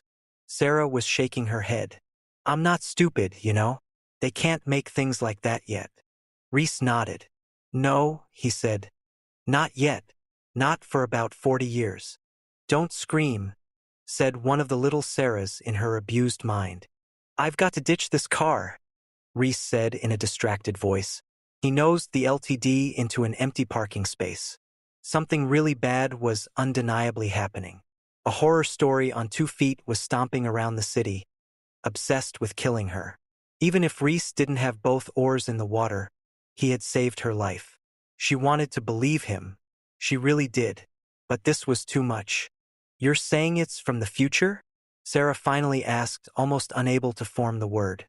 One possible future from your point of view, Reese said haltingly, as if groping with a concept even he didn't have the words for. I don't know tech stuff, he added a little defensively. And you're from the future, too? That's right. Right, Sarah answered. She decided that not only were his oars out of the water, he didn't even have a boat. A second later, she had unlocked the passenger door, flipped up the handle, and was halfway out before Reese could react. He lunged and caught her arm, squeezing until the skin turned white, and pulled her, kicking and struggling, back into the LTD. In a panic, Sarah reverted to her animal instincts. With all her strength, she sunk her teeth into his wrist. She bit down hard as she could, but Reese's grip didn't slacken. Slowly, he reached across her and pulled the passenger door shut. Sarah glanced up, her teeth still clamped on, and looked into Reese's face. There was no reaction there. No pain. No anger. Nothing. Quietly, she drew back. There was blood on her tongue. She looked down at his wrist. A little rivulet of it ran from the crescent-shaped puncture marks she had left there. Cyborgs don't feel pain, Reese said coldly. I do. Don't do that again. Please, Sarah quietly implored. Just let me go. Reese shook his head. It was not going well. Not well at all. Listen, he said, trying again, his voice slow, determined, intense. Understand. That Terminator is out there. Can't be reasoned with. Can't be bargained with. It doesn't feel pity or remorse or fear. He leaned very close to her face. She could feel his warm breath on her skin. His words hammered themselves into Sarah's head. And it absolutely will not stop. Ever. Until you are dead. Sarah knew that all he had just said was four-star bullshit. But what about the Technicolor bloodbath she'd just been whisked away from? What about the man who had leaped through the fire? His demon-dead eyes fixed on her as he reached down, hair flaming, punched through the window, and tried to pluck her out of the car. Her little Sarah Connor. And what about those other Sarah Connors someone had been offing all day? There had to be a rational, wonderfully reasonable explanation for all this madness. But logic and rationalism were out the window and far down the block, abandoning her. Because it was dead and calmly got to its feet. Think, Sarah. Come up with an answer. Oozing blood from bullet holes. Because if you can't, it came after. You'll go insane yourself after you, Sarah. How could it do that unless maybe Reese wasn't as crazy as he looked? Sarah slumped back into the seat. There was a moment of silence. Then she spoke very softly. Can you stop it? Maybe, Reese said. With these weapons, I don't know. Chapter 10. Westwood. 11:03 p.m. Unit LL 19 slowly cruised up Sepulveda and turned right onto Massachusetts. Terminator sat impassively behind the wheel, focusing its twin infrared eye cameras into the darkened shadows of the near-empty street. The cyborg quickly scrutinized the interiors of the cars parked along the curb, flicking its vision into each one, methodically probing for the target. Suddenly, the abstract pattern of static coming from the unit's radio was broken by the calm female voice of the police dispatcher. All units, all units. Suspect vehicle located at parking garage at Colby and La Grange. Instantly, Terminator slewed the police cruiser around in the middle of the street, narrowly missing a red Volkswagen Bug loaded with 5 very stoned teenagers on their way home from a Van Halen concert. The VW jumped the curb and smacked headfirst into an old oak, crumpling the front of the VW like tinfoil. "Shit!" the Bug's young driver shouted. He saw the police cruiser tearing away and shouted again, pounding the dash in a fury of frustration. Cops were always fucking you up, and now they had fucked up his beloved Bug. West LA, 11:06 p.m. Reese raised the butt of his Remington 870 and slammed it against the ignition assembly on the Eldorado steering column. When the lock cylinder broke free on the third impact, he slid the mechanism out between 2 fingers and examined it. Simple. He'd done this kind of thing many times. Reese dropped the key-actuated cylinder onto the floor and reinserted the starter switch into the hole. Giving it a half-twist clockwise brought the rewarding sound of the starter. When it caught, Reese revved the big engine of the Cadillac Eldorado and let it idle, then shut it off. He turned to Sarah. She sat scrunched below the dash level, seemingly dwarfed by the large front seat. They'd left the LTD and skulked together among the parked cars until Reese found this one. Below them, on the first level, 6 LAPD cruisers swarmed like bees around the abandoned gray LTD. 2 black and white cruisers went up the ramp to the second level, prowling slowly, flashing their searchlights around, methodically checking every vehicle, and moving steadily toward the top of the parking structure. No one noticed when Unit LL19, driven by someone who was obviously not a cop, glided into the structure and joined with the other cruisers in the search. Reese motioned for Sarah to stay down below the dash as a pair of headlights swept across the row of cars near them. A searchlight stabbed through the windshield of the Eldorado. As Reese and Sarah ducked lower, their positions brought them closer together in a forced intimacy neither one addressed. She felt the warmth of his cheek and the uncomfortable scratch of his beard. The low rumble of the cruiser's engine sounded close, as if it were in the back seat. They huddled together very still. Then the searchlight flicked away, and the sound of the engine faded. "Why me?" Sarah asked quietly. "Why does it want me?" Reese's lips were almost pressed into her ear. When he spoke, his voice was a hoarse whisper. Where to start was the problem. 40 years of history that hadn't happened yet. "There's so much," he said. "Tell me." Reese retreated a few inches. The smell of her hair was distracting him. "There was a war a few years from now. Nuclear." He gestured with his hand to include the car, the city, the world. "All this is gone. Everything just gone." Sarah knew by the intensity of his eyes that it was true. It had happened, or it would. The sheer finality of the word gone, combined with Reese's resigned shrug, hit her like a cinder block in the gut. Sarah didn't move. Reese went on, his voice clipped, tinged with a sharp military edge. "There were survivors. Here, there. Nobody knew who started it." Reese looked over at her. "It was the machines," he said. "I don't understand. Defense network computer. New. Powerful. Hooked into everything missiles, defense industry, weapons design, the works trusted to run it all. They say it got smart. A new order of intelligence. Then it saw all people as a threat, not just the ones on the other side. Decided our fate in a microsecond. Extermination." Reese paused again. He glanced back over at Sarah, into her eyes. When he spoke again, his voice had lost its edge. A subtle shift had taken place, from dispassionate briefing to personal memory. "I didn't see the war. I was born after. In the ruins. Grew up there. Starving. Hiding from HKS." "The what?" Sarah asked in a hushed whisper. "Hunter-killers. Patrol machines. Built in automated factories. Most of us were rounded up by the machines or machine collaborators and put in camps for orderly disposal." Reese pushed back the sleeve of his jacket all the way to the elbow and held his forearm up to Sarah's eyes. She stared in amazement at what she saw there, a 10-digit number etched on the skin. Beneath the digits was a pattern of lines like the supermarket package barcodes. She tentatively reached out and touched it with her finger. "Burned in by laser scan," Reese said flatly. This man, huddled beside her, had lived and walked in some unimaginable purgatory, a nightmare place where machines marked you for easy identification like a can of chili as part of the final solution for Homo sapiens. Some of us were kept alive to work. Loading bodies, the disposal units ran night and day. We were that close to going out forever. He held up thumb and forefinger, with only the tiniest space between them. Reese rolled down his sleeve and began feeding shells into the Remington. "There came a man, a great man," he added reverently, "who kept us alive, ragged and half-starving but alive.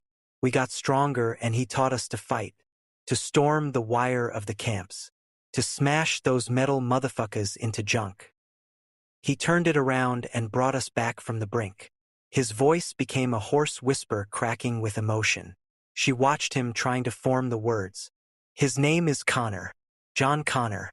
Your son, Sarah. Your unborn son." Sarah's mind slammed the gates shut, and his last sentence was echoing around in her brain like an explosion. It wasn't true. Couldn't be true. She realized that his hands had wandered to her shoulders and had been holding on to them very tightly for some time. When she opened her eyes, he was still gazing at her.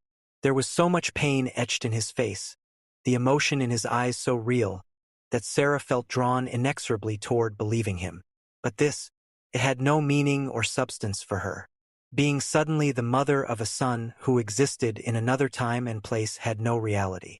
Even the tide of apocalyptic images, civilization shattered, cities crumbling into rivers of molten concrete, even that seemed more reasonable somehow by Compar Ison.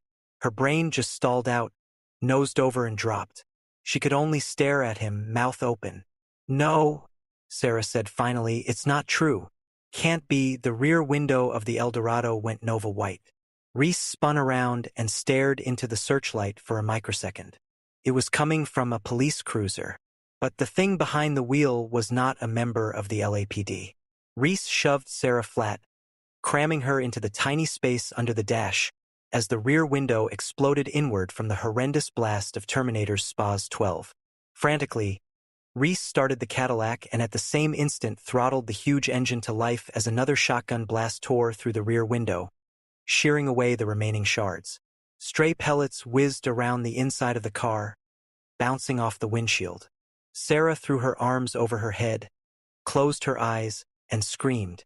Reese slammed the Eldorado into gear, and the car lurched out of its parking space. Terminator anticipated the target's movements almost as fast as Reese could think them up. The black and white cruiser roared forward, racing along the next aisle parallel to Reese's machine. They were charging toward the exit, almost side by side on opposite lanes, separated by a row of parked cars. Reese was driving blind, keeping his head below the level of the window. He was up to 45 miles an hour and gaining speed. The ramp loomed closer and closer. The sound of 8 screaming tires and the redline roar of 2 engines echoed wildly around the concrete walls. Reese knew the ramp was only seconds away. He threw a quick scan over the top of the door and saw that Terminator had pulled ahead, cleared the row of cars, and was now moving in a diagonal course toward him. The barrel of Terminator's shotgun glided out of the police cruiser's open window, and Reese saw it pointing right at him. Instantly, he dropped back down, and the glass above his head disintegrated. Reese popped up and slammed the .870 barrel across the top of the windowsill next to Sarah, holding it like a pistol. The 12-gauge went off 3 inches from her ear. The shot center punched Terminator's rear door, and Reese saw that the cyborg was stroking another round. He jerked the wheel, and the big car swerved with an echoing scream toward the cruiser. Reese slammed the heavy Eldorado into Terminator's car, and both cars locked together, still hurtling toward the exit ramp. The police cruiser, clipping the rear fender of a Chevy pickup truck, was yanked away from the Cadillac and sent spinning in place. Every cop in the building heard the gunshots, Some even caught a glimpse of Reese as he flashed down the exit ramp and jumped onto Colby Avenue. They felt a slight sense of relief and pride when they saw, in the next second, one of their own boys, Unit LL-19, right on his tail. All 16 squad cars quickly converged at the exit. When the Eldorado hit the street, Reese was doing 40+. 1 block later, he was pushing 80. Sarah climbed out from under the dash and peered through the empty hole that used to be the rear window. She saw Terminator fishtailing out of the building, shooting back a comet's tail of sparks, and behind the cyborg, the real police sirens blasting. Soon Terminator was gaining speed, coming up alongside Sarah. Civilian cars around the charging pair lurched and slewed, trying to get the hell out of the way as the twin juggernauts weaved across all 4 lanes. Another shotgun blast from Terminator's cruiser tore into the side of the Eldorado. Reese was doing his best E&E, escape and evade, but Terminator kept blowing holes in the armor-like door and body panels. Finally, Reese just tired of being shot at. He grabbed the Remington from the floor. "Drive!" he shouted at Sarah, then took his hands off the wheel and turned away. He stuck the shotgun out the open window, slammed it onto the roof of the Cadillac, and dragged his body out the opening. Sarah stared at the wheel for a microsecond as the car roared along at 80+ and then reflexively seized it in both hands. Reese had set the cruise control, and she couldn't find the switch, so she had no choice but to steer and hope for the best. Reese, halfway out the window, was aiming the shotgun back across the roof of the car at their pursuer. Terminator swerved, staying tightly to the Eldorado as Sarah fought to control the hurtling machine. The wind buffeted him as Reese lined up and fired. His first shot blew a hole in the police cruiser's windshield. The second tore into the hood. Terminator didn't even slow down. The next shot went right into the driver's window, and the cyborg ducked its head, throwing the cruiser up against a cement freeway buttress, gliding along it like an electric train, tossing a wave of hot metal sparks into his wake. Sarah realized with horror that they were not on a main street any longer.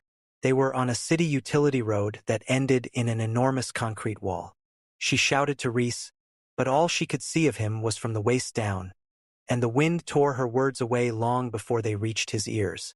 The wall roared toward them. Later she wouldn't even remember doing it, but she grabbed the shift lever and slammed it hard up into reverse with such force that she almost broke her wrist. Reese fired simultaneously as the transmission tore itself into junk and the car's drive wheels locked in a shrieking cloud of smoke. Reese's shot shattered the windshield and drove Terminator back in the seat, blasted in the shoulder. Stunned for a split second, he shot past the Eldorado, his vision clearing in time to see the wall. Sarah pulled Reese back inside and cranked the wheel right, sending them into a radical tire-smoking slide. The Eldorado ground to a halt a foot from the wall. Terminator hit it head-on at 82 miles per hour. The police cruiser folded around the cyborg like a cheap accordion. Terminator's vision dropped out first. Then all the systems in its microprocessor went offline due to the horrific impact to its hardened chassis. Sarah peered up over the doorframe and saw close to 20 LAPD cruisers pulled up in a semicircle. The officers were squatting down behind the shields of their open car doors, aiming an arsenal of pistols and shotguns at them. Reese lunged for his Remington, but Sarah pushed him back, grabbing his arm. "No, Reese. No, don't," she shouted urgently. "They'll kill you." He stared past her into the barrels of more weapons than he could hope to silence. Every instinct told him to move, to fight. Now, the last thing Reese wanted to do was give up Sarah to the authorities. He wondered if Terminator was dead. He couldn't see the wreck from where he was. He looked back at Sarah. Her eyes were full of fear and concern. He was surprised when he realized the concern was for him. "Please," she implored. Slowly, Reese let go of his grip on the shotgun. Sarah quickly tossed it out the window. It clattered to the ground and lay still. "All right, you in the Cadillac," an officer shouted. "I want to see your hands. Now." With resignation, Sergeant Kyle Reese raised his hands. A moment later, they were roughly pulled from the car. As they were being handcuffed and led away, 2 officers approached what was left of Unit LL-19. "I don't believe it," one of them said. "It's empty." What does that mean? Sarah wondered.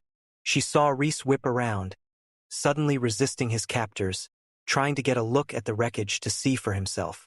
In his face was the answer Sarah needed, a grim tightening of the lips that told her it still wasn't over. Day 2, Chapter 11. LAPD. Rampart Division 1:06 a.m. Sarah gazed intently at the fabric covering the arm of the couch she was sitting on in Traxler's office. Dimly, she heard the foot traffic and chatter of telephones coming from the rest of the station. Objects in the room seemed to shimmer momentarily as another round of tears welled up and spilled over her lashes. She did not want to think about what Lieutenant Traxler had told her an hour ago, but secretly she knew she would be thinking about it for the rest of her life. Traxler walked in, precariously holding 2 cups of coffee. Behind him was another man, a fat man, balding and pink, whose eyes glittered with an unsettling, dispassionate scrutiny. Traxler advanced slowly toward Sarah. He could see, even from across the room, her red-rimmed eyes and the look of shock that still hung about her. "How are you doing, Sarah?" Sarah made a small nod, trying not to look at anyone.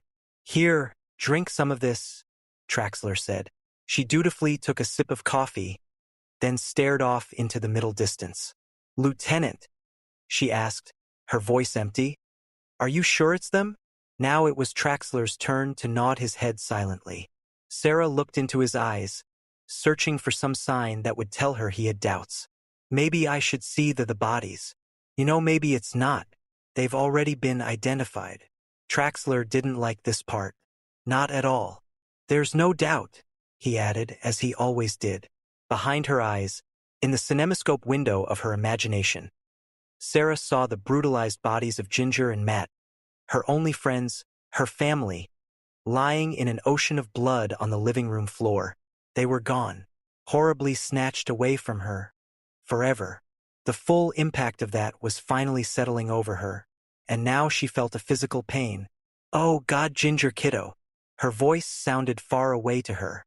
"I'm so sorry." Traxler grabbed the coffee cup from Sarah's hand as her arm sagged, threatening to dump the steaming contents over her knees. "Sarah," he said gently, indicating the corpulent bald man near the door.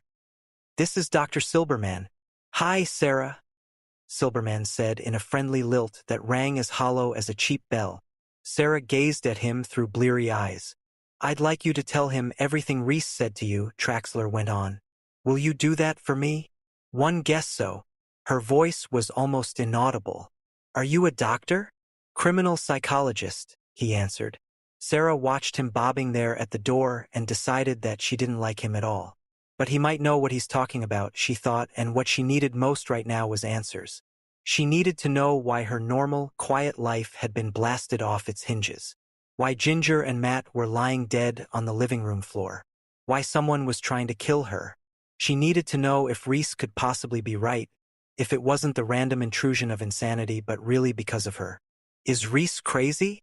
Sarah asked, her eyes intently searching Silberman's innocuous face. "Well," he drawled in a detached voice, "that's what we're going to find out, isn't it?" Reese's arms were drawn back tightly and handcuffed to the chair's rear legs. Before him was a simple wooden table on which sat a black plastic ashtray. Beyond it, a large two-way mirror stared back at him from the wall. The pain had been building up between Reese's shoulder blades for quite some time now. He didn't mind. In fact, he welcomed it. The pain was not excruciating, and it helped him focus his thoughts away from the questions he was being asked by the tall, lanky man who paced the floor. Vukovich stopped directly behind the prisoner. He stared at the back of Reese's head, knowing he must be hurting now but seeing no strain in the neck muscles that would give the pain away.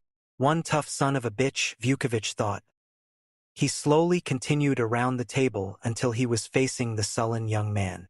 There was no expression on his prisoner's face. None. Zip. That was a little weird. God, I really hate the weird ones, Vukovich thought. "Okay, kid," he said. "Let's take it from the top. How long have you known Sarah Jeanette Connor?" Reese stared at the wall behind Vukovich's head, counting the little holes in one of the tiles. There were 138 so far. "Reese, Kyle A." He repeated in a staccato monotone. "Sergeant Tech / Com Din 38. For 16, Vukovic said, finishing in unison. Okay, man. I know the fucking number already. He dropped into the chair opposite Reese and leaned across the table until he was inches from the young man's face. Let's cut the gung-ho shit. We know you're not military. There's no record of you with any branch of the service. There's no record of you anywhere so far. Vukovic lit a Camel. I don't like that. Not at all. It means we're going to have to spend a lot of time in this room, and when that happens, I get cranky. Reese had been only half listening to Vukovic's rant. His mind was elsewhere. On the mission, on Sarah. He could see that these guys were going to fuck around until all they could do was bury her. That was not acceptable. Where's Sarah Connor? Reese asked suddenly. It was the first time he'd said anything except to identify himself. Don't worry about her. Worry about you, Vukovic said in his best tough guy voice. But it was obvious to both of them that the toughest guy in the room was handcuffed to a chair. Where is she? Reese growled. She's safe. She's dead, Reese said flatly, and turned back to the tile behind Vukovic's head.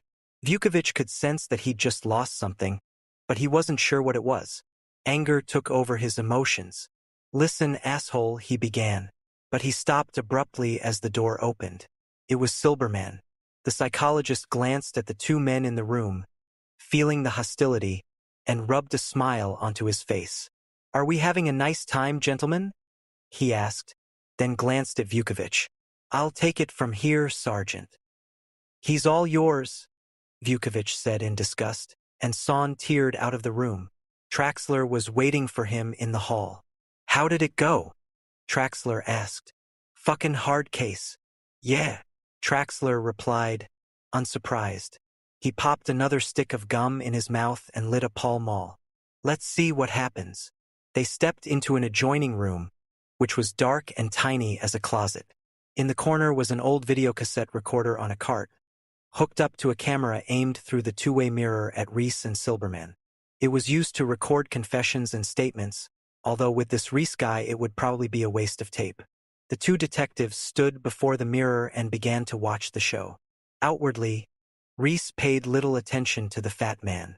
He must be in charge, Reese thought, knowing that you never see the most important man in the chain of command first. Silberman lumbered into the other chair. He took out a pack of Marlboros and tamped the box loudly against the table 3 times, which was the signal to roll tape. Vukovic started the VCR. Reese, Kyle. He pondered aloud. May I call you? Kyle? Reese said nothing. I'm Dr. Peter Silberman. He paused, then smiled commiseratingly. You've had a busy night. Can I get you anything? He offered Reese a cigarette, holding it up in front of his eyes. Nothing. Not even a blink. Interesting, Silberman thought. He shifted his gaze back to the report. I see you're a military man. Sergeant Tech/Com serial number DN38416. Don't patronize me, asshole. Reese barked. Silberman looked up quickly. There was a lot of anger in the kid's eyes. That may be the way. Okay, let's start again. Everyone around here seems to think you're out of your fucking mind. That's their problem. No, stupid. That's your problem. Reese tossed a little ball of hate at Silberman. Good, Silberman thought. What do you expect? He said. Put yourself in their situation. I'm not in their situation, Reese replied evenly.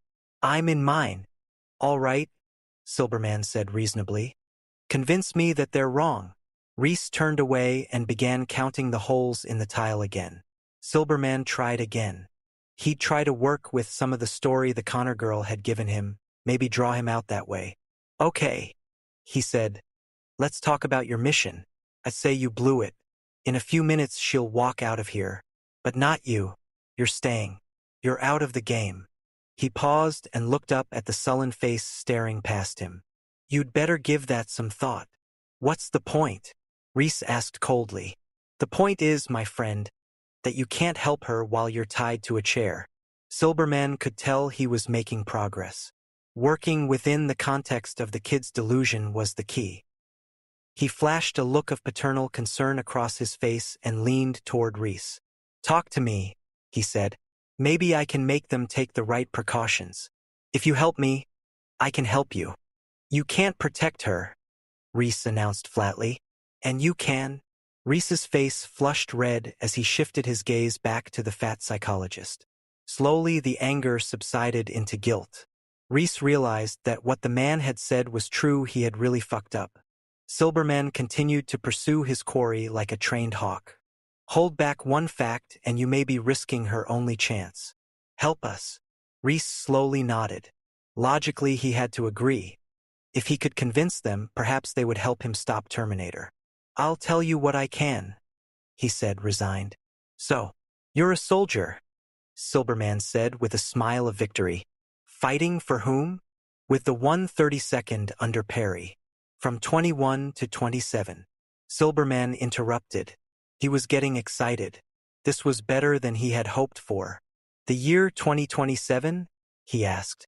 In the observation room, on the other side of the mirror, Traxler was deep in thought, trying to put all the pieces of the puzzle into some kind of order. Vukovich was just having a good time. This was like peeking into the girls' shower. The year 2027?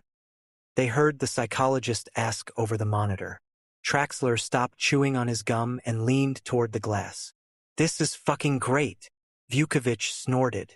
Reese glanced into the mirror, where he knew he was being observed, then back at Silberman. Yes, he replied. Up to the end of the Oregon and New Mexico offensives. Then assigned recon/security last 2 years under John Connor. And who was the enemy? Silberman asked. Skynet, a computer defense system, built for SAC, NORAD by Cyberdyne Systems. I see. Silberman nodded gravely, scribbling notes. This was better than good, he was thinking. This was gold. It sent back an infiltration unit, a Terminator, to stop John Connor, Reese explained. From what? Silberman asked. From being born. Silberman scratched his cheek thoughtfully. He glanced down at the report and reviewed the fragmented pieces of the story that Sarah had given him. And this computer thinks it can win by killing the mother of its enemy. Killing him, in effect, before he is even conceived. A sort of retroactive abortion? Yes. Behind the mirror, Vukovich quietly laughed. That Silberman just cracks me up. Shaking his head in wonder, he turned to his pensive boss. He had this guy in here last week set his Afghan on fire. Screwed it first, then set it on. Shut up, Traxler grunted, unwrapping a new stick of gum. In the other room, Reese continued his story. It had no choice, he was saying. The defense grid was smashed. We'd blown the mainframes, we'd won. Taking out Connor then would have made no difference. Skynet had to wipe out his entire existence. Reese paused. Silberman looked up from his notes, alarmed. Don't stop, he pleaded silently. But outwardly he smiled and gently said, Go on. We captured the lab complex, Reese continued in a tired voice, remembering the fleeting seconds of victory. Found the whatever it's called the time displacement equipment. Terminator had already gone through. They sent me to intercept, then zeroed the whole complex. Then how are you supposed to get back? I can't, Reese replied with quiet intensity. Nobody goes home. Nobody else comes through. It's just him and me. Panama Hotel 1:09 a.m. A shadow among shadows. Terminator climbed with slow, patient steps up the fire escape to his second-story window. It avoided using its dysfunctioning right wrist until it could determine the full extent of damage it had sustained in the initial combat. It had taken the cyborg nearly an hour to get from the site of the crash back to its hotel room. It had moved on foot for the first couple of miles, allowing the systems to come fully online in order to assess their condition. Aside from the wrist, there was almost total visual occlusion of the left eye. The eye itself seemed to be functioning properly. It was the surrounding tissue that was hindering performance. Now Terminator pushed open the hotel room window and slipped inside. It quickly scanned the near-black interior. Nothing had been touched.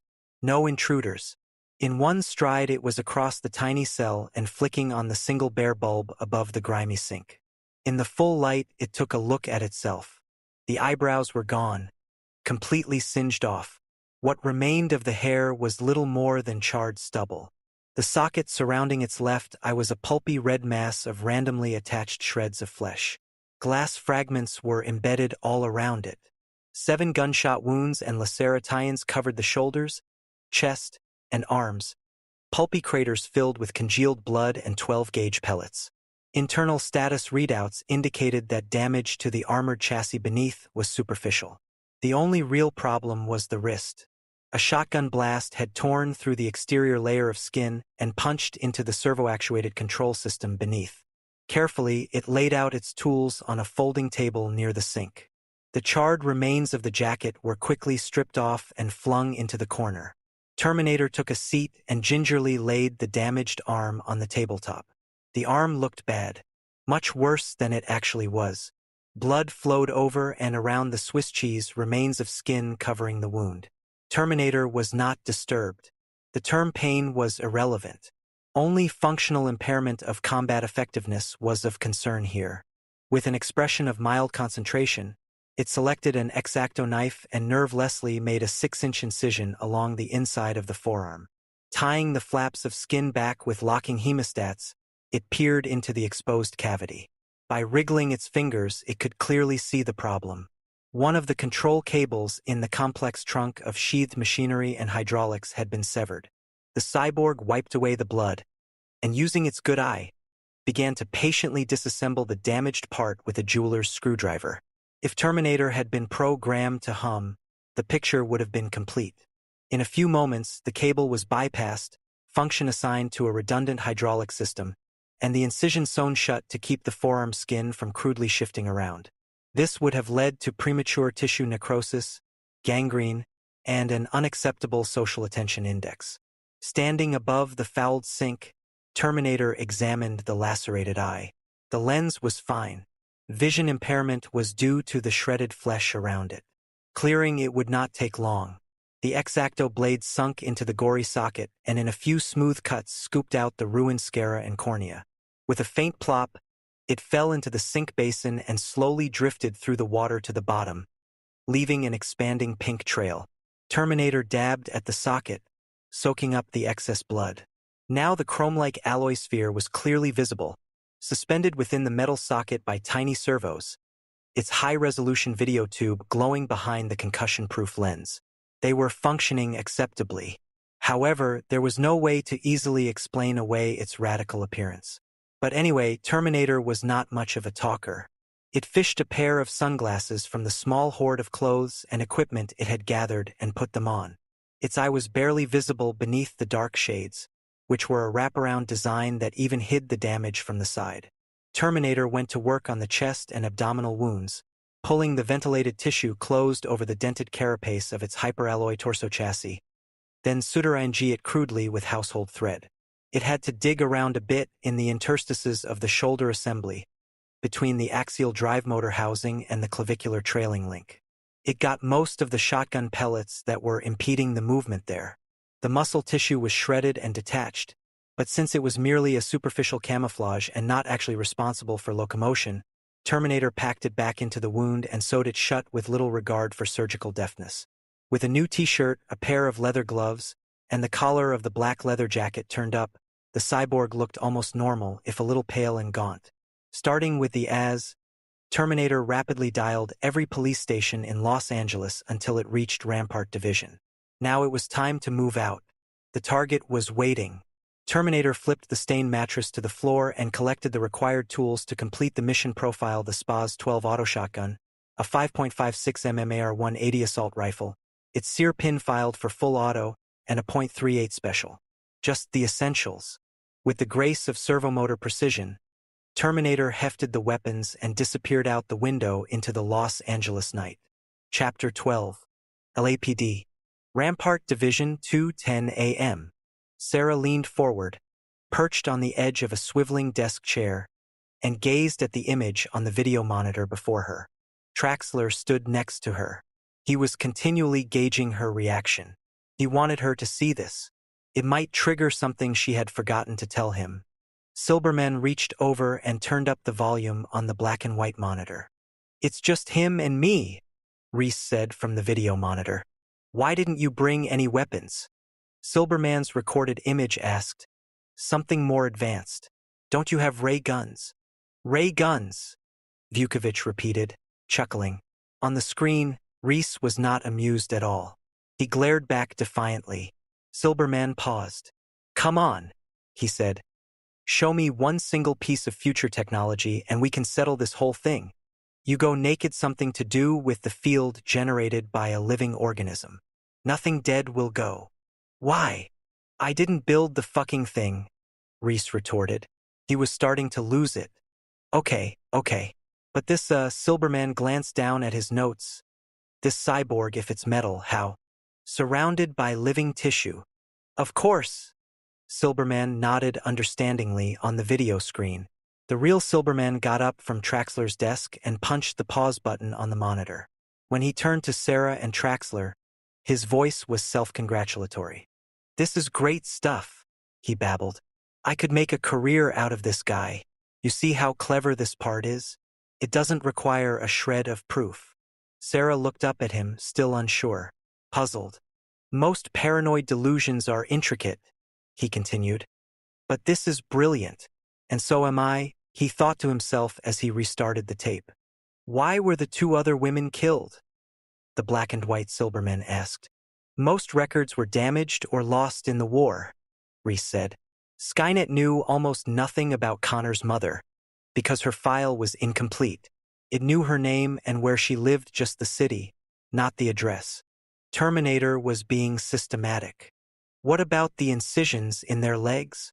It was the only physical identification left in her records. Sarah had a metal pin surgically implanted in her leg. What Skynet didn't know, what Terminator doesn't know, is that she doesn't have it yet.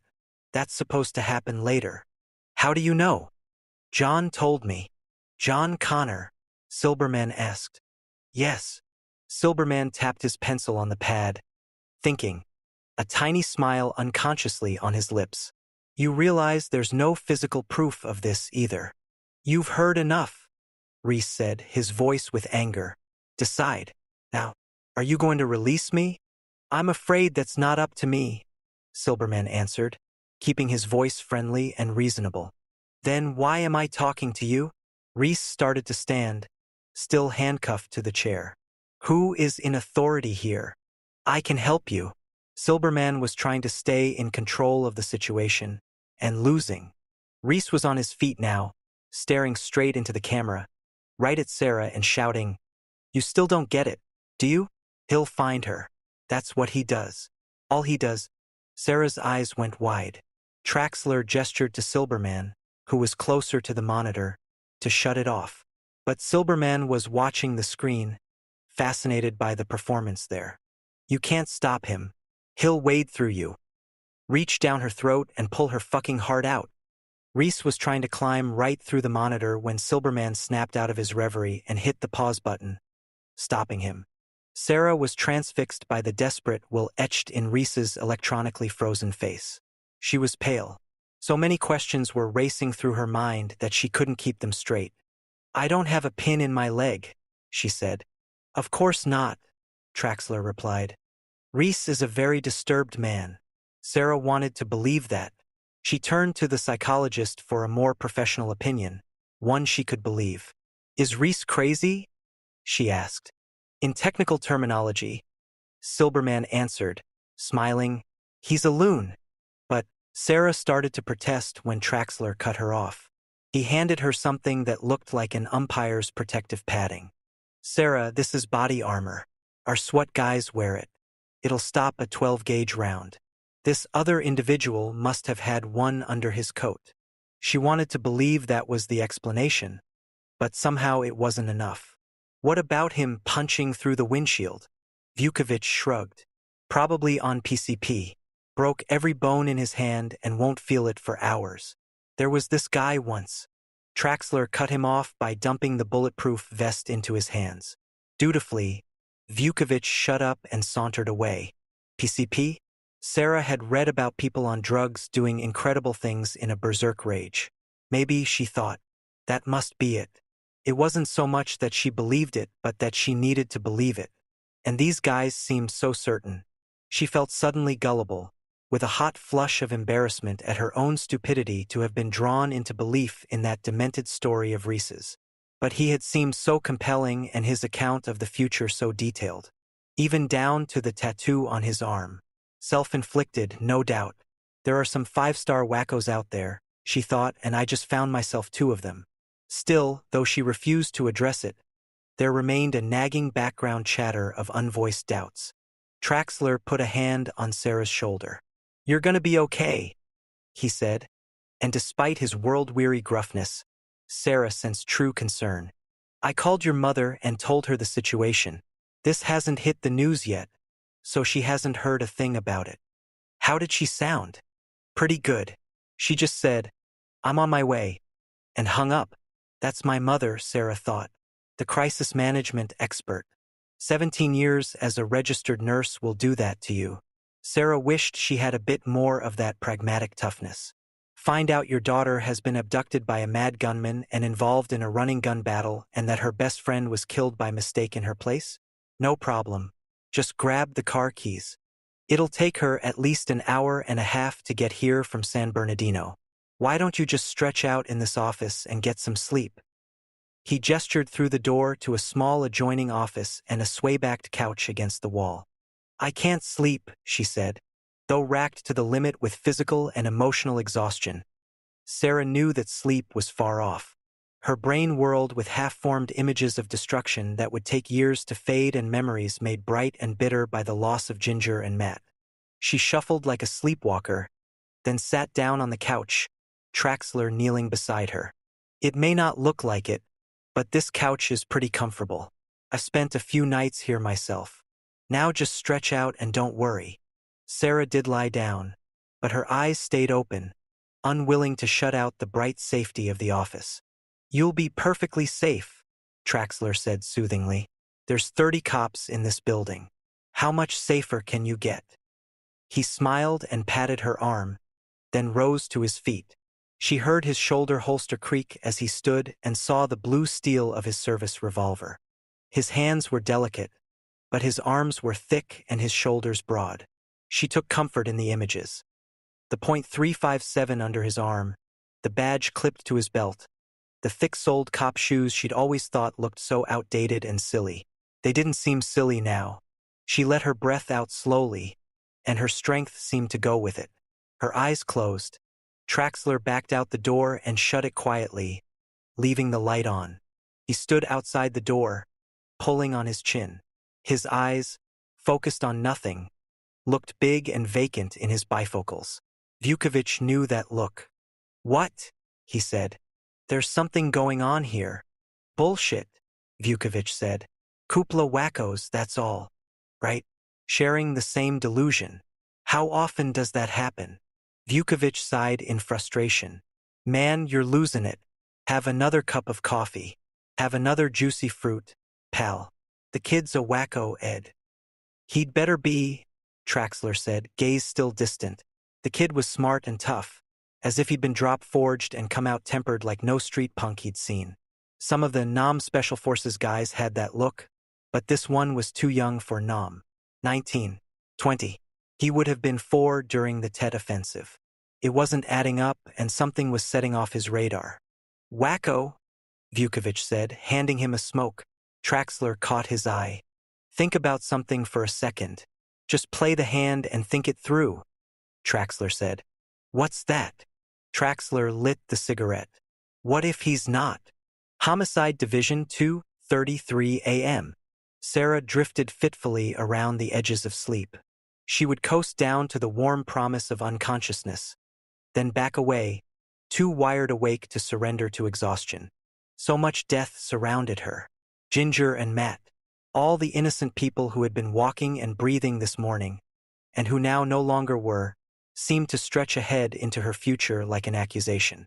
It all belonged in someone else's life, not hers. Why were 2 women with her name killed in her place?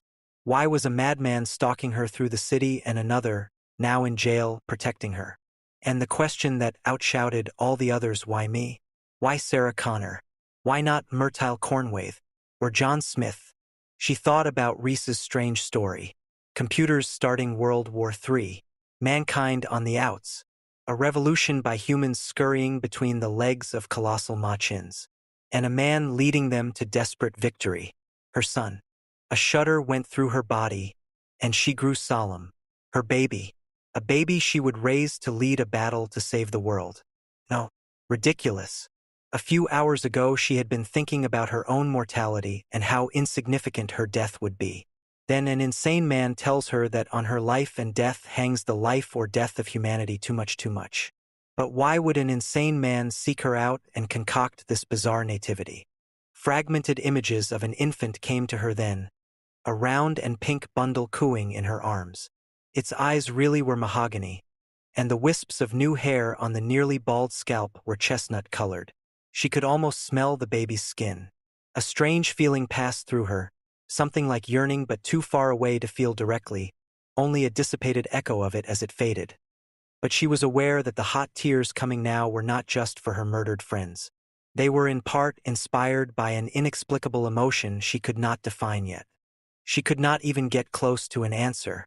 She needed not to think for a while. Not about Reese and his psychotic visions. Not Ginger and Matt, or what being a mother might be like. The last thought she was aware of was a kind of half-formed prayer that Reese really was insane. It was a prayer that would go unanswered. Silberman tapped on the plexiglass partition next to the bulletproof glass booth enclosing the night desk sergeant. The sergeant, Eddie Rothman, glanced over at the psychologist, then pressed the little red button below the top of the counter. There was an annoying buzzclack as the electric bolts on the stainless steel security door slammed back. Silberman stepped into the lobby, mumbling a distracted good night to the sergeant. He was nearly out the door when his reverie was disturbed by the staccato beep beep beep beep of his pager. He noted the number on the digital readout. His home number. That would be Douglas calling to see when he'd be home. Silberman, wide awake and feeling aggressive, hoped that Douglas would still be up when he got there. If he hadn't looked down and flicked off the beeper, he might have seen the big man who came through the door. Then he might have noticed that he was wearing sunglasses at 2 o'clock in the morning. He might have noticed that there was a lot of damage to the man's eye behind them, and that there was the faintest red glow in the pupils, like something you might expect from a cyborg from the future. Silberman might have saved a lot of lives if he had looked up before stepping out of the station. But he didn't. He went out the door. Terminator walked purposefully to the desk sergeant and patiently waited until the man glanced up from the pile of paperwork before him. "Can I help you?" Sergeant Rothman asked in a very bored voice. He noticed the big man's nasty pallor. Rothman was sure that behind those sunglasses were very dilated eyes. Another junkie, he thought to himself cynically. "I'm a friend of Sarah Connor," Terminator said flatly. "I was told she is here. Can I see her, please?" "No, she's making a statement." "Where is she?" Terminator asked slowly, in case the man on the other side of the glass was having trouble understanding the request. Sergeant Rothman tossed down his pencil and glared laconically at the big man. "Why do they always wander in on my shift?" He pondered. "Look, pal," Rothman began like an impatient schoolteacher. "It's gonna be a while. You want to wait. There's a bench." He adjusted the thick glasses on his nose and returned to his paperwork. Terminator took a step back, not in the least perturbed at the sergeant's rebuff. Not at all. He scanned the booth, noting the thick, probably bulletproof glass. To the side was a heavy steel door, the entryway. Beyond were various rooms and offices, and somewhere inside was Sarah Connor. Terminator politely stepped back up to the booth and rapped on the glass. "I'll be back," it said. With that, it turned around and unhurriedly strolled out the front door. Behind the lobby, deep in the maze of hallways and offices, Reese was being escorted by Vukovich and another plainclothes detective to a holding room where he would await transfer to the psycho ward at County General for further evaluation. His worst fears were coming true. He had given away everything and received nothing in return. Tactically stupid. The price was going to be Sarah's life and the lives of millions yet unborn. John had been right, trust no one. Depend on Nathanji. It was time to get her out. For the next few moments, Sergeant Rothman absorbed himself in the meticulous task of filling out duty reports. If he had been more alert, he would have noticed a pair of headlights swiftly approaching the front of the station. Like Silberman, he allowed his petty concerns to distract him from life's essential data. Unlike Silberman, he would not live to regret it. As the headlights of Terminator's stolen Chevy Impala charged toward the glass entrance, Rothman squinted into the blasting glare. He chose as his final act to say the words, "Oh shit," statistically the most popular last words in violent deaths. 600 pounds of plate glass exploded in an opaque white storm as the four-wheeled juggernaut tore into the lobby, tossing broken beams and other debris like a wave before it. The car charged up to Rothman's booth and punched through it at 50 miles an hour. Both the booth and the sergeant were crushed together into an indistinguishable mass and driven through the wall behind. At the other end of the building, on the couch in Traxler's office, Sarah was jerked awake by the distant crash. She blinked her bleary eyes and tried to place the sound. Terminator's Chevy, dragging half of the lobby behind it, slid to a halt about 20 feet inside the main station area. In a flash, the cyborg kicked out the shattered windshield and leaped onto the Impala's hood. In one hand was the AR-180, in the other the SPAS-12. Brandishing both like pistols, Terminator dropped to the corridor floor and began hunting. The first casualties were a pair of 6-year veterans who stepped into the hall to see what the hell was happening. One of them still held the cup of coffee he'd been sipping. Terminator nonchalantly squeezed off a couple of rounds from the AR assault rifle and ended their lives in a shower of plaster and blood. Sarah now heard the faint but unmistakable sound of gunfire echoing back to her. The seed of apprehension she had felt upon waking was now blossoming into full alarm. Terminator stepped over the two very dead officers and continued forward without breaking stride. It glanced into the room they had run out of empty. Rolling up to the next door, the cyborg tried the handle. Locked. The big machine took one step back and kicked it in. When his office door flew open, the man behind the desk was desperately reaching for his revolver and jumping out of the chair. 3 feet away was another door. An open door. If I can just reach it, the officer thought. He saw Terminator raise the AR-180 as he ducked through the door. Safe, he thought. Terminator's computer-enhanced vision tracked the cop as he dashed around the wall. Behind its infrared eyes, Terminator's microprocessor still saw the target in animated outline, a probabilistic extrapolation of the officer's movement based on his trajectory and speed. Terminator lined up the barrel of the AR-180 with a point on the wall about 6 feet from the door and fired. The 5.56 mm slugs passed through the drywall and tore large holes in the cop's chest and lungs. He died a very surprised young man. The shots were still echoing when Traxler flung open his office door, startling the hell out of Sarah. She instinctively jumped back before recognizing the lieutenant. Traxler and Sarah stared at each other for a second. He gave her an expression as if to say, "I know what you're thinking, but you're wrong." However, he could tell from Sarah's expression that she was in no mood to believe him. All he said was, "Stay here." He locked the door from the inside and slammed it shut, leaving Sarah alone. All over the building, cops were running, guns drawn, passing frightened glances to each other and shouting questions. Controlled panic had seized them. The sound of automatic weapons fire in a police station brought out the worst nightmares in any officer. And now they were all having the same bad dream at once. Terminator rolled like a death harvester up to the end of the hall and turned left. It was flinging open doors and blasting cops out of existence in a steady, regular rhythm. Halfway down the corridor, the cyborg encountered the station's main electrical panel and ripped the cover panel off the hinges. Quickly scanning the interior, Terminator spotted the hose-like 440-volt incoming line and viciously ripped it loose. A mini explosion of sparks and live current enveloped the cyborg, arcing back into the hall. It casually smashed open a small junction box and fed all 440 volts directly into the lighting circuit. Every light in the building, 134 overhead fluorescent tubes, exploded simultaneously, throwing the already chaotic station into darkness. Sarah happened to be standing directly beneath one in Traxler's office when it disintegrated with a nerve-shattering bang. The room fell into darkness that did nothing to steady Sarah's attempts to remain calm. The gunshots had increased in number and volume.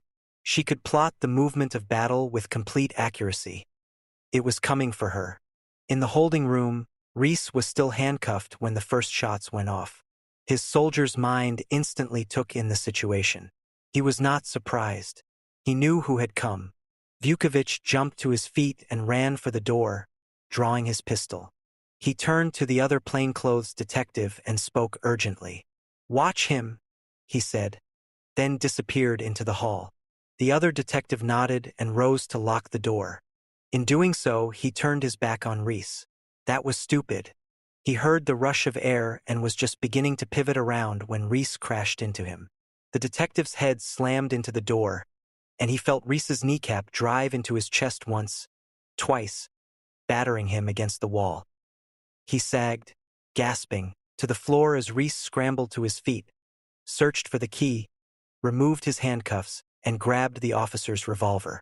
Traxler was already inside the armory when Vukovic reached it. He and his partner exchanged grim glances. Secretly, they were both thinking the same thing. Reese's playmate is here. But neither of them were ready to admit that one man could be causing all this havoc. Traxler silently grabbed an M16 assault rifle and tossed another to his partner. Without a word, they ran into the hall toward the sound of gunfire and screams. Terminator's room-to-room search led down another corridor. The SPAS 12 blasted the first open door. Rapidly, the man-slash-machine scanned the interior, failed to locate the target, and moved on. Next door. Blast the lock. Scan. Nothing. Move on. The pattern was fixed but fluid enough to react to any unforeseen obstacle or threat. A group of uniformed officers stumbled into the hall and took aim at the target lumbering steadily toward them. 6 pistols erupted at once, punching holes into Terminator's chest, arms, and legs. It glanced over at them, then casually raised the AR-180 and blew them away with precise, discrete bursts. The shots seemed to be just outside the door to Sarah's untrained ears. She wasn't wrong by much. Her eyes darted around the tiny room, looking for a place to hide. "Don't panic," she ordered herself. "Do something." A memory from her childhood shot into her conscious mind. Whenever she had wanted to hide from her father's angry voice, she would run to her room and crouch beneath her little white desk.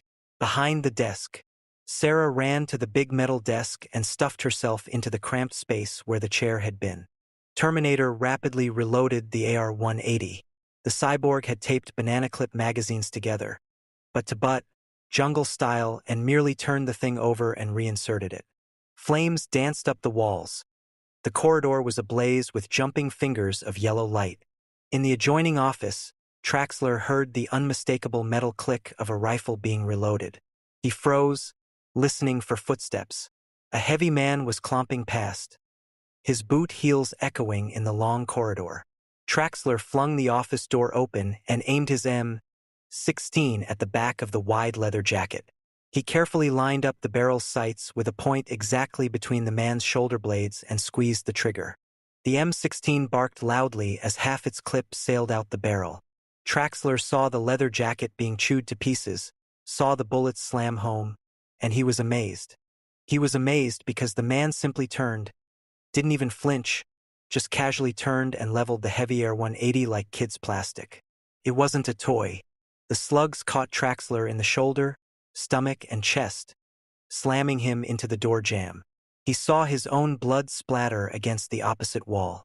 Slowly he slid to the floor. The explosions in his chest began to diminish in intensity. There was a loud buzzing in his ears. The last thing that Traxler realized was that Reese wasn't crazy at all. Vukovic leaned down and stared in disbelief at the shattered remains of his boss. Outrage boiled up, making him jump, foolishly, into the corridor and aim his rifle at the retreating figure of Traxler's assailant. "Hey, you!" he shouted angrily. The man spun around and stood there, accepting Vukovic's fire like thank yous. Much to Vukovic's amazement, the big man hefted a shotgun in one hand and blasted him into the next world. Terminator moved on. Sarah jumped as a loud rattle broke the new silence. It was the doorknob. Someone was trying to get in. Her teeth were chattering with fear as she peered over. The top of the desk. A large silhouette was visible just beyond the opaque glass door. It was him. She knew it. Sarah ducked back under the desk. Raw terror was creeping over her. These were to be the last moments of her life. There was a loud crash of glass. Someone punched through the door's window and reached inside for the lock. The door flew open, and a single pair of footsteps ran in. Sarah closed her eyes. Nothing happened. "Sarah?" A voice cried out. It was Reese. Without a second of hesitation, Sarah scrambled out from beneath the desk and ran to him. Reese was even more relieved than Sarah. She was alive. The mission was still alive. He grabbed her hand, and they raced into the hall. The fire that had begun in a single room at the front of the building had spread, threatening to engulf the entire station. In the hallway that Reese and Sarah raced through, smoke was billowing all around, accompanied by the screams of dying men. Reese had an iron grip on Sarah's hand as he flashed through the bullet-shattered rooms. He was keeping out of the open hallways. That's where all the bodies were. And that's where Terminator was prowling. Reese was used to fighting room to room and in small rat-warren tunnels. This was his territory. The fire was raging now, eating the station whole. Reese knew that, in a few seconds, the heat alone would kill anyone still inside. He plowed through a padlocked door into a supply room and saw the parking lot through its window. Reese smashed it open, grabbed Sarah, barely conscious from all the smoke, and stuffed her through. Terminator felt the temperature rising. Very soon its skin would start to blister and die, though with its cover abandoned, that didn't matter much. The gunfire had abated. There were no more things to kill, and still it had failed to locate the primary target. The cyborg began to consider the various scenarios of her possible escape when the faint sound of an automobile starter motor whining came through the roar of flames. Instantly, Terminator realized where the target was. Dropping the empty shotgun, it ran to the rear exit door. When Terminator reached the parking lot, Reese had already hot-wired the red Pinto and was racing toward the driveway. He saw Terminator standing, backlit by fire, in the open doorway. "Get down!" he shouted to Sarah. Terminator carefully aimed the AR assault rifle, taking into account the car's speed and tangential course. It fired 3 quick shots before the gun emptied and the target passed from view around the building's corner. Reese and Sarah were lucky. The first bullet hit the left fender, just behind the headlight. The second passed over the top of the engine. An inch lower and the Pinto would have been dead. The third slug punched into the driver's door and sliced through something soft before embedding itself, harmlessly, in the floor mat. For the next hour Reese drove with total concentration, pausing in his vigil of the road only briefly to observe Sarah's condition. She had been near hysterics when they left the parking lot and charged down Alameda toward Interstate 10.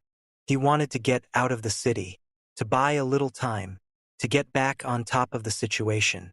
They headed east on the 10, away from the coast, away from the smoking bodies and the nightmare on legs that Reese knew would be coming after them. Reese was traveling blind, merely putting distance between them and the carnage at the police station.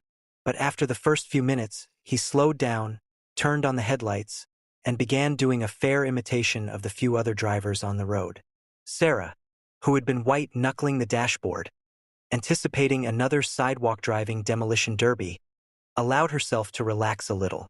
But she was still too numb to speak and rode in silence while Reese concentrated on escape and evade. "I'm glad you're alive," Reese said without turning. His tone was so earnest. It reached her, and she silently agreed, relaxing more as the shock and adrenaline wore off.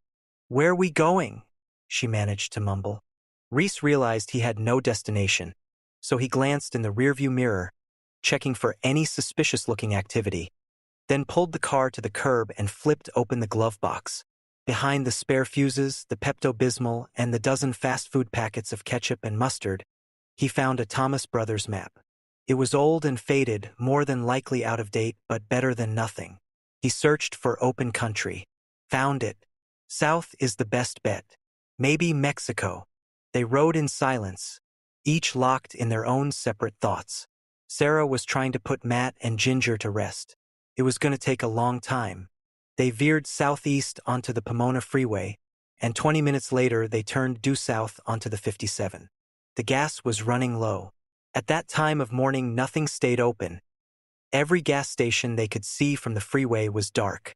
Heading through the hills north of Brea, where the freeway cut through the green slopes like a silver ribbon, the Pinto's engine began to sputter. Reese coasted to the first off-ramp he spotted, Brea Canyon Road, and drifted down it until they rolled onto the soft ridge of the unlighted canyon highway. He and Sarah wearily climbed out, Sarah under mild protest. She saw no reason to sleep in the open when they had the perfectly good car in their hands. But Reese knew better, and Sarah knew at least enough not to argue with him. He removed a first aid kit and flashlight from the trunk of the car. Then she helped him push the vehicle to the edge of a stand of trees dotting a gentle slope. With a heave, they launched the Pinto down the slope into the darkness where it could not be seen from the road. Chapter 13. Brea Canyon Road, 3:31 a.m. Sarah was watching Reese closely.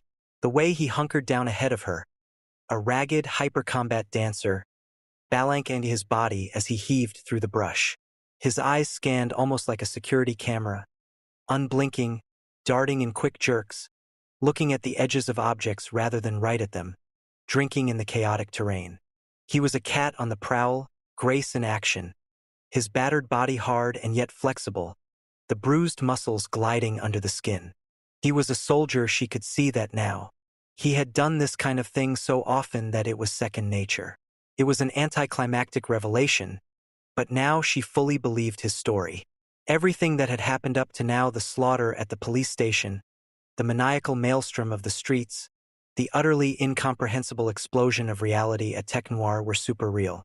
Somehow, in the police station, her mind had disconnected from her body, and now it was a calm, simple observation of Reese's professionalism in the field that caused her to reconnect and accept the truth. A robot from the future was trying to kill her. Sorry, cyborg, Sarah corrected mentally, as if it mattered. A killing machine in the shape of a man had cut through 30 armed policemen like one of the harvesting combines that thrashed through fields of wheat. It had been hit by numerous bullets and kept on coming.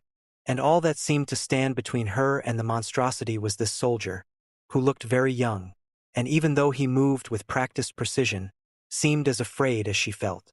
They came to a concrete drainage culvert under the 57 freeway, forming a dark, smooth-surfaced cave for them to huddle in. Reese aimed the flashlight he had taken from the car into the interior. The floor was wet with brackish green-skinned water.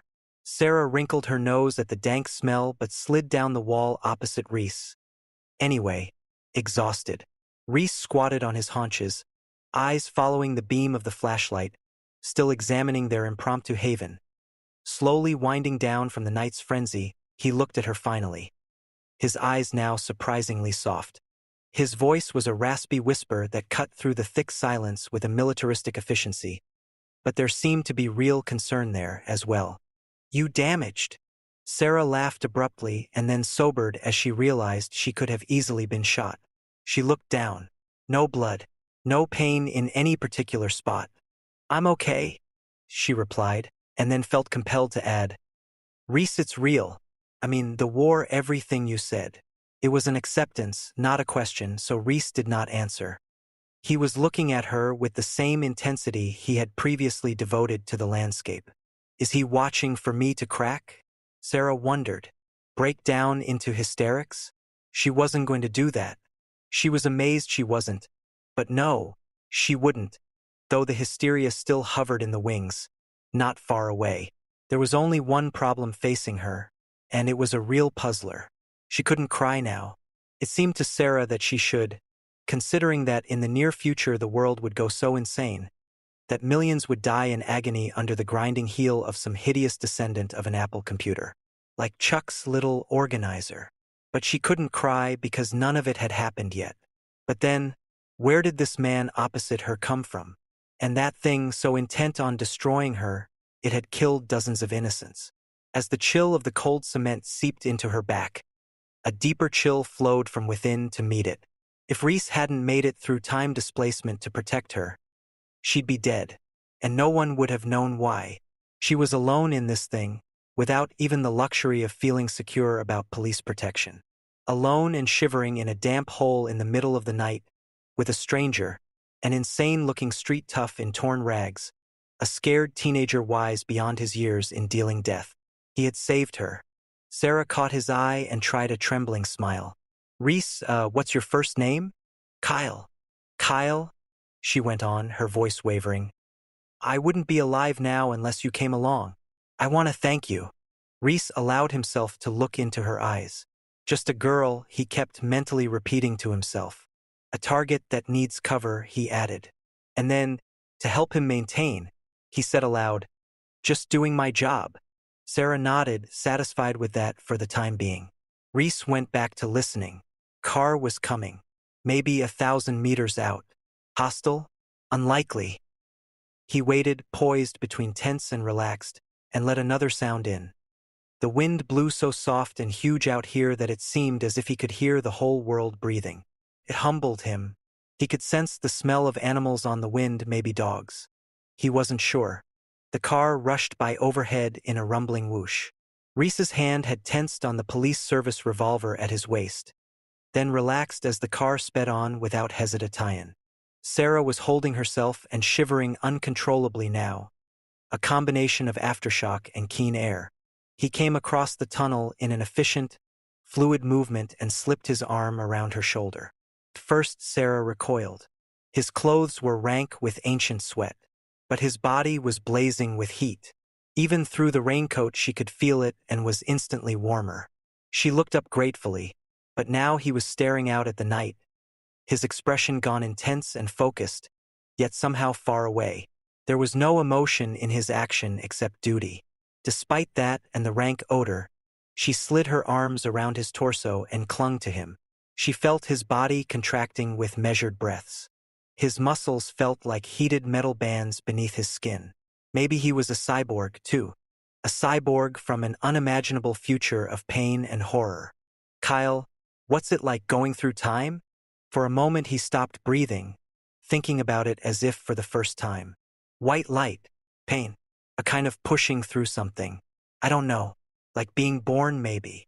Then she felt something like thick hot coffee trickling down her arm and pulled back. She grabbed the flashlight from him and aimed it at her hand. Blood. Oh my God! Reese looked down at the blood oozing from his arm, as if he were remembering an unpleasant dream. "I caught one back there." Sarah didn't get it for a second. "Caught one? You mean you got shot?" He nodded. "It's not bad. Don't worry." She put the beam on his arm. There was a tiny hole in the raincoat like a cigarette burn, but the whole upper arm was slick with blood. "Are you crazy? We gotta get you to a doctor." "Forget it." Sarah gingerly opened his raincoat and pulled it off his shoulders. "Here, take this off." Reese carefully removed the coat and looked at the wound with suppressed relief. He had thought it was bad, really, and just didn't want to look. "See," he said, "passed right through the meat." Sarah stared at the tiny hole neatly punched into his tricep, still oozing blood around a clump of navy blue fabric that had been driven into the wound from the raincoat. Reese gently turned the muscle in the wavering flashlight beam, and Sarah saw the larger and more ragged exit hole. Despite all the violence of the past few hours, this was her first real look at what a bullet did to human flesh. It was both appalling and fascinating, mostly appalling. The wound needed dressing, and she was elected. That was why Reese had handed her the first aid kit. Get to work, she thought.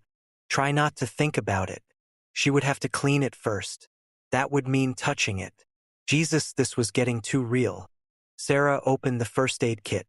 Bandages, ointment, pills, gauze, peroxide, swabs. This stuff was for scraped knees, not bullet holes. She grabbed the cotton swab and edged closer to him. He watched her, fascinated and amused. Jesus, this is gonna make me puke. Talk about something, would you? Anything, I don't care. What? Sarah almost laughed. She had a billion questions she wanted answers to, like her son. She had a child, he had said, or would have, will have had. They didn't make tenses for this situation. Tell me about my son. Is he tall? About my height. He has your eyes. She started soaking the blood out of the wound, and he winced, then motioned for her to continue. As gently as she could, Sarah went back to work, biting her lip and concentrating on his words so she wouldn't upchuck all over his arm. It's hard to explain him. Do you trust him? He's got that strength of will. You know, he could do anything once he decided that was what had to be done.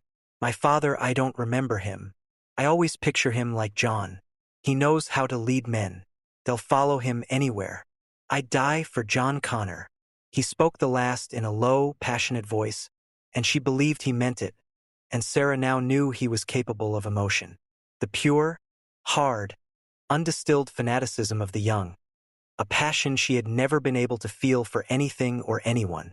At least now I know what to name him, she chuckled. It was a joke, right?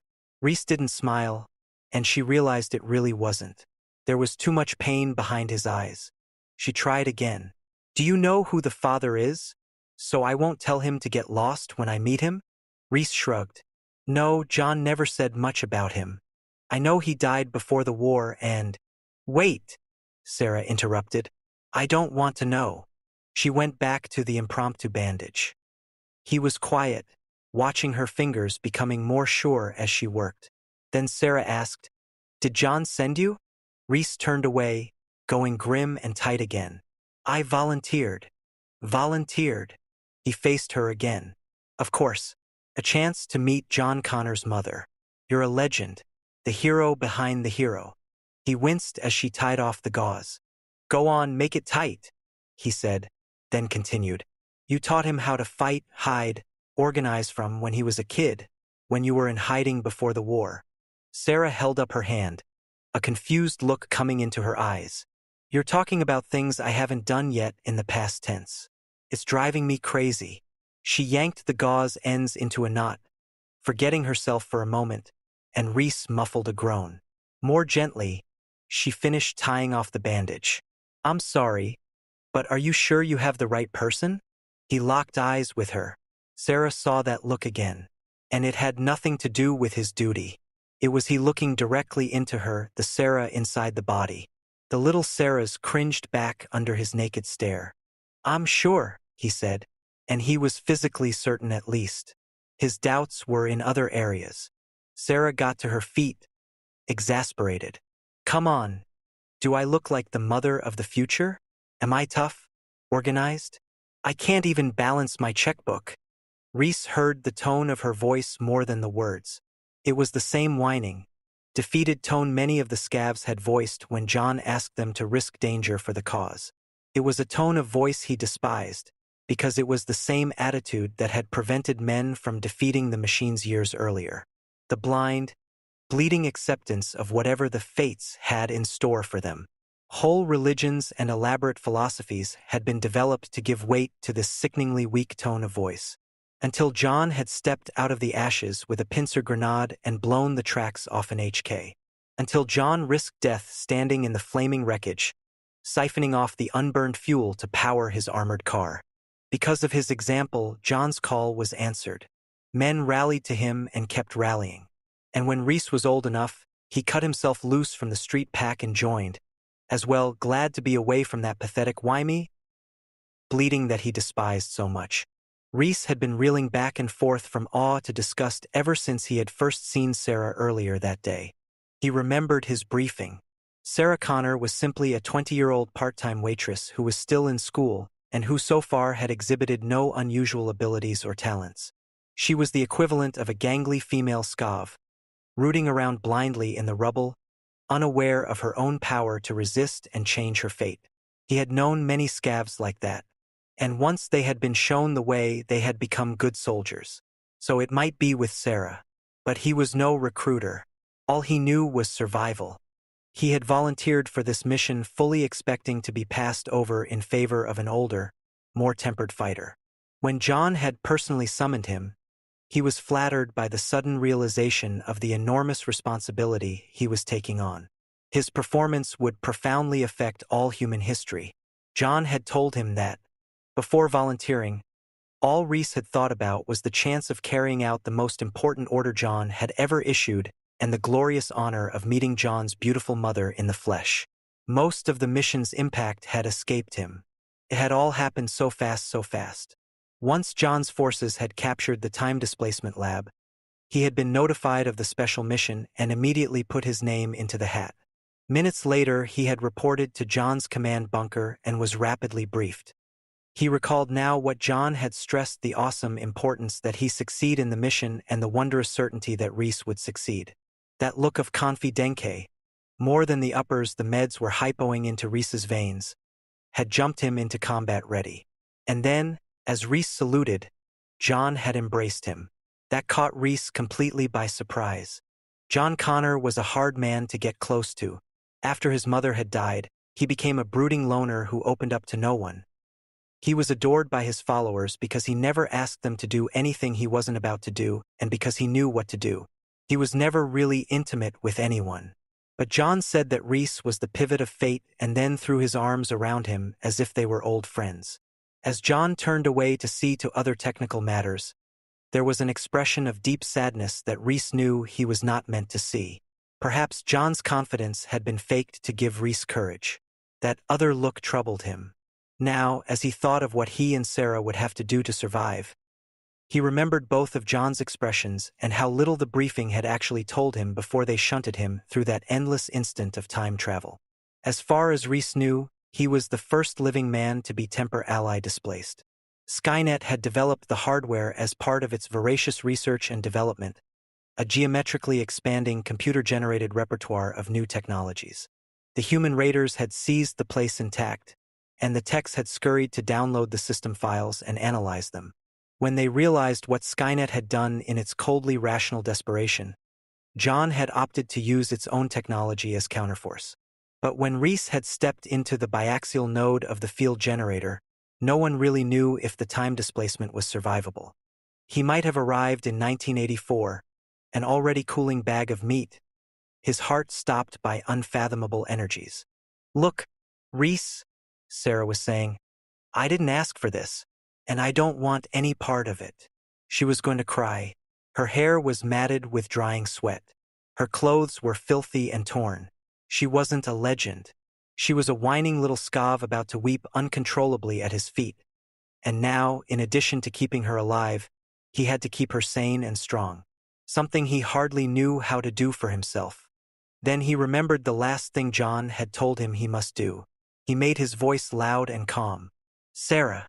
She stopped pacing like a cornered animal and faced him. "Your son gave me a message to give to you. Made me memorize it." She froze in position, blinking, not knowing what to expect. Reese went on, his voice softer, a hint of the original speaker's love behind the rote repetition. "I never got a chance to thank you properly for your love and courage through all the dark years. I can't help you with what you must soon face except to say that the future is not set in stone. I have seen humanity rise up from defeat, and I have been privileged to lead the way. You must preserve our victory. You must be stronger than you imagine you can be. You must survive or I will never exist." Reese could see her calming down. The words were washing over her. He hadn't meant to let so much of his own feelings spill through, but it was all right because she seemed to be responding.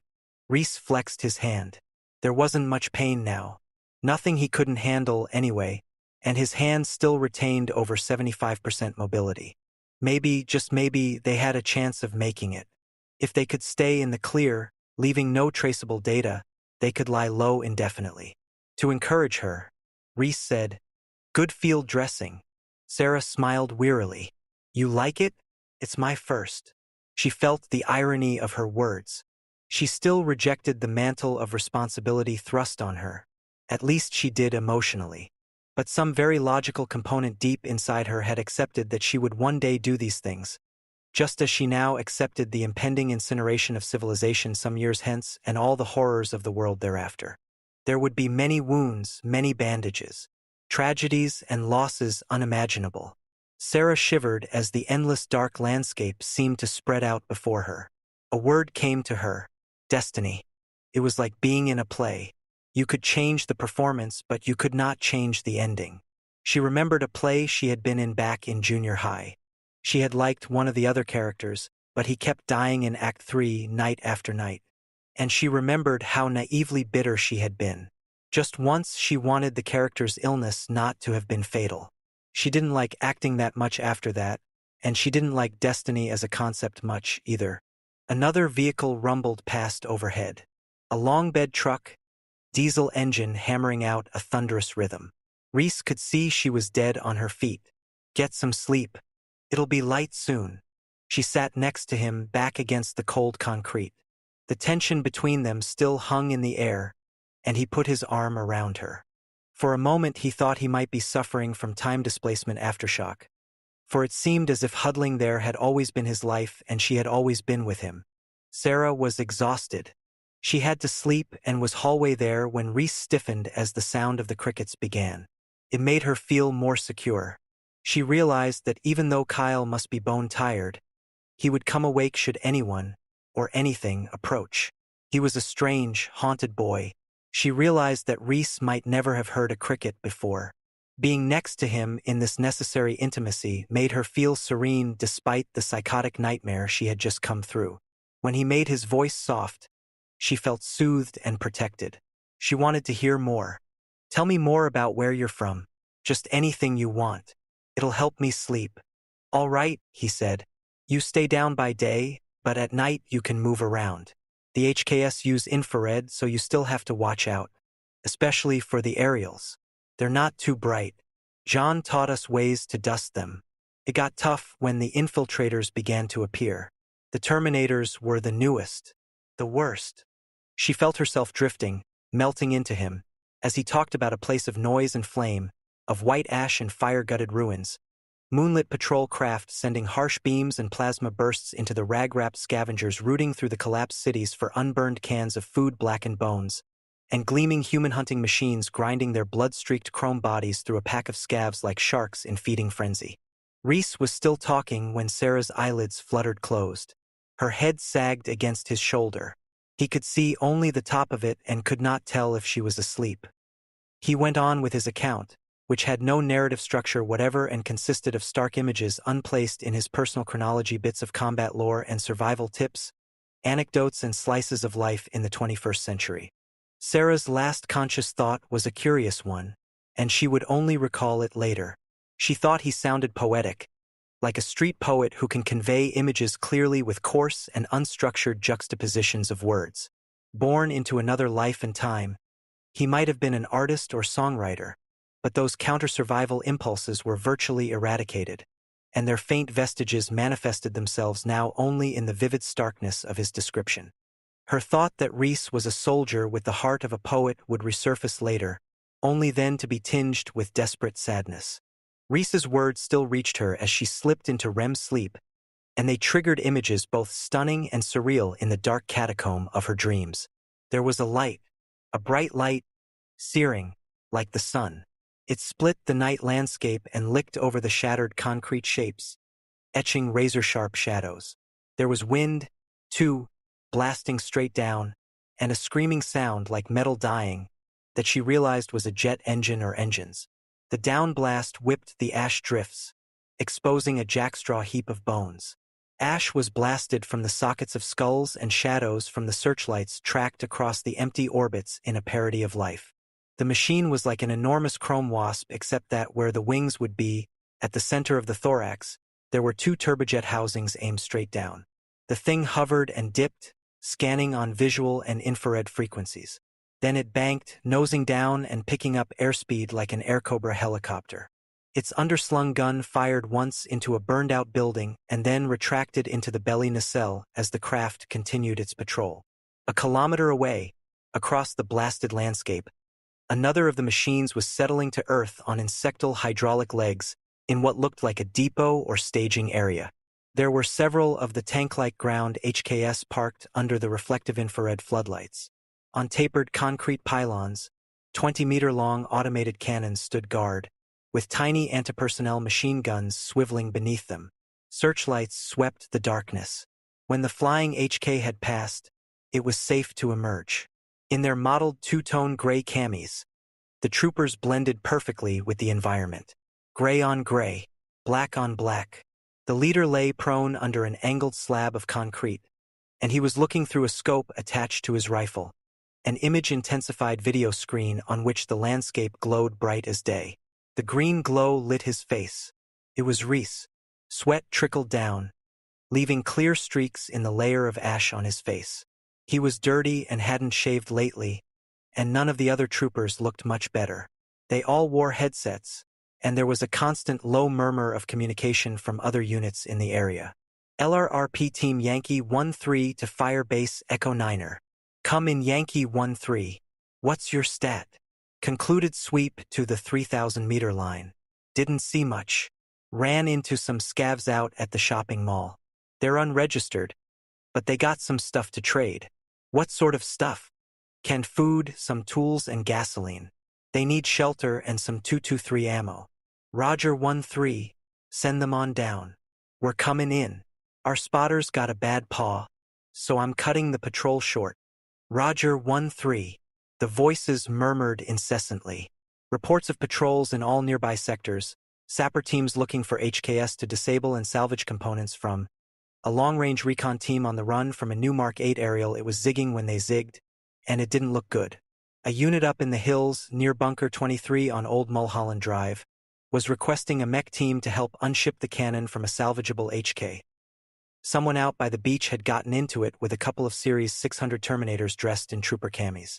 The result was 1 deader, 3 for the medevac, and 2 burning Terminator chassis. Their spot tur, a Beagle, had bought it as well, and the team leader was disconsolate, and so on. Reese signaled a move, and the unit descended through a manhole hidden by debris into a stairwell that led downward. Sarah's mind's eye moved with them as they trooped wearily into the earth, down level after level, guided by a flashlight beam. For levels below the surface, Reese pounded on a crudely welded steel door with the butt of his rifle. Once, twice more, then once again. A steel plate grated as it slid aside, and a sentry's eyes appeared at the slot-like opening. Reese, Kyle, in. The door clanged and rolled open before he finished. Reese entered. Warmth, fire smoke, and cloying human body smells assailed him. 3 armed sentries stood inside, weapons raised. Reese held his hand out to be sniffed by the 2 sentry dogs, a shepherd and a Doberman, probably the most well-fed creatures at the fire base. Their tails wagged, and Reese was past. Still human. The sentries stepped back, relaxing the grips on their Westinghouse M25s. Reese's squad entered, signed in at the duty station set up on an old card table, and then separated into the labyrinth. Firebase E9. It had once been D-level of the parking structure under the ABC Entertainment Center in Century City.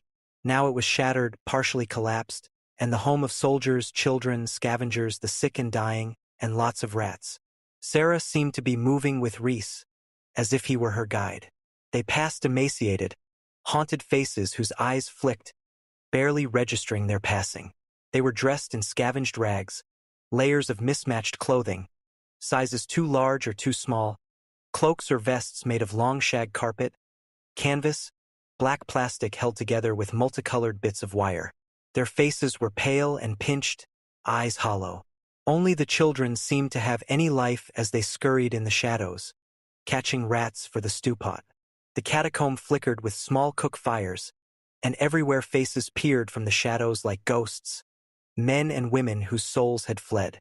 They were living in the hulks of cars, steel trash dumpsters turned on their sides, or maybe just behind a ragged blanket hung on a wire. Some of the older faces showed scarring from flash burns received during the war. Their flesh melted and bubbled like burned cheese. A thin wail drifted from somewhere in the darkness, and from a niche nearby a mindlessly repeated dry sobbing droned on and on. It was a walk through hell, and Sarah was torn between an overwhelming urge to flee and the intense desire to help in any way she could to ease the desperate suffering. As she walked among them, she reached out, as if she could crush them to her breast and make them well. All the poor nuclear children. But it was as if she were the ghost because they looked right through her. She wasn't there. Not yet. Reese and Sarah approached a group of men huddled around a transmitter base station under a bright fluorescent light. Reese saluted as he passed. There was a lot of brass. Some he knew and some he didn't. Several captains, 2 majors, and a figure seated with his back to them flanked by guards. He wore a black beret with a general's star pinned to the side. Only one man in the motley guerrilla army that spanned the globe wore a black beret like that. John had come to this fire base the previous night to organize a raid on the nearby automated factories. It was known that Skynet produced the chain-fed plasma cannons used in the Mark 7s and 8s. A big raid scheduled 3 days hence. Reese was looking forward to it. One of the lieutenants had mentioned that Reese might be up for a transfer to Connor's personal unit, and John himself had actually spoken to him shortly after arriving. It had been a curious meeting, with Reese feeling self-conscious as Connor gave him a slow, careful scrutiny. It was as if Connor had been sizing him up in some way beyond the ordinary evaluation of an officer. Whether Reese was wanting was not revealed in Connor's eyes. "Carry on, Sergeant," the general had said, and turned away. It was always that way with John, and although Reese had served in action with him several times, the man remained an enigma. Now, surrounded by his staff, John was coordinating a dozen major offensives throughout the world via his mobile telecommunications unit. Reese had been told that they actually pirated channels off Skynet's own satellites, knowing the enemy would destroy anything men could put up there, but that it couldn't afford to destroy its own global relay system. Reese didn't have a clue how that stuff worked, but that wasn't his job, anyway. Sarah saw the men crowded together in a pool of light. She saw the figure in the black beret as 2 of his aides stepped aside. His back was to her. His broad shoulders drooped wearily, but his hands moved with sure strokes, indicating actions on a battle map. She could hear his voice but not the words, and she wished he would turn. But the aides moved together, and he was blocked from view again. She wanted to go to him but found it impossible. It was something she wasn't to see. Reese moved on and found a place to bunk down for a few hours, a half-burned leather couch. He unbuckled his web belt, then unslung his rifle and laid it across his knees, keeping his hand on it. "My lover and my best friend," he said to her, patting the buttstock of the M25. "We always sleep together." Sarah sat beside him on the couch. He leaned back, his body leadened. Opening a zippered pouch, he removed a small, flat, plastic rectangle. It was a crumpled Polaroid photo, but she couldn't see the picture. As Reese studied it, his gaze grew soft and distant. He held it motionless for a long time. Reese glanced up as he heard the security door being unlocked and opened. Another patrol was coming through, visible in the distance under the dim portable fluorescence. 2 scouts. The dogs were smelling their hands. Then another man pushed through before the sentries could close the door. He was a head taller than the others and carried something bulky under his torn gray poncho. The dogs began barking furiously at the last man. The sentries were already going for their weapons. One was yelling, "Terminator! Terminator!" Reese hung frozen for a half second as the Terminator threw back its poncho and lifted the General Dynamics RBS 80 to fire. The weapon cracked, and the bunker was seared with light. Reese gripped the precious photograph in his teeth to free his hands and leaped up with his rifle, sprinting toward the action. A terrifying series of blinding pulses lit the bunker as Terminator sprayed the interior with lethal fire. Screams punctuated the concussive blasts, and a siren began its maniacal hooting. In the middle of the smoke and pandemonium, the Terminator was moving with frightening precision toward the command center. Connor was barking orders. Return fire was zapping all around the Terminator. Some ammo exploded. The scene became obscured by a fireball rolling across the low ceiling. Reese had been flung to the floor, beneath a rain of flaming debris. He rolled, stunned by pain, groping for his rifle. The photo had fallen nearby and lay burning amid some other debris. Sarah watched Reese looking at the Polaroid, his eyes glazing with shock as it shriveled in the flames. Now it was only impressions. Screams, running feet, power bolts lighting up the smoke like flashbulbs. A 6-year-old girl crying amid the chaos. The dogs whining and howling. One of them, the shepherd, snarling and biting at its own back, where the fur was ablaze. And in the middle of it, a relentlessly moving silhouette with glowing red eyes, its gun speaking death. The RBS-80 wheeled around, its massive barrel aimed right toward her. Sarah felt her stomach drop as she knew she couldn't dodge fast enough. She stared, paralyzed, for the microsecond before it fired, which dilated into a century. The red eyes fixed on her. Then white light blasted her being into mist. The dream had no place to go from there, so it stopped abruptly, like the end of a film flapping through a projector. Sarah moaned, coming half awake, and clutched at Reese, turning toward the warmth of his body. Then she subsided back into full sleep, this time without dreams. Reese felt Sarah stir, and it jerked him awake. He realized he'd almost drowsed off and went through a couple of quick mental exercises he used on long patrols to stay awake. The sky outside the culvert was beginning to lighten. He must have talked for a long time. He realized he'd probably said more words in an hour than in the previous 2 years of his life. Why he'd gone into such detail about that attack on the bunker, he couldn't immediately say. It was certainly a common enough occurrence, unremarkable from a military standpoint. He had been trying to give her an overview of his world, so it served as a bit of everyday life in AD 2029. Maybe the picture had something to do with it. The combination of the picture and Terminator and John's being there, somehow these elements made the whole thing vivid. John had given him the picture originally a year before, when they were hunkered down in a storm drain much like this one, and the ground shook from plasma bombs that poured artificial daylight in on them intermittently. John had taken a leather case out of his fatigue pocket, an old pre-war billfold, and from it he produced the Polaroid. What it meant or why Reese should carry it was never mentioned, and it still remained a mystery. Reese had recognized the face immediately, of course, for there were lots of pictures of Sarah Connor available, and some soldiers even carried them in battle for luck. But to have an original Polaroid meant a great deal more. He had carried it with him everywhere after that, even on bad missions where he was bound to get soaked to the bone or worse. The picture was seared into his memory as a result, though the image itself was enigmatic. She seemed to be sitting in some sort of vehicle. There wasn't enough of it in frame to identify. Her hair was different than now, though she seemed about the same age, maybe a little older. It was shorter and bound by a headband. Her features were slightly drawn, but there was a set to her jaw that radiated strength, and her eyes gave the impression of inner calmness. Her lips were curved in the faintest vestige of a smile, perhaps a smile of remembrance, but the overall effect was almost somber. The overcast sky added to that. There was something behind her out of focus. It was a long time before Reese had recognized it as the shoulder and flank of a dog. Probably a German shepherd, judging by the size and coloration. When he got to the part about Terminator entering the bunker while he was gazing at the photo, he had skipped over mentioning that it was a likeness of her. He had felt a rush of embarrassment, as if it would be an admission of some strange voyeurism to tell her. Even his pragmatic honesty couldn't overcome that. He thought of the explosion that had stunned him and how his first image, as his eyes refocused, had been of her picture burning nearby. When a Polaroid burns, it shrinks, shrivels, and distorts, although the image is still visible, melting and mutating. He glanced down at the real Sarah, lying now in his lap, lost in a troubled sleep.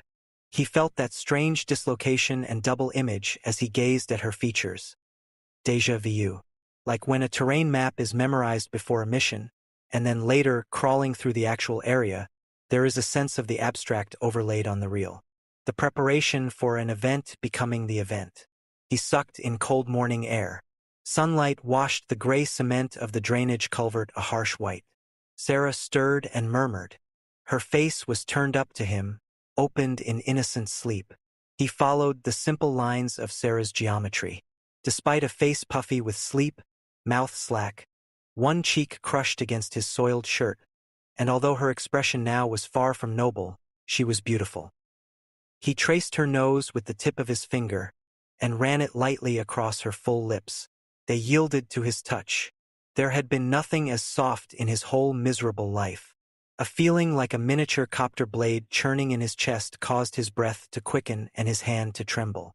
Reese's whole body was a mass of aches, but he didn't care. A nasty cramp was forming in his left calf. He ignored it. The feeling had gone out of the arm supporting Sarah. He hated that. She was in his arms, but he could only half feel her. He gingerly moved a strand of hair off her cheek. Sarah wrinkled her nose and sighed. He could feel the warm exhalation, Smell the sweetness. Reese clamped down, willed his head to clear. Sarah opened her eyes and focused on Reese. I was dreaming about dogs, she said, sounding puzzled. The dream was a churning blur of terrifying shadows. I told you about them last night, he explained. We used them to spot Terminators. At the mention of Terminators, Sarah rose completely to the now placid surface of consciousness and in memory looked back at the distant, choppy maelstrom she had passed through last night. Oh God, she said, but it wasn't a prayer. Brea Canyon Road, 9:02 a.m. Reese and Sarah climbed the embankment to the two-lane road. Birds flew overhead, then dove into the bushes at the bottom of the wash behind them.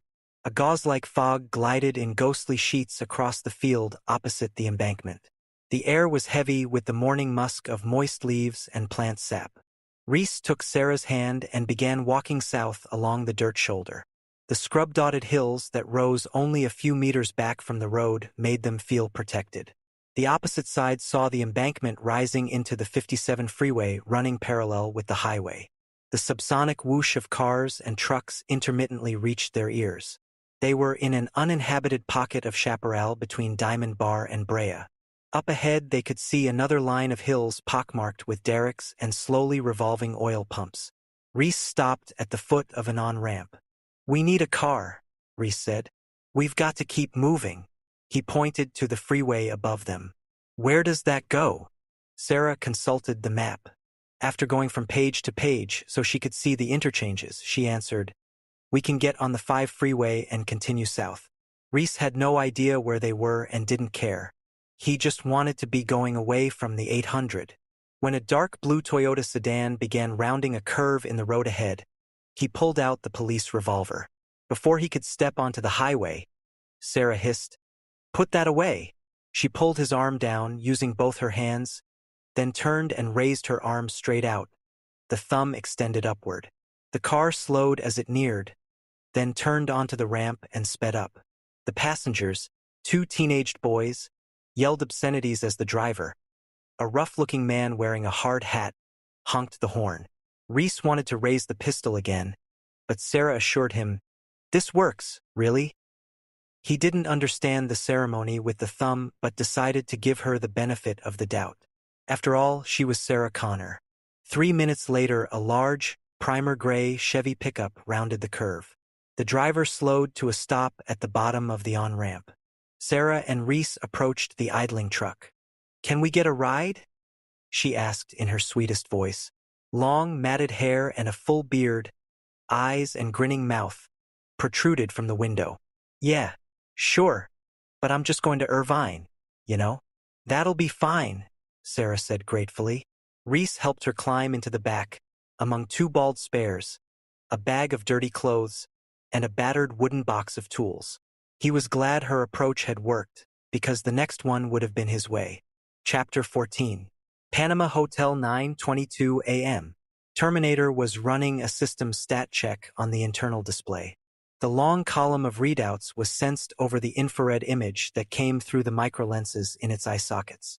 Internal damage was nominal. The chassis seals were intact, the interior hydraulics functioning at capacity. Only the outer skin of organic flesh was subnominal. A patch of scalp had been blown away, revealing chromed metal crusted over with a thin coating of dried blood. Skin dangled from the cheek, and the drive cables underneath, which moved the jaw, glistened in the tepid light. All over the cyborg's body there were bruises and abrasions, some of the latter putrid with gangrene. The circulatory system had been shut down when the tiny pneumatic pump that maintained pressure had been obliterated by a 12-gauge projectile. Terminator had already sewed up or crazy glued the most severe of the ragged tears and gaping bullet holes that pockmarked its body. But the flesh was not healing. The room was filled with the cloying odor of decay. Several flies had spiraled up from the open garbage dumpsters in the alley below and had come through the open window. Terminator was only vaguely aware of the insistent aerial assault. It only brushed a fly away if one crawled or flew into the eye socket and obscured the machine's vision. The rest feasted freely on the lacerations Terminator had not bothered to clean or repair. The internal stat check concluded on a readout of Terminator's power supply. Consumption rate was low, under 0.013, less than 1,000th of the total energy available. Where a man's heart would be shielded in a case-hardened subassembly inside the hyperalloy torso was the nuclear energy cell. It supplied power to run the most sophisticated system of hydraulic actuators and servomotors ever constructed, enough power to run the lights of a small city for a day. It was designed to last Terminator considerably longer, especially if intense activity was varied with conservation procedures. When Terminator dropped offline into economy mode, compact energy sinks collected and stored the excess. If the torso was breached and these vital power supplies disturbed, Terminator could be stopped. But the torso was triple armored with the densest alloy ever smelted. Terminator could keep operating at full power for 24 hours a day for 1,095 days. During that time, it would certainly have opportunities, like now, for economy mode, where power was cut to 40% of nominal function. The optical system switched to infrared only.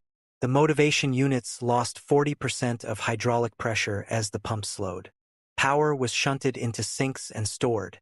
With conditions like those so far encountered on this mission, Terminator could operate indefinitely, plow through all opposition, and complete the target Elimina tie-in, then stagger programless through the nuclear devasta tie-in caused by Skynet and walk up to its machine masters to be programmed anew.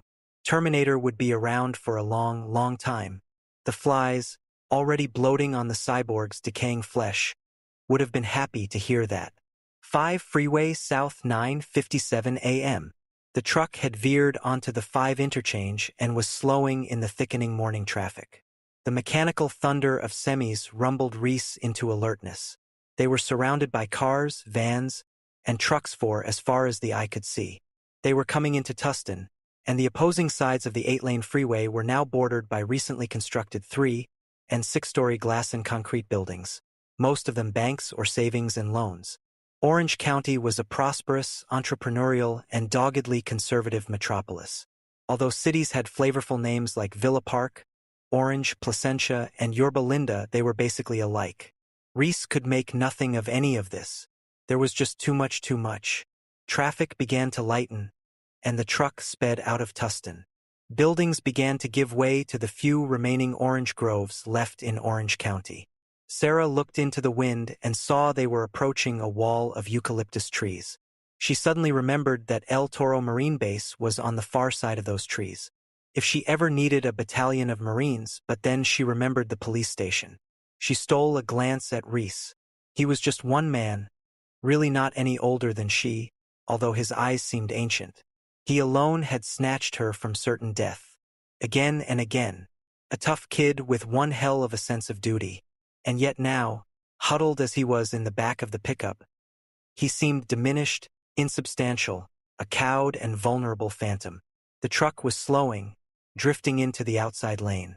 Sarah craned around and saw that they were getting off the freeway at Sand Canyon Road. The truck turned into a gas station at the foot of the off-ramp. "End of the line," the driver cheerfully told them. "Panama Hotel, 10:05 a.m. Rodney pushed the squeaky cart out of the bathroom at the end of the hall and grunted when his voluminous stomach folded like an unwilling accordion as he bent low to retrieve the out-of-order sign that had fallen off the door. He tossed it onto the cart where it slid between bottles of disinfectant and cleanser. Rodney relit a half-smoked cigar, then puffed on it savagely, blowing smoke around his bald head to drown the acrid odor of the cleaning fluids. Rodney knocked perfunctorily and opened the door on 102. Jasmine smiled when he came in, looking up from the red-lacquered nails that hadn't dried yet. Jasmine's real name was Bob Hurdle, but Rodney could never get over the shape of his legs as he strolled the sidewalk in front of the Panama. The high heels really sculpted his calves. Rodney didn't care how they paid the rent as long as they paid. Jasmine, wearing a long slip, sat amid his life's possessions in the 8x11 room and crooned to Rodney, taunting him as always. Rodney was inured. He swept up quietly, then left. When he got to 103, he was met by bad news. The odor was faint but unmistakable, and all he could think was, "Oh shit, not another dead wino. This'll be 2 this month, with fucking cops everywhere. And all the girls'll be bitching and throwing their eyebrow tweezers at me." Figuring he'd better get it over with, Rodney knocked on the door. He heard brittle floorboards creak, but no one answered. He knocked again, then said, "Hey, buddy, what you got in there? A dead cat?" Hoping that was all it was. Terminator had been arranging the things he had taken from Sarah's apartment on the bug-infested bed when the rap on the door caused the cyborg to kick back online into alert status. Within 1.7 seconds, the .357 Magnum Auto was in its hand, cocked and aimed at the person on the other side of the door. A faint infrared heat trace outlined the figure of a man standing there. Since it determined from the subject's tone of voice, physical condition, and passive behavior no attempt at entry that the man was not a threat, Terminator did not fire through the door. This action could threaten the security of the base of operations and was therefore not a viable option. A list of alternative verbal responses came up on the internal display. No, yes, I don't know. Please come back later. Go away. Fuck you. Fuck you, asshole. The last flickered prominently, and Terminator vocalized loudly enough to be heard through the door. "Fuck you, asshole." "Fuck you too, pal," Rodney answered, then pushed the cart to the end of the dingy hall. A live son of a bitch wino beats a dead one any day. Inside the fetid room, Terminator brushed at the flies that were laying eggs in the open eye socket. Clearing the lens with a rag, the machine picked up Sarah's address book and began to scan methodically the rapidly flipped pages. Preliminary probability analysis indicated that the clue to track down its quarry would be in here. It might take time, but time was meaningless to it.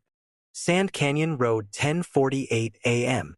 After gassing up, the battered pickup had rumbled off down Sand Canyon Road, leaving Sarah and Reese in a cloud of exhaust. Sarah looked around. A mobile station. Across the way, a recreational trailer park. Alongside that, a picnic area where two families and their children romped in the brown grass. Sarah saw Reese studying a damp field of strawberries that abutted the picnic area.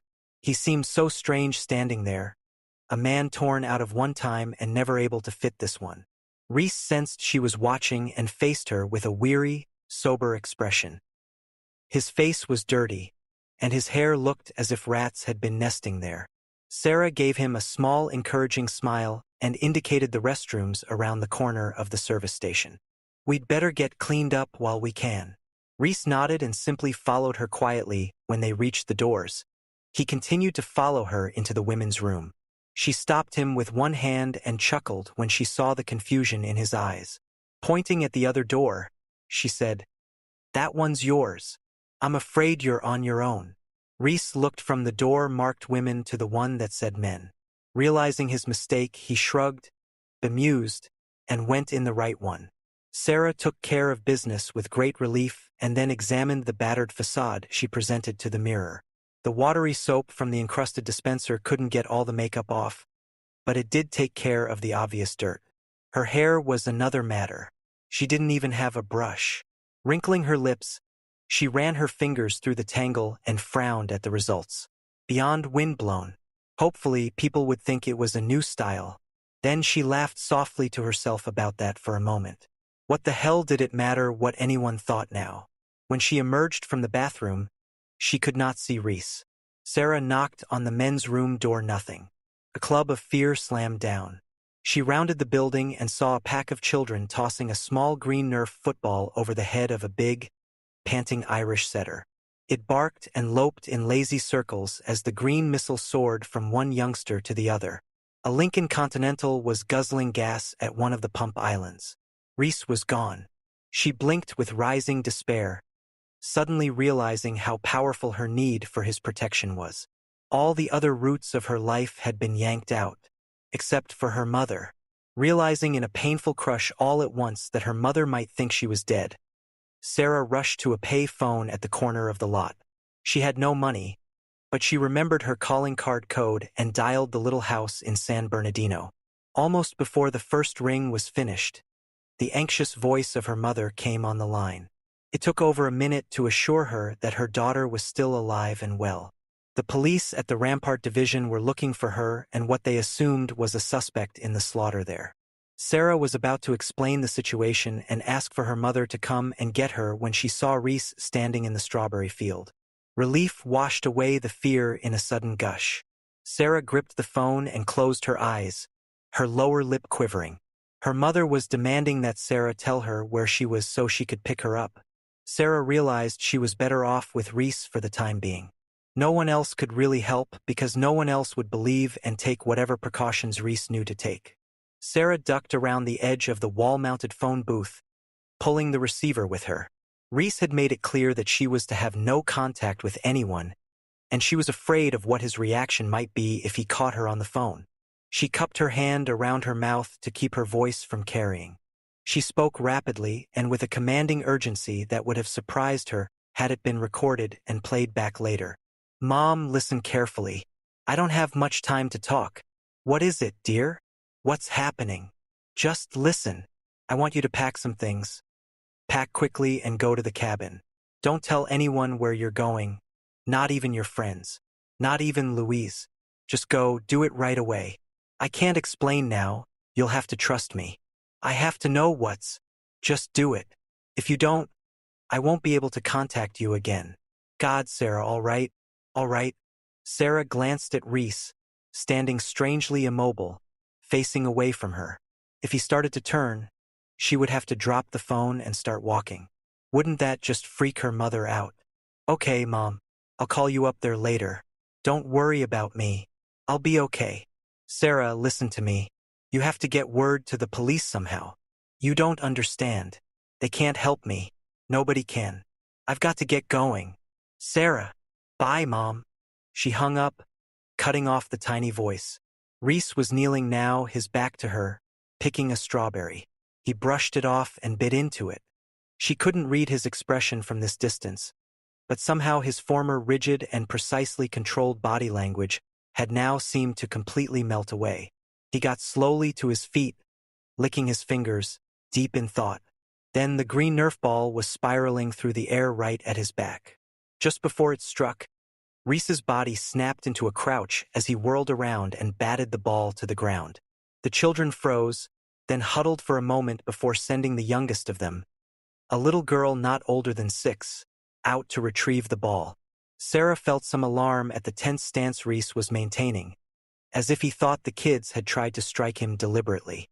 She hurried her steps across the street toward the field, but the girl was already standing at Reese's feet, staring up and squinting in that sidelong and sage way kids do when they suddenly get a fix on an adult. As Sarah came up behind Reese, she slowed. The little girl was saying, "We didn't mean to scare you. Can we have our ball back now?" Reese slowly unwound, like a metal band, and dropped his eyes to the ball. He swallowed the tension in his throat and bent to pick it up. With the same gentleness he had shown Sarah early that morning, the soldier offered the Nerf ball. The girl hesitated, looking into those wild eyes from another time, perhaps sensing the horror and despair there.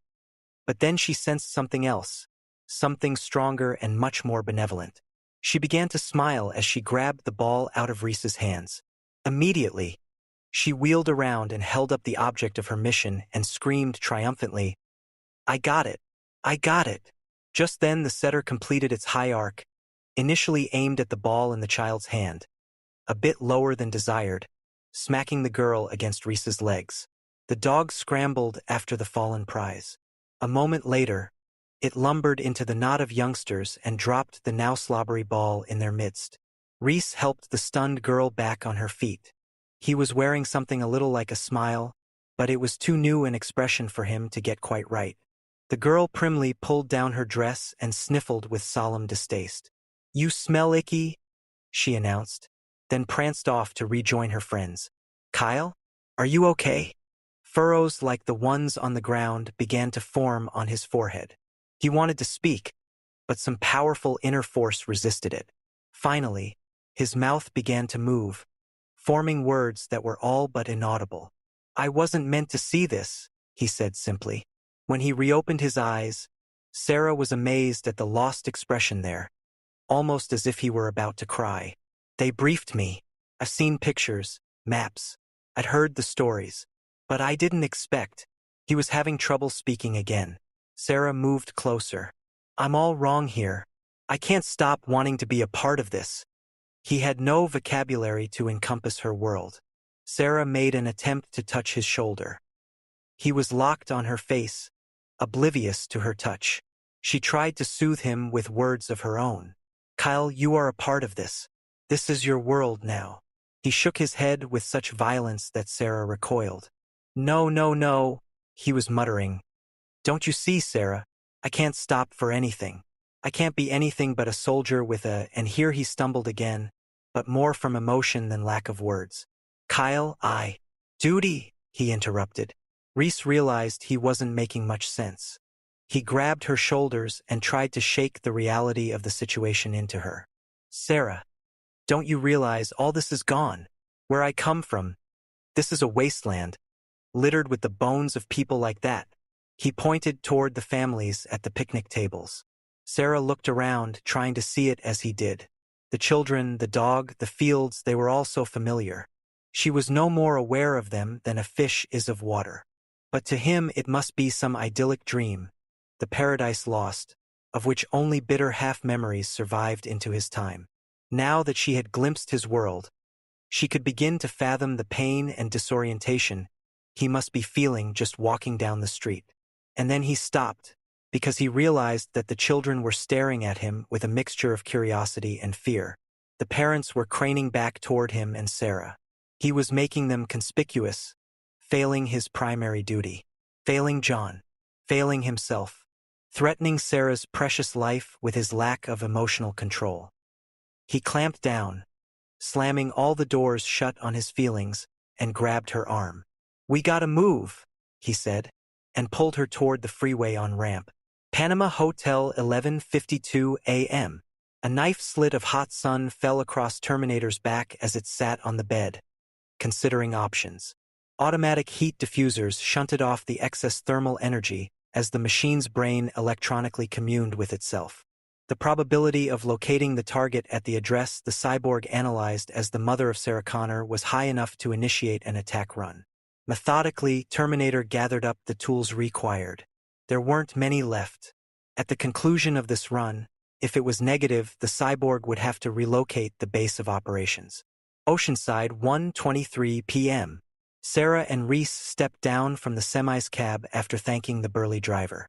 As the truck thundered away, Sarah tugged Reese toward the Tiki Motel, across the street.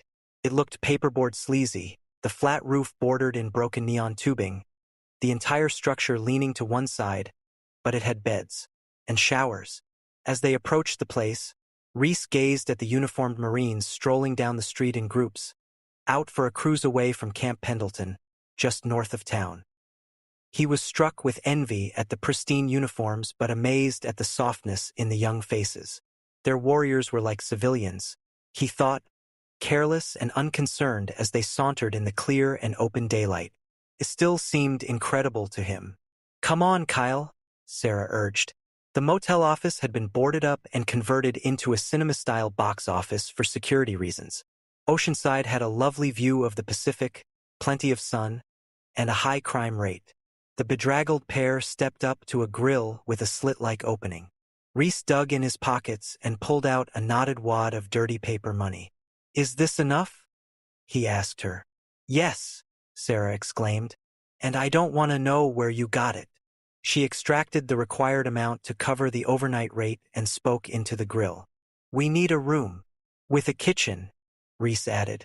While Sarah dealt with the board manager, Reese turned his attention to a large, dusty German shepherd tethered by a chain to a weathered doghouse alongside the office. It had just finished slurping water from its bowl. Reese caught its eyes. The animal was old, maybe 10 years. But Reese could still detect a muted spark of fight behind the now limpid brown eyes. Reese slowly proached, extending his hand. The dog hesitated only briefly, then got up and met Reese halfway. It licked his hand affectionately.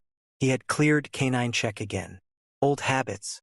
He relaxed a bit, subconsciously feeling more secure with a dog around. A few moments later, they entered the Spartan room they had been assigned.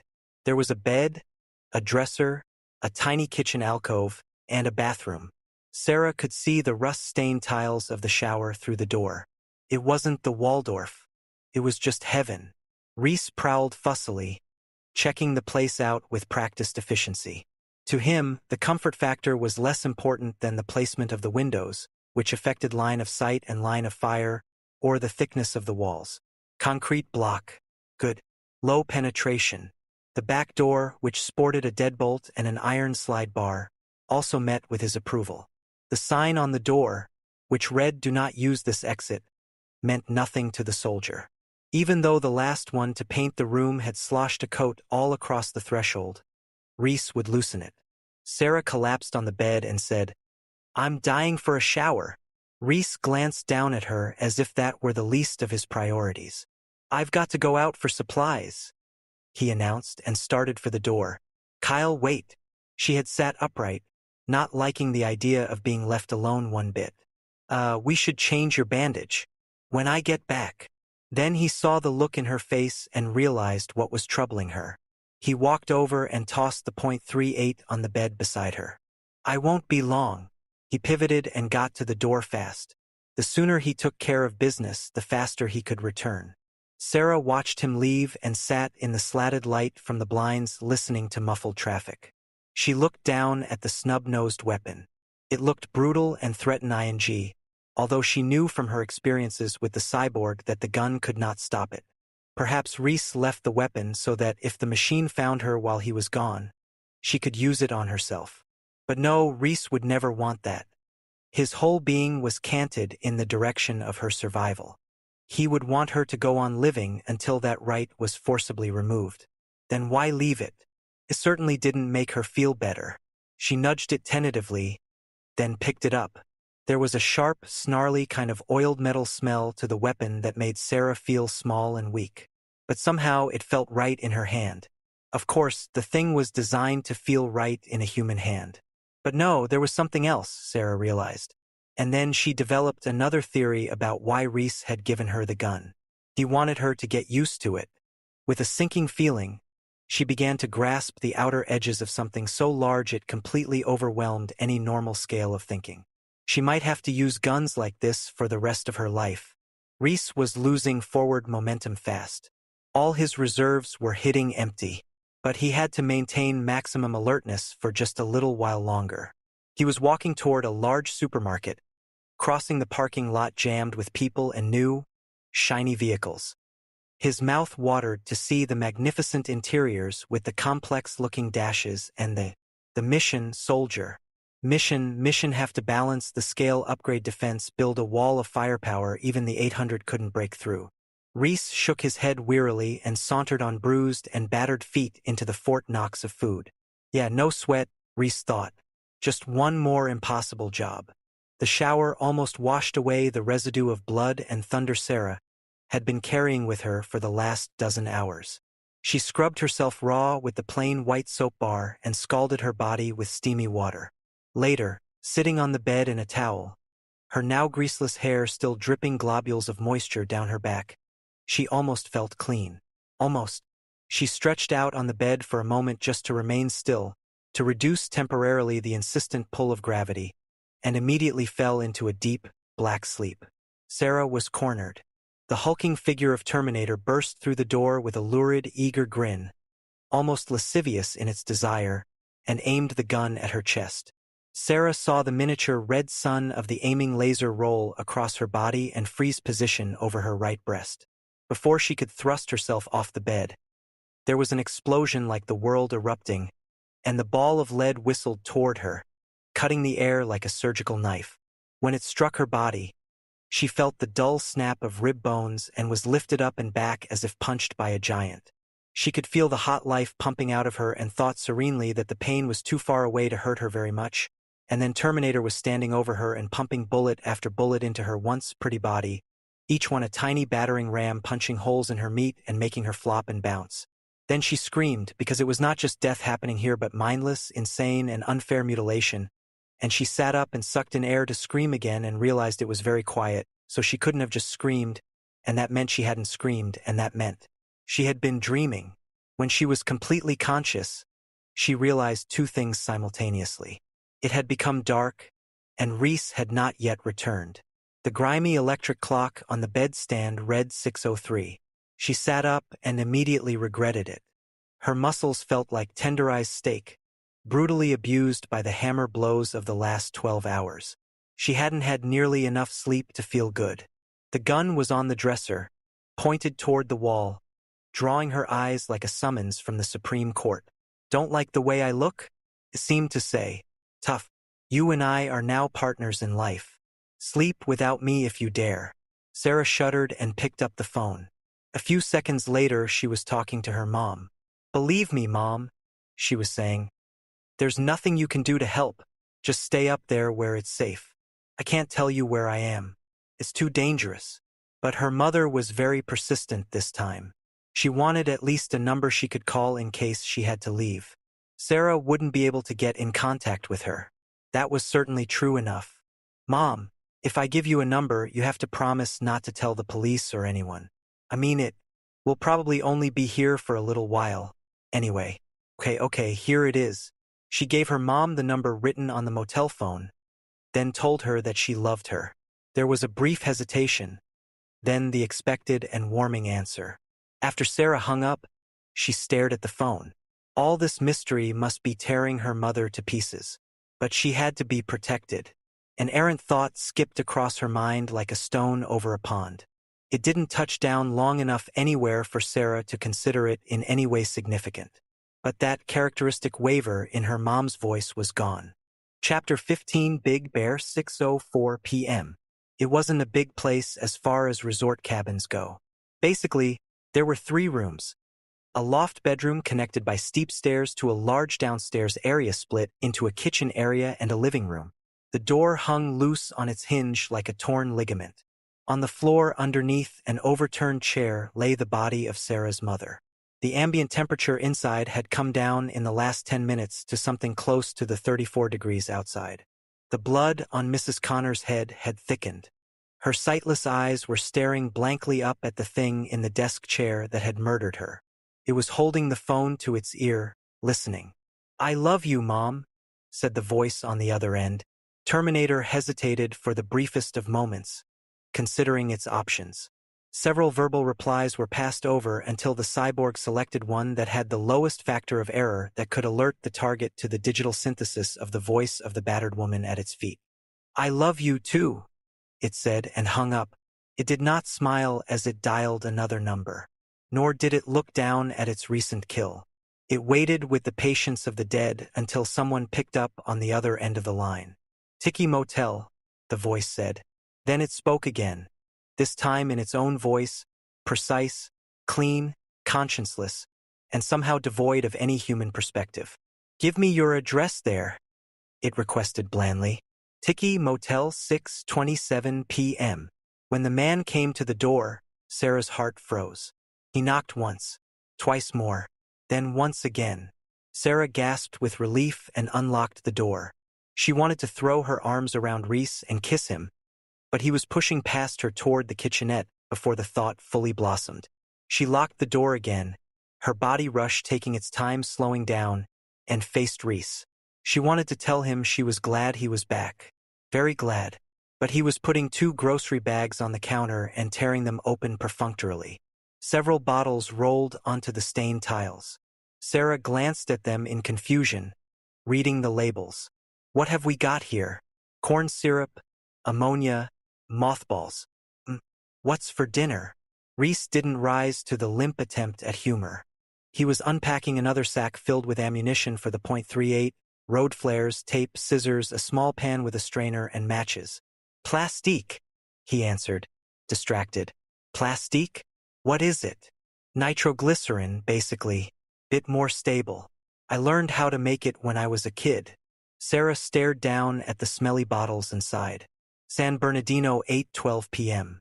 It was coming down the mountain like the Grim Reaper on a Kawasaki 900 cubic centimeters motorcycle. All the way it maxed the cycle to a friction breaking point, many times narrowly missing a nasty slide off the steep and winding roads into the ravine far below. All this effort to intercept such a fragile biological process as the life of one young human girl. These soft, warm, wet machines were so easy to destroy, their systems so weak. A tiny bit of tissue removed here and there or a single heartbeat missed was all it took. Had it been designed for emotions or even value judgments, Terminator might have felt some professional shame that the process was taking so long. But of course it didn't. It felt nothing and would simply grind on indefinitely until it succeeded in its mission or its nuclear power cell was depleted, whichever came first.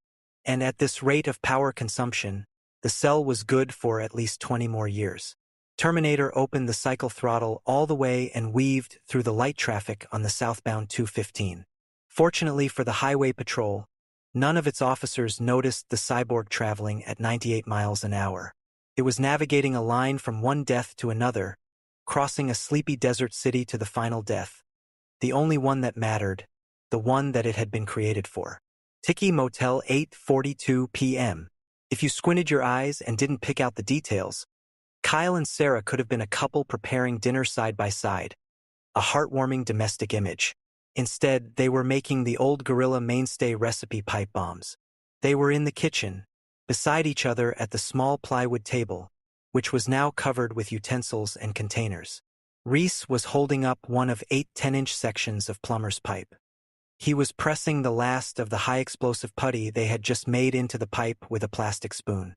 Leave a little space like this. Make sure there's none on the threads. Sarah watched him gently scrape off the excess and then thread the end cap on. Screw this on very gently. He helped her get started. Then, when certain that she could complete the pipe bombs without his assistance, Reese went to work on the back door.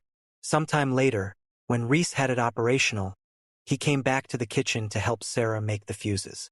Street-lit patterns cast by the thin drapes waved gently on the walls. Sarah watched the shadows in the dark room, hoping that the swaying would put her to sleep. But she couldn't sleep, only stare at the ceiling.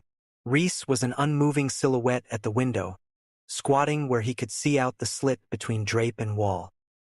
He might have been a statue entitled Vigil, stripped to the waist. His body looked lean and hard in the stark streetlight, the raised scars like insignia. Sarah shifted her gaze to the table. The completed bombs lay neatly in a row next to a nylon bag, which had already been stuffed with a lighter, some packages of food, and various other incidentals for survival on the road. Across the way, sitting in a chair by the window, was Reese. She got up and walked over to him. He looked at her only briefly as she sat beside him on the arm of the chair, then went back to peering out the window, watching, his .38 in his lap. At Sarah's unwavering insistence, Reese had bathed. His face stubble was gone, showing smooth pink skin, his hair clean and damp. He was wearing the new jeans he had purchased earlier and tennis shoes. Across his naked back, ragged scars marred the flat expanse of tensed muscle. It was like a road map of agony, and Sarah was filled with a sense of futile doom. Flesh was no match for machine. "Do you think he'll find us?" she asked. "Probably," Reese said. "Look at me. I'm shaking. Some legend. Huh? You must be pretty disappointed." Reese let the shade go and faced her. She was wearing no makeup. Her hair was tangled. Her lower lip quivered. "I'm not disappointed," he said in as neutral a voice as he could. Sarah looked at his eyes, looked away. She knew how she must compare to the image of her he had brought with him. She was sure that even the lowliest female scavengers in his world were better suited to survival than she was. "Kyle, the women in your time, what were they like?" Reese shrugged. "Good fighters." "Kyle," she began, then hesitated, realizing that she was looking at a sweet young face. Handsome, really, despite his scar. He was her protector, but somehow she sensed Reese needed her. What she was about to ask was something new. It had nothing to do with his duty or her fear or their shared nightmare. "In your time, was there someone?" "Someone?" Reese asked, puzzled. "A girl. Someone special. You know." "No," he said, too quickly, remembering all the women he had known, especially the ones who had died. It seemed as if they had all died, at least the ones he knew by name. "Never," he added, almost as an afterthought. Sarah paused, surprised. "You mean you never?" Reese turned back to the window, his fingers tightening around the gun involuntarily. "There was little time for that. I was in a war. If they were old enough for that, then they were old enough to fight. They were just other soldiers, nothing more." The gray and endless loneliness of his life struck her then, and the little Sarahs felt the hot wind of outrage and despair. then something more painful and yet more wonderful than that coming after something that twisted them around and made them face a new part of Sarah so that they wept and held each other. "I'm so sorry," Sarah said, and impulsively touched a raised, poorly healed slash under his shoulder blade. So much pain, tears came out of her then, rolling hot down her cheeks, tears for him as he sat rigid under her touch, seemingly oblivious of her fingers caressing an old wound. "Pain can be controlled," he was saying, his voice flat. "Pain is a tool. Sometimes, when it is irrelevant, you can just disconnect it. But then you feel nothing." Reese held on to John Connor's words. He replayed the briefing over and over at high speed through his memory, clamping down on his emotions, which were boiling over and out of him. He tried to block them, tried to seal the cracks, but the feelings were under enormous pressure, and her fingers felt so soft and good. Sarah felt Reese's muscles ripple under her fingers now, and his breath caught in his throat. Then he spoke very quietly, as if she were a priest and he were giving confession. "John Connor gave me a picture of you once. I never knew why. It was very old. Torn. You were young like you are now. You had a faraway look in your eyes, and you were smiling, just the slightest bit, but somehow it was a sad smile. I always wondered what you were thinking. I memorized every line, every curve." He choked off the last. No way was he going to continue, but he couldn't stop because now he was blasted open. Everything held inside was spurting through the gaping breach, and his mouth went on, and his voice grew strong with conviction as he said, "Sarah, I came across time for you. I love you. I always have. There now. All said. Now go back inside and cement over the breach and everything will be fine."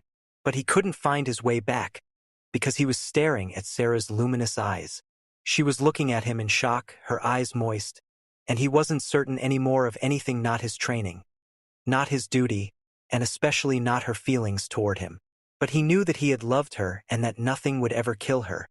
Not a man, a machine, or anything else would ever come near hurting her again, because he would destroy a world to save her. He would cut himself in two. He would cease to exist so that she might live, not for mankind now but for her. Sarah saw all this on his face and in his eyes, and it was his expression more than his words she believed. What shocked her the most was the revelation that she had, after all, inspired the look, more profoundly and painfully than she ever imagined anyone ever could. Reese was giving her the look, and it was so intense it burned her, but she wasn't going to look away. She wanted him to look at her that way forever. And as she wanted that, time began to slow down, and it became very hushed in the small dark room. Sarah touched his face. The skin over his cheekbone was so soft. Suddenly, Reese remembered the way back. It was dark and cold and hard, but it was important that he start toward it now if he really loved her. Wrenching himself to his feet, he walked away from her. "I shouldn't have said that," he hissed through clenched teeth. He stood over the table and began methodically packing the pipe bombs into the nylon bag. For a moment Sarah went weak with disorientation. He was moving like a machine, like a cyborg. He was hiding in the machine from her. This she could not bear, and she came to him, pulled him around, embraced him, kissed his neck, his cheek, his mouth. The rush of feeling seemed to flow through her arms and mouth into his body and melt his rigidity. Reese knew the way back was lost forever. He let out a soft whimper as a part of him died and another part grew stronger. He pulled Sarah tighter into his arms, crushing her to his chest, and drank from her mouth. Somehow they were on the floor by the table. He couldn't feel it. There was nothing around him but Sarah, and he wanted her and pulled her closer and closer. She was kissing his scars. She was taking away the pain and altering the purpose of his life. She was a thief and he was a willing victim. She was moving above him now, hovering like a tender antithesis to the aerial HKS, and half reached for her even though she was already as close as he could get her without crushing her to death. Sarah felt his need rage through his body and resonate all through hers until she was hungrily devouring him. For a timeless stretch, it was like that, mindless clutching and gasping, without plan, both of them drowning in the first powerful wave of their love. But then Sarah began to emerge and see that he was lost now, undirected, wallowing in confused need for her.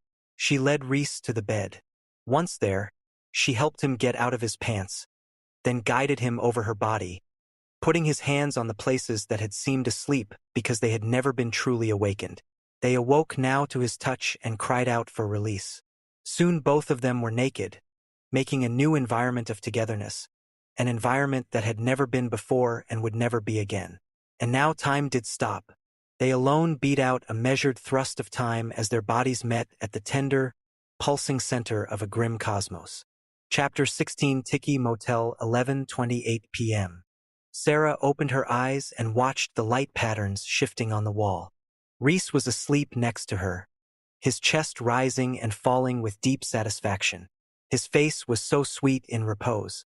Thinking back on the whole thing, she realized what a child he was and how much this experience had changed them both. Before they found each other, she had been a waitress locked inside her own insecurities. He had been a child soldier, making only war his life. But now that they had collided and become one, they were both new persons. The solemnity of this thought made her heart almost stop. She rolled to Reese and held him tightly in her arms. He stirred but did not awake. This was a triumph of sorts. He was safe in her arms. There was an impenetrable bubble around them now, and nothing, not even a Terminator, could break through. She kissed his face gently, and he moaned. He had kept death away, and she was giving him life. They were both teachers. The knowledge was equally important to their survival. Love and war, pleasure and pain, life and death, and endurance. Yes, but they were not alone in the universe. Sarah became aware of the noise of civilization outside their door. Traffic, murmurs from the room next door, the high whistle of a military jet passing overhead, a dog barking. Endurance was necessary when you were being tailed by an unstoppable machine bent on your destruction. That was the kind of life that lay before them, running from something that would never give up searching, that would keep coming after them until they were both dead. It gave the word relentless an almost physical dimension, the dimensions of a Terminator. She knew that they must change their strategy. Reese evidently was simply here to prevent Terminator from killing her, keep her well hidden until the war, and help her emerge with her son and rally the resistance movement to turn the tide. But how could they survive as long as Terminator was in the world? Reese had tried to destroy it before in Tech Noir. The police had riddled it with bullets, and still it came after them. Now they had the pipe bombs, and they had something more powerful than simple animal cunning. They had a feeling so strong it would fire their will and perhaps make it possible now to turn around and wait for Terminator, to prepare a special welcome and then obliterate the bastard. There must be a way. Reese would know. She sat up and started to awaken him, but his eyes were already open. He was concentrating on something very far away. "Listen to the dogs," he said, and the tone of his voice sent shivers like icicles through her. She faced the window and heard the distant barking of dogs. 2, then 3. Another howled. They were blocks away, some maybe half a mile away, taking up the alarm from backyards and porches, their body chemistry rubbed raw by what they smelled in the wind. A dog, sensing a world we don't see, could look into a man's eyes and know if what looked back was human. Then the German shepherd chained outside the hotel took up the alarm.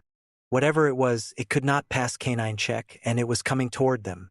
As they lunged for their clothes simultaneously, time rapidly began to speed up. Terminator walked past the office toward the target, ignoring the snarling creature, restrained only by the snapping chain, lunging at it, each step bristling with increased energy as microprocessor circuits fired up to attack speed. The details of its environment became crystal sharp and so dense with information that no human brain could have retained it all. The weight of gravity, the texture and temperature of the asphalt, the distances of all objects relative to it, the wind velocity, the ocean of sound washing over its sensors, the movements of heated bodies behind the stucco walls. The exact dimensions and qualities of everything within Terminator's field of contact were measured, clocked, and entered into the constantly updated equation of motion and mass. They didn't have a chance. Terminator stood before their door and raised the AR-180. With one snap of its leg, the door caved in, exploding into 3 large jagged planks. The machine stepped into the room and sprayed it efficiently with automatic fire. Bullets thudded into the bare table, collapsing it, splunked through the easy chair, geysering chunks of wadding, and found the bed, ravaging it until the smoking carcass of mattress and metal frame could hold no life. Terminator reloaded, then looked around. An error had been committed. Terminator's digitalized view of the interior revealed every object in stark relief, every object but the target. Room number double-checked. Option: reroute. Negative. Scan farther. The cyborg rapidly strode into the room and looked around. It saw the open back door and heard the running footsteps simultaneously. Herb Rossmore had slowed the Bronco and gazed up sleepily at the glowing Tiki Motel sign. He needed to get some sleep before he went out like a light on the freeway and bought himself some divider fence. By mistake, he had turned one apron early and come to a stop in the rear parking lot, facing the back doors of the rooms. Cursing under his breath, he had jammed the stick shift into reverse and was about to release the clutch when what he saw caused him to stall out the engine. A couple slipped out the back door of one of the rooms and moved quietly but rapidly along the wall. They were both barefoot, and the guy was still shrugging into a long overcoat with no shirt on underneath. The girl had her jersey on inside out and was carrying a heavy-looking nylon bag. Snapping his head up, the guy spotted Herb and started running barefoot across the lot right for the Bronco. Herb reacted quickly when he realized what was going to happen next. He slapped the door lock, then grappled with the window crank, desperately trying to get something between himself and this lunatic. But Reese was on him then, ramming his hand through the space between window and door and closing iron fingers around Herb's throat. Herb battled ineffectually at Reese's arm, then acquiesced when he saw the pistol in the other hand. He unlocked the door. There was the sound of a loud crash from the far side of the building, followed quickly by the stuttering cracks of Terminator's AR-180. "Sarah!" Reese screamed as he flung Herb to the pavement. She was on the other side of the Bronco, already piling in, terror distorting her face.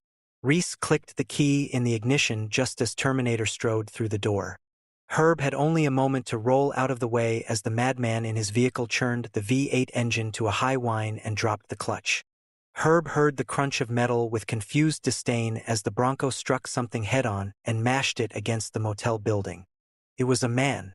Horrified, Herb cowered as his Bronco screamed with burning tires and lurched backward out of the parking lot. It spun in a circle and growled mechanically as it crunched into first gear, then roared off into the night. That was pretty bad, Herb thought, but what was worse stood up nearby. The big man who had been flattened against the building, who should have been dead, quickly retrieved the dropped weapon, noted the direction in which the Bronco had headed, then turned and fled through the ruined back door. A moment later, Herb heard a motorcycle explode into high revs. 2 seconds later, he saw it being wheeled down the sidewalk at the end of the motel, tore off down the street after the stolen Bronco. As Herb stood on trembling legs, he was overcome with one single sane conclusion in a whirl of chaotic thoughts: he wasn't going to get his Bronco back. And he was right. They had almost died. Sarah was gripping the Bronco's dash, her heart hammering as the pinpoints of streetlight blurred by, experiencing a soul-wrenching déjà vu. They had almost died naked in each other's arms. The machine had tried to extinguish them, blindly and stupidly, for no reason, as far as it was concerned, except instructions from another machine. And now she could see it coming on after them, a single headlight growing steadily larger in the rearview mirror, almost as if it were growing there like a tumor to explode into the Bronco's cab. She hated it. Reese was breathing in and out in a mechanical, regular rhythm to get his body under control. He yanked the wheel, and Sarah slammed into the door as the Bronco broke contact with the road and described a rude angled arc onto the freeway on-ramp. Then she was slammed back as Reese bottomed out the accelerator. The chase was so different this time. She was watching Reese operate now with a mixture of fear for him and pride. He maneuvered the Bronco into the fast lane in an instant. Traffic was light this far down the coast at this hour. A few lumbering 18-wheelers and even fewer cars, heading south to San Diego. Reese wended through them masterfully, as though they were stationary objects. But then, so did their pursuer. In fact, Terminator was continually gaining ground, moving closer in agonizingly small increments, like the inexorable and regular movement of a clock. Sarah stole a glance backward and started. Terminator was right behind them, looming closer now that it was not artificially distanced by the distortion of the mirror. The thing was tucked over the handlebars to reduce air resistance, throttle rammed open, and now it was unslinging the assault rifle. Against the blast of wind, the cyborg raised the weapon in a one-handed grip. The barrel was rock steady, aimed directly at her. "Down!" Reese shouted as he saw the gun coming up, but Sarah was already ducking. A second later, the back window of the Bronco shattered from the impact of the bullets. One stray shot ricocheted around the cab, embedding itself in the dash above Sarah. Close. Reese swerved the Bronco, diving for cover around a tractor trailer. Terminator leaned hard, right behind them, relentlessly closing the gap, missing the rear of the trailer by millimeters. Reese ripped the tires from the surface of the road by weaving wraith-like through the slow-moving traffic. People barely had time to register the objects that streaked around them. It was utter madness, and it got worse. Tires squealed as the back of a moving van loomed up. Synthetic flesh and metal knee ground into the road, maintaining balance in a 30-degree lean. Reese feinted right, then left, sliding toward a Greyhound bus in a four-wheel drift. Terminator fired the assault rifle again. This time the bullets struck the guardrail where the Bronco had been. A clear miss. The Bronco slipped around two parallel trucks and sped through the narrow space left by a night crew working on the divider fence. Terminator saw that it would have to throttle back and change lanes to follow. It did not want to slow. It wanted to accelerate, so it chose a different path. It wrenched the cycle past a Winnebago down an off-ramp, and without slowing, ran a red light at the intersection and climbed back up the on-ramp. There was some wreckage in the cyborg's wake as cars swerved into each other to avoid hitting the insane motorcyclist. None of it mattered. It was just Terminator and Sarah. Reese saw Terminator roaring onto the freeway, the cyclopean glare of the Kawasaki's headlight bobbing back and forth in a tight pattern that would lead to the Bronco. "Change places!" Reese screamed over the hammering pistons of the V8. She slid under him as he kept the pedal glued to the floor. She grabbed the wheel and slipped her foot over the accelerator. "Don't slow down," Reese said. "I won't," she answered, and there was conviction in her voice, a tone that was new to her and somehow very comforting. For an instant, Reese and Sarah locked eyes, and time froze. But then the Bronco grazed a Datsun 240Z, tearing off its side view mirror, and time exploded into howling fragments. Sarah steeled her arms and turned the wheel the way Ginger would have done, getting the Bronco back on track. Reese began digging in the nylon bag for weapons. He trusted her to drive. Their lives were in each other's hands, literally. Terminator shot through an open pocket of traffic and fired a short, disciplined burst at the Bronco. Bullets thudded into the rear panel. One took a chunk of rubber off the left rear tire, but the steel bands held. Sparks exploded and died. Terminator gunned the cycle. Reese got the first pipe bomb out and held a Bic lighter under the fuse. Sarah yawed the truck onto the divider shoulder, inches away from the fence, grimacing as she fought to hold the Bronco on an even track, as Matt would have. For the first time in her life, she was controlling her own fate at 98 miles an hour. Reese got the fuse lit and leaned out the passenger side. He watched the fuse sputter and smoke in the wind until it fitfully burned down to the end cap, then tossed it onto the road, right into Terminator's path. The road erupted, geysering flame and smoke abruptly. For a moment, nothing happened. Then, almost simultaneously, the concussion blew back Reese's hair, and Terminator roared out of the rising cloud, undamaged. Too soon. Reese got another bomb. The R-180 chattered again, tearing up the Bronco. Sarah fainted left, then right, her stomach protesting every radical move. Reese leaned out and waited for the fuse to burn down half an inch above the end cap. Then he let it go. It clattered on the pavement and rolled like a crazed bowling pin past the cyborg. There was another explosion, well behind Terminator, which succeeded in terrifying the drivers in the wake of this impromptu urban combat. A black Corvette spun out, stopping crossways in its lane, only to be blown into splintered fiberglass by a fishtailing truck. Ahead, traffic was thinning out. That was bad. Less cover. Terminator slung the AR-180, using its free hand to grope for the last magazine. In one rapid movement, it shoved the clip into the assault rifle and whipped the weapon back into firing position. Meanwhile, Reese groped for another bomb. The Bronco sped around a chromed semi-milk tanker and accelerated into a long, tiled-lined underpass. As they entered the fluorescent-lighted tunnel, Reese lobbed another bomb, clattered and bounced up into the air, slowing rapidly. The explosion thundered in the enclosed space. A wall of smoke formed behind them. They could hear the startled dinosaur howling of the semi's air horn, a chorus of tires screeching, and then a motorcycle punched a hole in the smoke. Terminator fired at them. The side mirror exploded. Bullets furrowed along the Bronco, whining ominously. Two found Reese. He grunted, surprised, as the twin clubs of pain smashed into his chest and arm. The pipe in his hand dropped, fuse unlit, useless. Ironically, it end-overed into Terminator's leg, tearing a chunk of flesh off the calf. Reese slumped over the door, half in and half out of the cab. Kyle! Oh God! No, Sarah lunged for him, dragging him back onto the seat, in the process slamming the Bronco into the far wall of the tunnel. Instinctively, she took her foot off the gas and went for the brake. Instead, Sarah fought the wheel and rode the wall for a moment, sanding off the paint past the primer coat, showering sparks. Sarah, listening to a new voice born of her union with Reese, smacked the accelerator again. The V8 sucked fuel, and Sarah was slammed back as the Bronco churned out into the road, climbing quickly back to 90. But it was already too late. Terminator had not slowed. It was 38 feet behind them. It aimed the AR-180 directly at the back of Sarah's head and depressed the trigger. The bullets did not shear off Sarah's head at the neck, because the AR-180's clip was expended.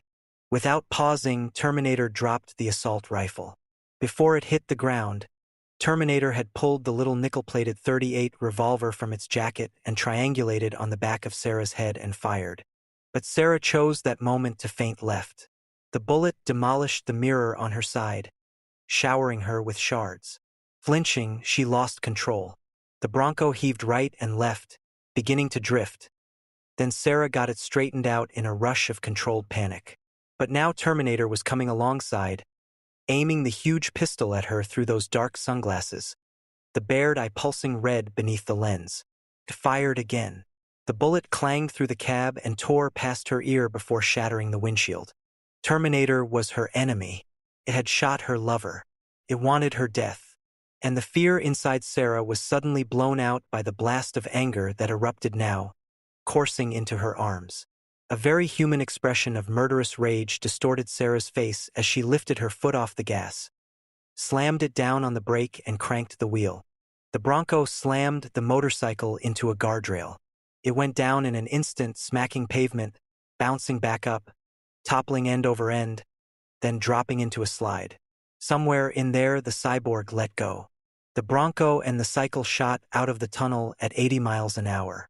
Something followed more slowly, rolling out of control and then going spread-eagled to stabilize. Terminator. Sarah was trying to see where it was when she drifted into the divider, locked the wheel in the wrong direction, and flipped the truck. The world upended, cartwheeling around the cab as Sarah and Reese were pressed against each other and the roof of the cab. Sarah's fear returned, but her scream was muffled by the crash of the Bronco slamming back to concrete and rolling onto its back.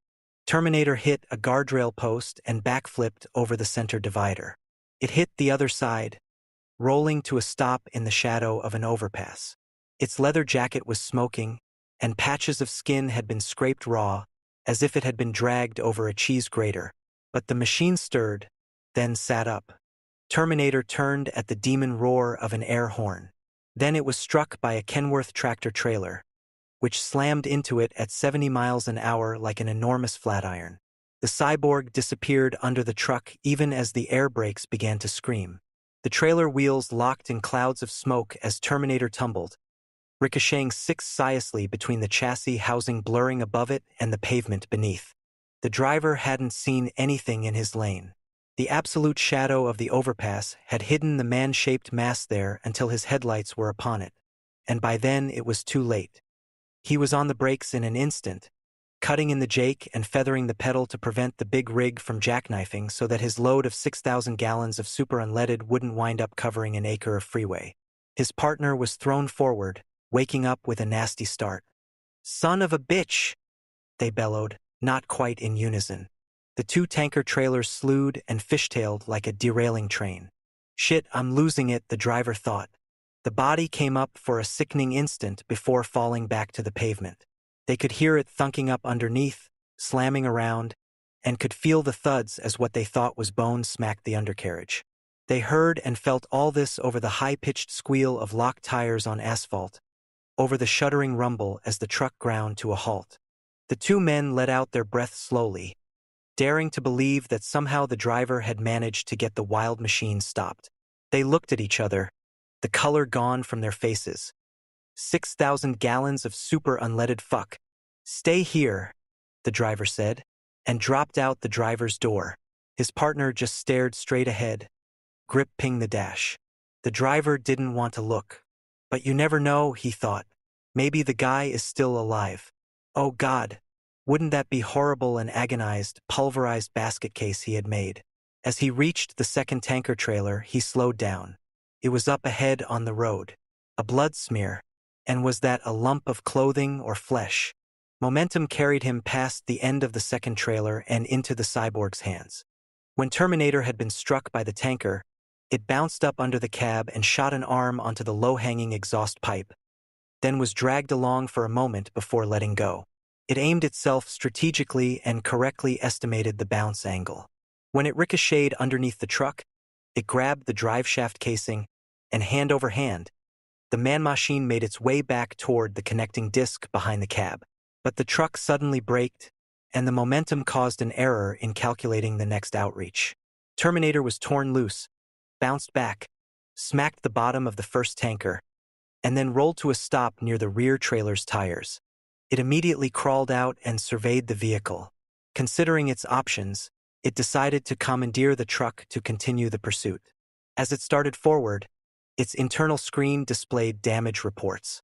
Backups started kicking into the battered hydraulics, but nothing could be done about the pivot joint in the left ankle.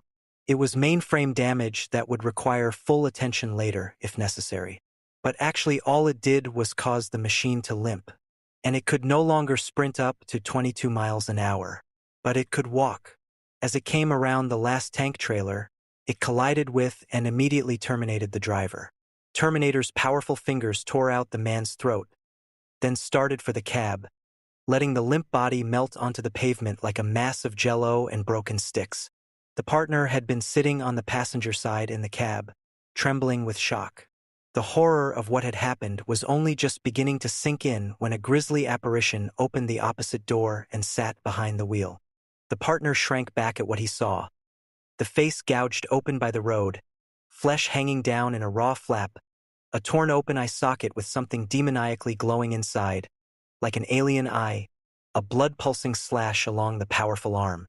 It stared down at the controls in the dash and seemed to be thinking about them. Then it looked up and into Wayne's eyes and spoke. "Get out." He didn't have to be asked twice. He bashed his door open and leaped to the pavement, cracking his shin, then ran, limping, as fast as he could go away from the dead thing they had killed that had stared him in the face. Terminator scanned the layout of controls in the big cab, cross-referencing with memory on the make of truck, shift pattern, transmission configuration, and engine specifications. When its bloody fingers closed over the shift knob, it felt the massive transport machine as if it were an extension of itself. It shifted into low second and let out the clutch. Terminator spun the wheel and gunned the diesel engine. Slowly, the tanker lumbered in a wide circle. The machines were coming back to Sarah. Sarah came up from claustrophobic semi-consciousness. When she fought for a breath and began to see images, the world came back to her in slashes of light and intermittent flaps of reality. They were upside down in the cab, lying on the roof, staring up at the pedals. Reese was under her, limp and still. She tried to get off him, but their legs were entangled. Finally, she got clear and looked back at him. There was new blood on his chest and his arm. His face was like milk, and his eyes had dark circles under them. A slight blue tinge began to hue his pallor, and she realized in a shock he must not be breathing. She grabbed his collar and shook him. Reese! A black void opened up before her as she saw him being slowly torn out of her life. She tried to pull him back from the brink, to drag his lifeless being back into existence. She kissed his face. She wept, she coddled, and she urged sweetly. Then finally, reaching a pragmatic behavior by default, blew air into his lungs. She noticed how it bubbled in red froth out of a hole in his chest. Instinctively, she slapped her palm over it and continued. He coughed and opened his eyes. Raising a bloody hand, Reese weakly pushed her back, trying to rise, trying to protect her, to continue the mission. It would be okay if he could. He fell back, gasping. Then Sarah looked up and saw Terminator killed. She watched the tanker slide to a halt about 75 yards down the road and squinted as the driver stepped down and walked to the rear of his truck. She gasped as a shadowy figure limped into the pool of streetlight and murdered him, and blinked with incomprehension as the thing looked calmly toward her. Then to the cab, got in, and began making the long, slow death arc back toward her. The truck ground through 3 gears, lurching up to 48 miles an hour, then veered into the divider fence, smashing it flat and thundering across into Sarah's side of the freeway. The nightmare wasn't going to end. Instead, the nightmare had swollen to the size of a tanker truck, its headlights stretching out, licking at the overturned Bronco, bleaching the interior, growing brighter by the second, its engines rattling the night. Sarah snapped into action, kicking the bent door open and yanking on Reese's body, trying to get them both out of the cab before the truck flattened it. But Reese was hanging on to the rim of life by his fingernails and needed every ounce of strength to stay there. He couldn't help her at all. Sarah grunted and then came out of the Bronco and slipped her arms under Reese's. He was so heavy, the headlights bored into her, and the engines screamed mortality.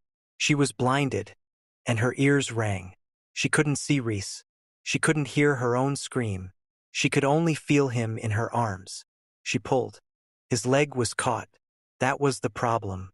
Somewhere in the cab Reese's leg was caught. She turned his body, and his leg came loose, but now the truck was so near she could feel its thunder. And she looked away so that the only sign it made in her head was the 2 suns glowing onto the pavement behind her. Sarah was out of breath and strength. Gravity did the rest. She fell backward into the street as the tanker struck the Bronco. Metal slammed metal, and rigid steel was instantly ripped and crushed into new shapes.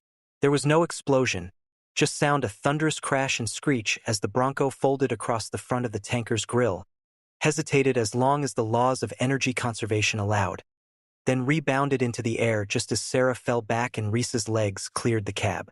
A moment later, Terminator locked the brakes, and the tanker backed up on itself, the full load of petroleum compressing into the forward sections of the tankers, bulging the metal there. The Bronco had been blasted into a high arc, and when it came back to Earth, it flipped 4 times, then rocked on its side and lay still. In an instant, it had graduated from vehicle to modern sculpture. Sarah looked back as the big truck lurched to a stop and then turned. The headlights were crawling across the landscape, spinning around, searching for her. She heaved Reese to his feet in one exhausting pull. He was murmuring something in her ear. "Go on without me. Go on." She slapped his face hard. It was a reflex. Everything she was doing was reflex now because most of her had been put on hold. The little Sarahs had nothing to say. They'd been ripped and thrown away. She struck Reese again. His eyelids snapped up. The stinging pain cut through the dull ache in his chest and arm. There seemed to be 2 5-ton weights in his body, and he could barely move, but when Sarah slapped him, he could put all that into perspective, focus on her face, see the headlights reflected in them simultaneously with the fear, know that she was going to die unless he came with her, and since he did not want her to die, Reese took a step. It was a major triumph, but it was all out of scale with the juggernaut bearing down on them. One step was a drop in the bucket. They had to run. Sarah threw his arm around her shoulder, and they began to move. The truck was gaining speed, roaring on. Reese was searching for some reserve strength to get his legs moving. He thought of Sarah dead and bleeding and found it. They ran. Slow, uneven strides, but better than walking and certainly better than shuffling. But the truck went into fourth gear, engine racing, hitting 48 miles an hour. Inside the cab, Terminator estimated point of contact in 8 seconds. But Sarah was pulling Reese down the side of the freeway toward the border fence. Terminator made adjustments in contact estimation. It yanked the wheel and then squealed into another arc, now assuming point of contact at 9 seconds. Sarah saw the rig bouncing over the edge of the freeway and thundering down the ivy-encrusted slope toward them. She heaved Reese up over the fence, all but flinging him into the bushes on the other side. The headlights lighted the way ahead, tantalizing and mocking as they closed on the pair. But Sarah was now leaping the fence and pulling Reese to his feet. Terminator lost traction, and the truck began to slip on the wet ivy. It crashed through the border fence about 4 feet away from Sarah and Reese. The truck crashed through the chain-link fence and tore through bushes, then rolled onto a residential street. By the time Terminator got the transmission back into first and was gunning the truck around, Sarah and Reese were about 50 yards ahead, running into a parking lot. Terminator and the truck gained speed, sideswiping a row of parked cars. Sarah and Reese staggered and ran down the street toward the only cover nearby, an industrial park. As they were running down the driveway apron, they heard the bellowing engine of Terminator's tanker truck not far behind. Reese knew his legs were giving out. He couldn't go much farther. His entire body was closing down for the winter, the long, cold winter. But before that happened, "Go ahead," he yelled at Sarah. She shook her head violently until she saw the pipe bomb in his hand, and he brutally pushed her onward. She understood and acted, running on, moving more slowly into the middle of the lane between several parked cars. The truck rumbled after her. She could see Reese fling himself into a deep shadow, scrabble forward, and shove the bomb into the tailpipe of the passing tanker. Terminator was shifting gears and highballing through a parked car only 40 yards behind her, rapidly closing the gap. Sarah dodged around a tree and broke into a leg-pounding run, sprinting all out, head tilted back, charging out of death's open jaws. But the truck was bearing down, splintering the tree, and howling pistons were screaming for her blood. She ran faster 30 yards. She ran faster 25 yards. Her legs were blurs. Her lungs were dying. 20. Sarah reached the corner of a building as a wave of light and heat flared behind her. She threw herself to the ground and rolled. Looking back, she saw the most beautiful destruction she could ever have imagined. A fireball grew from the tailpipe to the cab, rolling in bright yellow waves of superoxygenated gas, the liquid furiously releasing its energy. An ocean of flame enveloped the entire tanker truck, and it jumped forward into the air, angrily self-destructing at high speed. Sarah lay back behind the corner of the building as a concussive shock wave hit her like a slap, driving the breath out of her lungs. She could hear rending metal as the traumatized remains of the truck crashed back to the pavement and rolled to a stop. She had to see the thing frying in the wreckage, had to know it was finished once and for all. She leaned out around the building. Flames surrounded the truck, geysering up in flickering sheets, blotting out the stars with thick clouds of roiling smoke. Something moved in the twisted cab Terminator. It pushed out of the bent debris, charred, misshapen, lunging down to the ground. It fell and rolled onto its back, a moving torch. Could it feel pain? Sarah shielded her face from the heat, looking through her fingers. Even at this distance, it was like looking into a steel smelter. The pavement was melting and bubbling around the burning wreckage, catching fire itself. Terminator continued to crawl without apparent pain. It was tangled in the twisted debris, the hair and clothing already gone, and its remaining flesh sizzling like bacon on the griddle of its own superheated endoskeleton. Slowly, reluctantly, the thing in the flames stopped moving until only its head turned, locking into position so that its eyes were facing her. Even in death it watched her. Sarah knew then she would live out the rest of her days. She had survived. But that blackened skull of a face would haunt her every night of her life. She watched it burn for a long time until it was obscured by settling wreckage. A dim sense of triumph welled up but was quickly extinguished when she remembered Reese. Scrambling to her feet, Sarah forgot about Terminator burning in the debris. She staggered into the searing air, moving around the truck, trying to see past the flames to the dumpster on the far side. But the fire was in her way, and the heat was a physical wall she could not penetrate.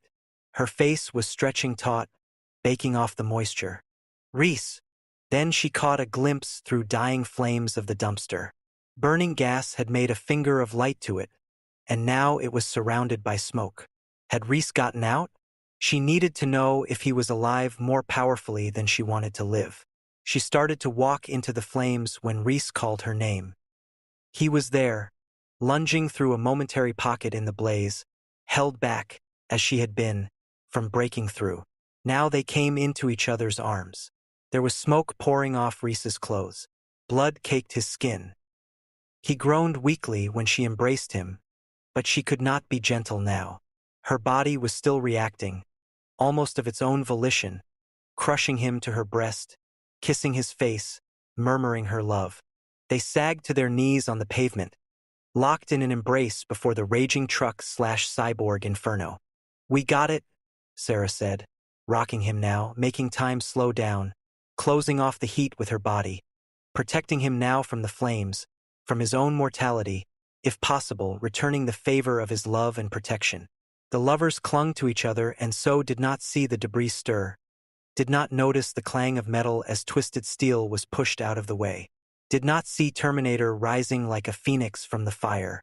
The machine had shut down temporarily to allow maximum heat shunting. As the flesh burned away and the superalloy of its chassis began to glow red, it came back online, its internal power growing in rapidly multiplying increments. It was using the fire to strengthen its energy reserve, waiting for the ruined covering of flesh to be purged so it could continue the mission with more freedom of movement. And now it rose up, smoking, purified of the outer skin, more clearly revealed for what it was: a chrome skeleton with hydraulic muscles and tendons of flexible cable. Sarah saw the cyborg now over Reese's shoulder. She lifted him, pulling him toward the building. Terminator followed on a ruined leg. If the ankle joint had not been damaged under the tanker truck, it could easily have overtaken them. Sarah reached the door.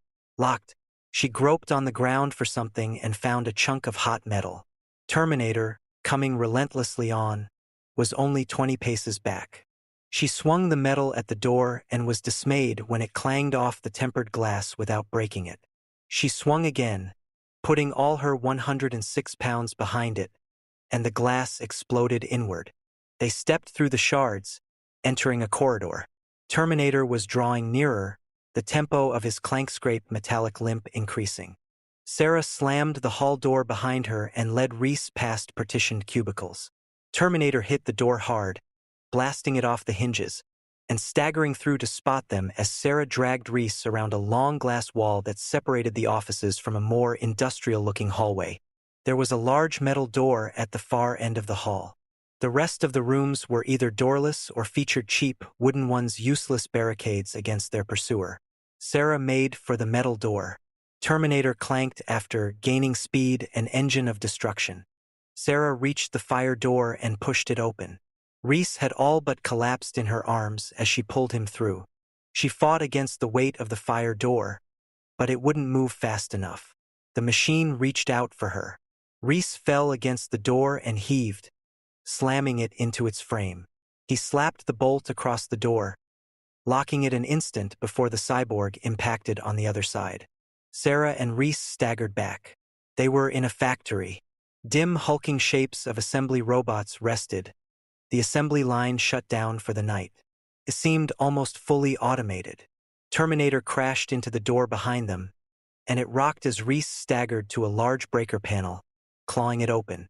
"What are you doing?" Sarah screamed. "Cover!" He shot back as he threw all the switches. Then she got it.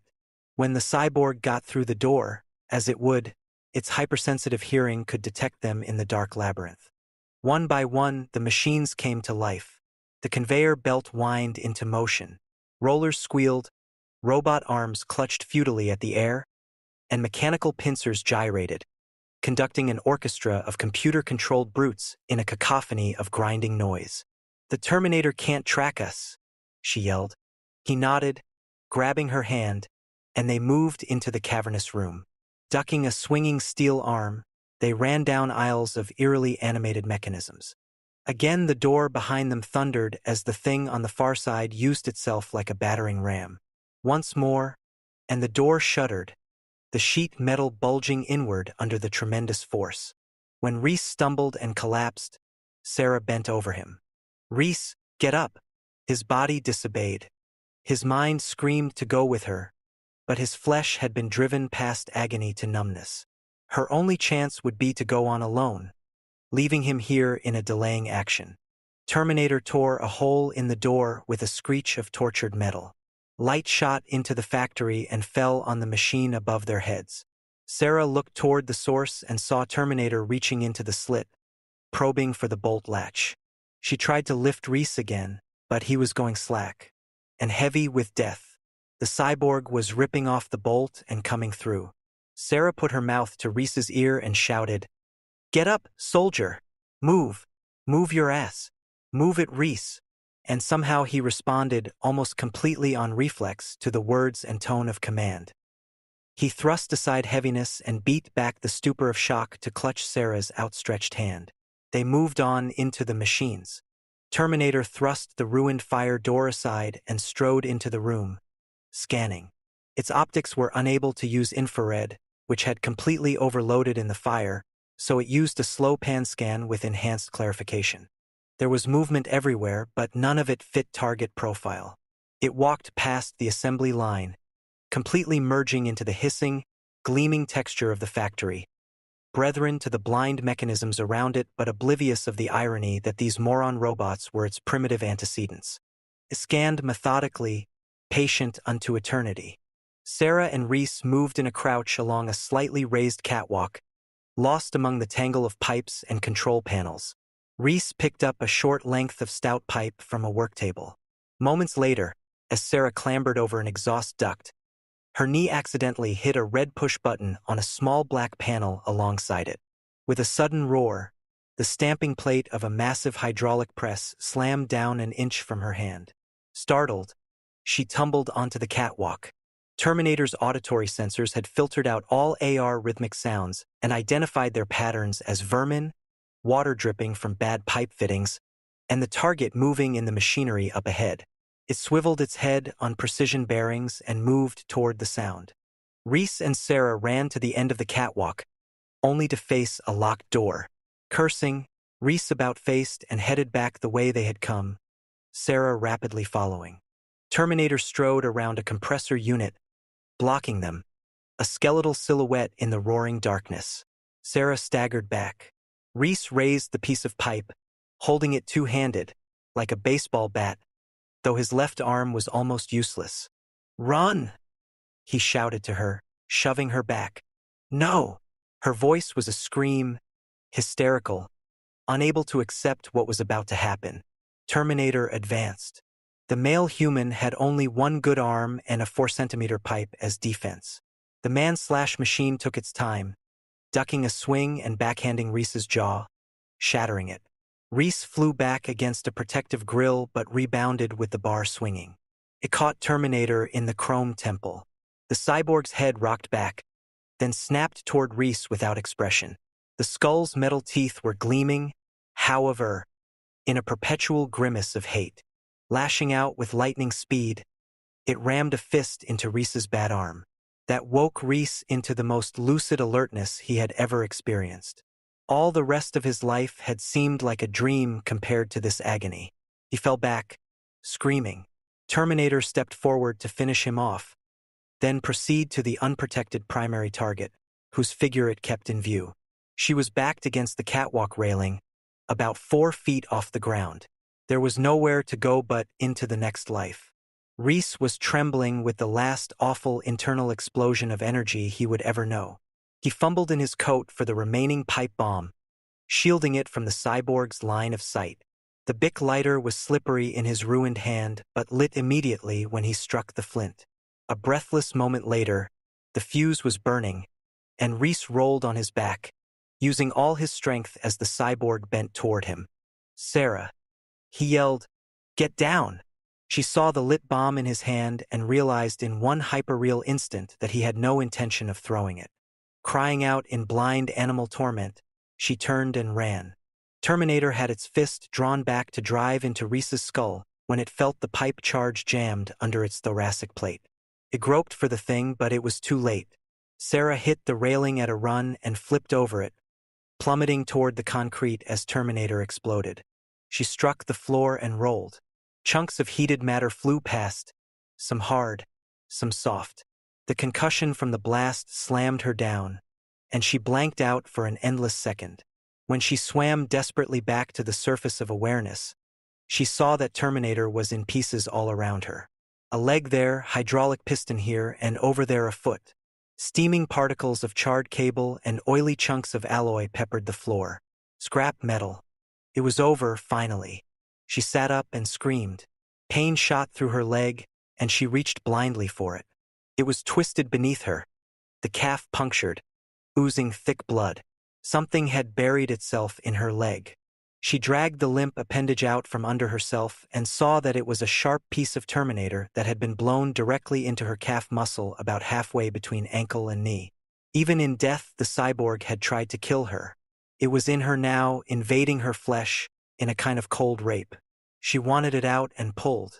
That hurt worse, but she doubled the pressure, and in a sudden sucking pop, the chunk of steel came free. She dropped it and gasped.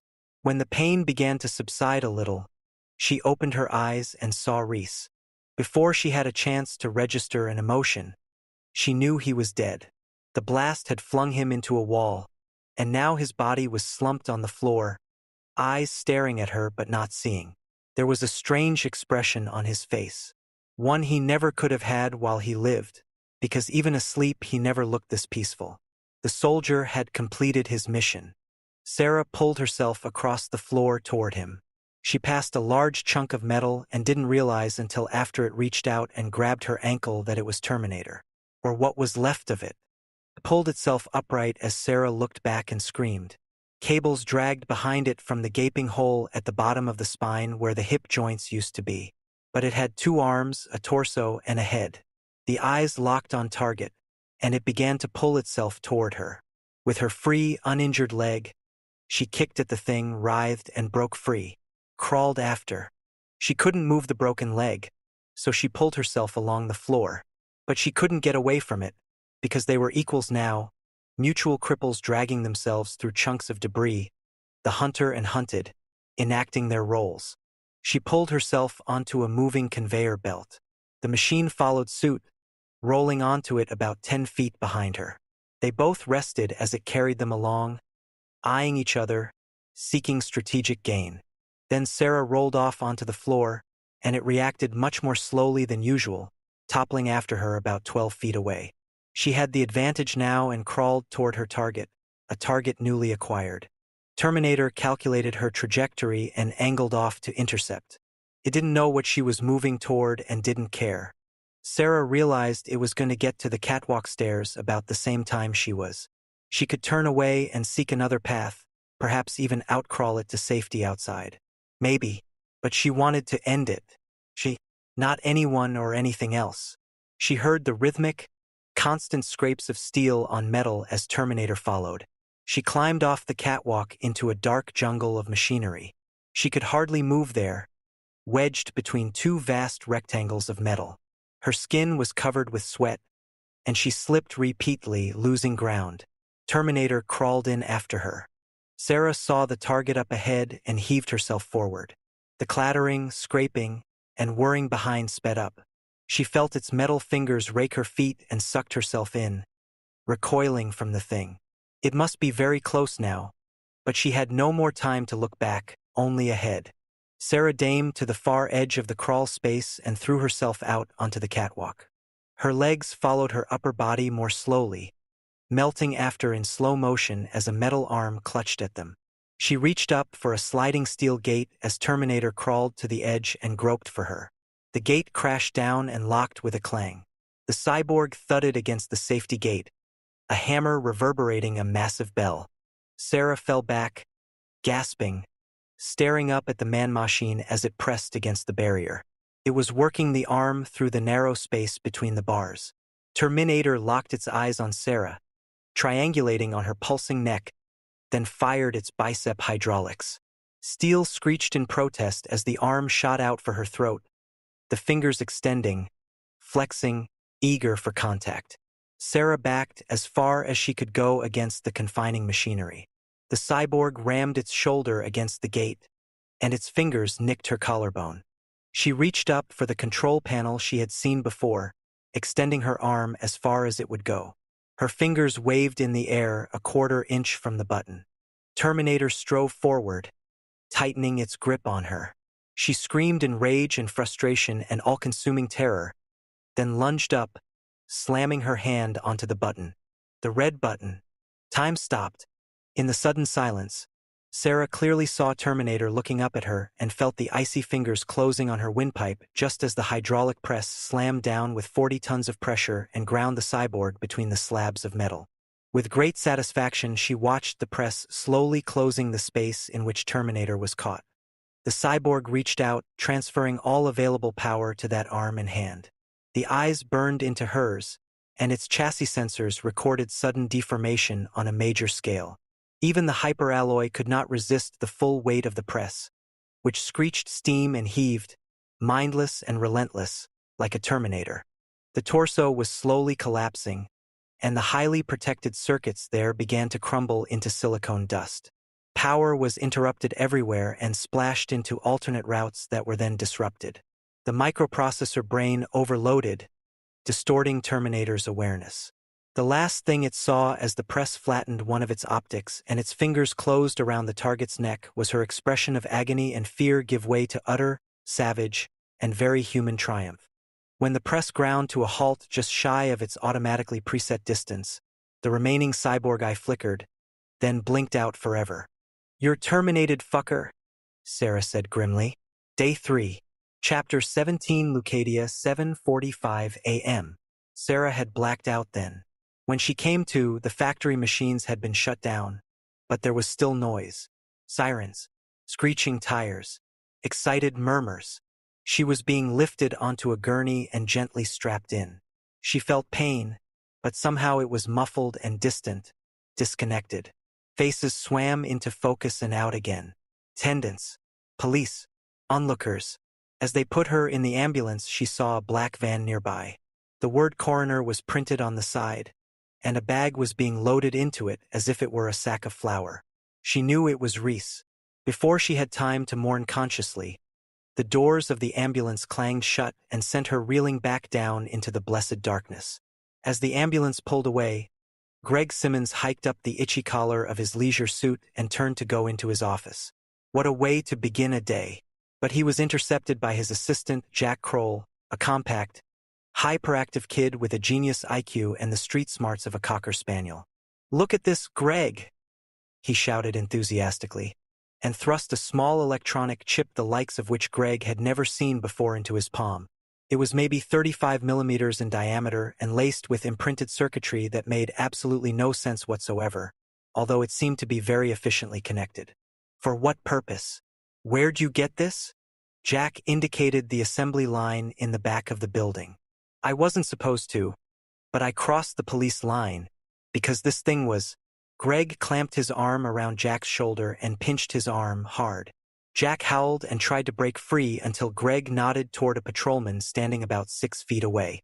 They walked into the parking lot away from the knot of coworkers and officials.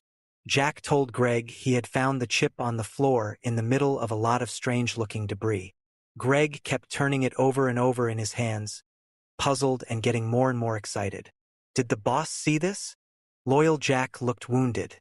"No, Greg. I brought it right to you. Nobody knows I have it." Greg nodded happily. "Let's keep it that way." "Huh," Jack said, confused. "Don't you want to take it down to R&D? "What for? So old man Kleinhaus can get the credit? We're on salary here, pal. Design techs for hire. They give a shit about us. Why make them rich? What are we going to do?" Greg looked into his foolish friend's eyes. Jack was his treasure, an undiscovered artist in electronic engineering. Everyone else saw the package. Greg saw the contents. That was his advantage. He and Jack would go into business for themselves. A small office with little furniture. Just a front for the lab in back.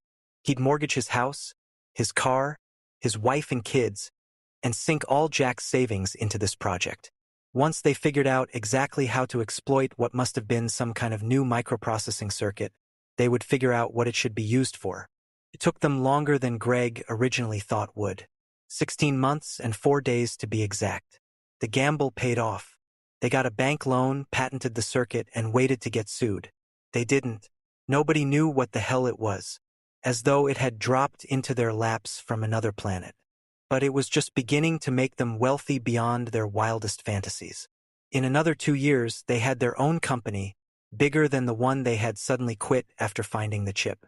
One of the most difficult tasks they faced in those years was coming up with a name for their fledgling company.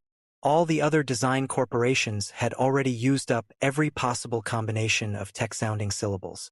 One day Jack walked into their office with a big shit-eating grin on his face and announced that he had found the right name. Greg agreed, and within days they had incorporated under the legal title of Cyberdyne Systems. Thinking back on the whole serendipitous, mysterious train of events that led to their good fortune, Greg had to admit it was fate. Day 126. Epilogue. Buenaventura, Mexico, 7:46 a.m. The flat scrubland was already heating up for the midday snake roast as the sun crested the ragged outline of mountains in the distance. And yet the air was thick with moisture. The weather was confused, as it often is in Mexico. Sarah took little notice as she drove the open Jeep along what passed for a highway, the wind blowing her hair like a chestnut flag. She was wearing sunglasses and was pregnant. Below the small, sweet swelling that would one day become John Connor was a .357 Colt Python revolver nestled safely in her lap. It was loaded and she had learned how to use it. Very well. Pugsley Jr. sat next to her, yawning. It was an 83-pound German Shepherd, attack trained to kill anyone remotely unlike Sarah, should they make threatening gestures. Could be gentle, but Sarah never truly considered it her pet. It was a weapon. She had been driving all night, moving in the relative safety of moonlight, as she always did these days, although she knew that should another Terminator come through time, which was a possibility, she could not discount the night would not protect her. She was her best protection. But she stayed low profile more out of a sense of paranoia that chance accident might destroy all she and Reese had fought for. No inane traffic accident, no idiotic plane crash, no random act of violence must claim her life now. It was vital that she live. She had changed. It wasn't just the pregnancy, although her body had changed, with a not unpleasant heaviness in hips and breasts. She felt somehow richer in appearance because of it. The major alteration was internal, behind her eyes. She had been able to measure the full distance of the gulf between what she once was and had become when they told her in the hospital that her mother had been murdered. She had felt the whole exploded jigsaw of those horrible 3 days falling into place. Along with that had come the grief, fed by all the other life-shattering tragedies. But she had channeled it in such a way so that it did not drown her. Then she jammed it into a metal box and welded it shut. Later, when she was stronger, she would take it out from time to time and let it wash over her. And then, by extrapolating from it, she could mourn in advance for the world that would be utterly lost. Taking that emotion, so real and wrenching, taking it to the nth limit, she could catch a glimpse of the future, with its loss so vast that it would forever defy all but the most abstract comprehension. And that made her stronger yet, because hate is a powerful emotion, too, and so much more effective. And so she began the plan. When she was discharged from the hospital, she emptied her meager bank account, collected her mother's life insurance, bought the attack dog, the 357, and the Jeep, then set out on the road, south, all the way to the bottom of South America, maybe, get into the berth and raise John Connor and prepare him for the war, where it was safe from nuclear attack, where it was serene and beautiful and windblown, and she was low on gas. Better fill up before going into the mountains. She pulled into the ramshackle gas station in the dusty bowl of land alongside the highway. She turned off the cassette recorder on the dash. She had been dictating the next section of the book, the survival guide for her son. She was trying to get it all down in case something happened to her before she could raise him to maturity and to concretize it on magnetic tape before she forgot the details. Already a lot of what had happened was fading away, refusing to be brought back because that would have also brought back the old Sarah, and you could not bring back the dead. In a way, Terminator had killed her. Just before pulling in for gas, she had been saying, "Should I tell you about your father? That's a tough one. Will it change your decision to send him here to his death? But if you don't send Kyle, then you can never be." Once in a while, when she faced this kind of paradox, she would grow dizzy and faint with time vertigo. You could go just a little mad thinking about it. She stopped the Jeep's engine, slipped the gun under the seat, and got out of the vehicle to stretch her legs. They were plumper now, even more pretty, and the scar had almost healed. The pin was there, holding together the bone Terminator's debris had shattered. The same pin Terminator had been fruitlessly searching for in the legs of those other Sarah Connors. Those poor women. Sometimes she felt an irrational guilt, as if those innocents had died for something she personally had done. In a way, they had. She just hadn't done it yet. How strange, she often thought, to be making history and all the time know it and know the impact. It made her feel significant but then insignificant simultaneously. Almost as if she were a cog, a puppet of fate, a mere link in the causal chain. She knew there was more to it than that, of course. Her rage to survive, to will herself to survive, had determined the outcome, which then made that aspect of her character merely another element in the design. The snake eats its tail, and it always will. Pugsley growled softly and lowered his ears as Sarah scanned the gas station. Chickens clucked and fussed around the Jeep's big tires, flustered occasionally by the rising wind. The station was an oasis of junk in the wasteland, about 2 kilometers beyond a town that had been little more than a momentary widening of the highway. Here, surrounded by Joshua trees and not much else, was a tired little building in the center of what looked like a junk car farm. Rusting pickups rested on blocks, wheelless, their glass gone. There were mottled and dented vehicles of all descriptions, waiting apparently for others of their kind to die so the necessary parts could be salvaged to repair them. Some sleazy piñatas swung and twisted in the bursts of wind, their bright colors mocking the apparent lifelessness of the place. Finally, a figure appeared in the doorway, an old man, stooped and weathered, detached from the shade and shuffled toward her. He might have been full yaqui, and his eyes were red-rimmed from too much of the cheap local mezcal. Sarah saw his eyes and felt a momentary chill. She suddenly had the absurd feeling that he could see into the future. It passed immediately, replaced by an even stranger thought. She was the seer. It was she who could see beyond the horizon, and like those throughout history who were touched by visions, she wished it were not so. The attendant nodded politely. Sarah groped for the pronunciation of Lena L. Tank, but the leather-skinned proprietor cut her off. He spoke a little English and was overwhelmingly proud of it this far south of the border. He assured her he would fill it up, see. Sarah got back into the Jeep, for the wind was picking up, whipping hot sand in her face. She had a thought and hit the record button on the machine. "I suppose I'll tell you about your father. I owe him that, and maybe it will be enough if you know that in the few hours we had together, we loved a lifetime's worth." She was struck then by how inadequate those words were. They could never convey the strength of emotion or the rightness of it. A snap were startled her, and Pugsley sat up, alert, but it was only a little Mexican boy, maybe on the near side of 10. He was holding a camera, an old and dented Polaroid he must have liberated from a passing tourista. A photograph was rolling out the bottom slit. The boy spoke to Sarah too rapidly for her to understand. When the attendant came up, she asked him to interpret. "He says you are very beautiful, Senora, and he is ashamed to ask $5 for this picture. But if he does not, he says his father will beat him." Sarah eyed the scrawny, grinning kid in his Hold t-shirt and then said, "That's a pretty good hustle, kid, for Quattro." The boy gave her the photo, snatched the money out of her hand, and danced away, happy to have found another sucker among the infrequent touristas. Sarah watched the image form with a sense of her own future coming together. The eyes that solidified out of the white void on the Polaroid surface were her own. She watched the rest of her face darkening, a slow fade-in on the Sarah that was now older, she thought. But it wasn't a physiological change, only a new set to the old mild features.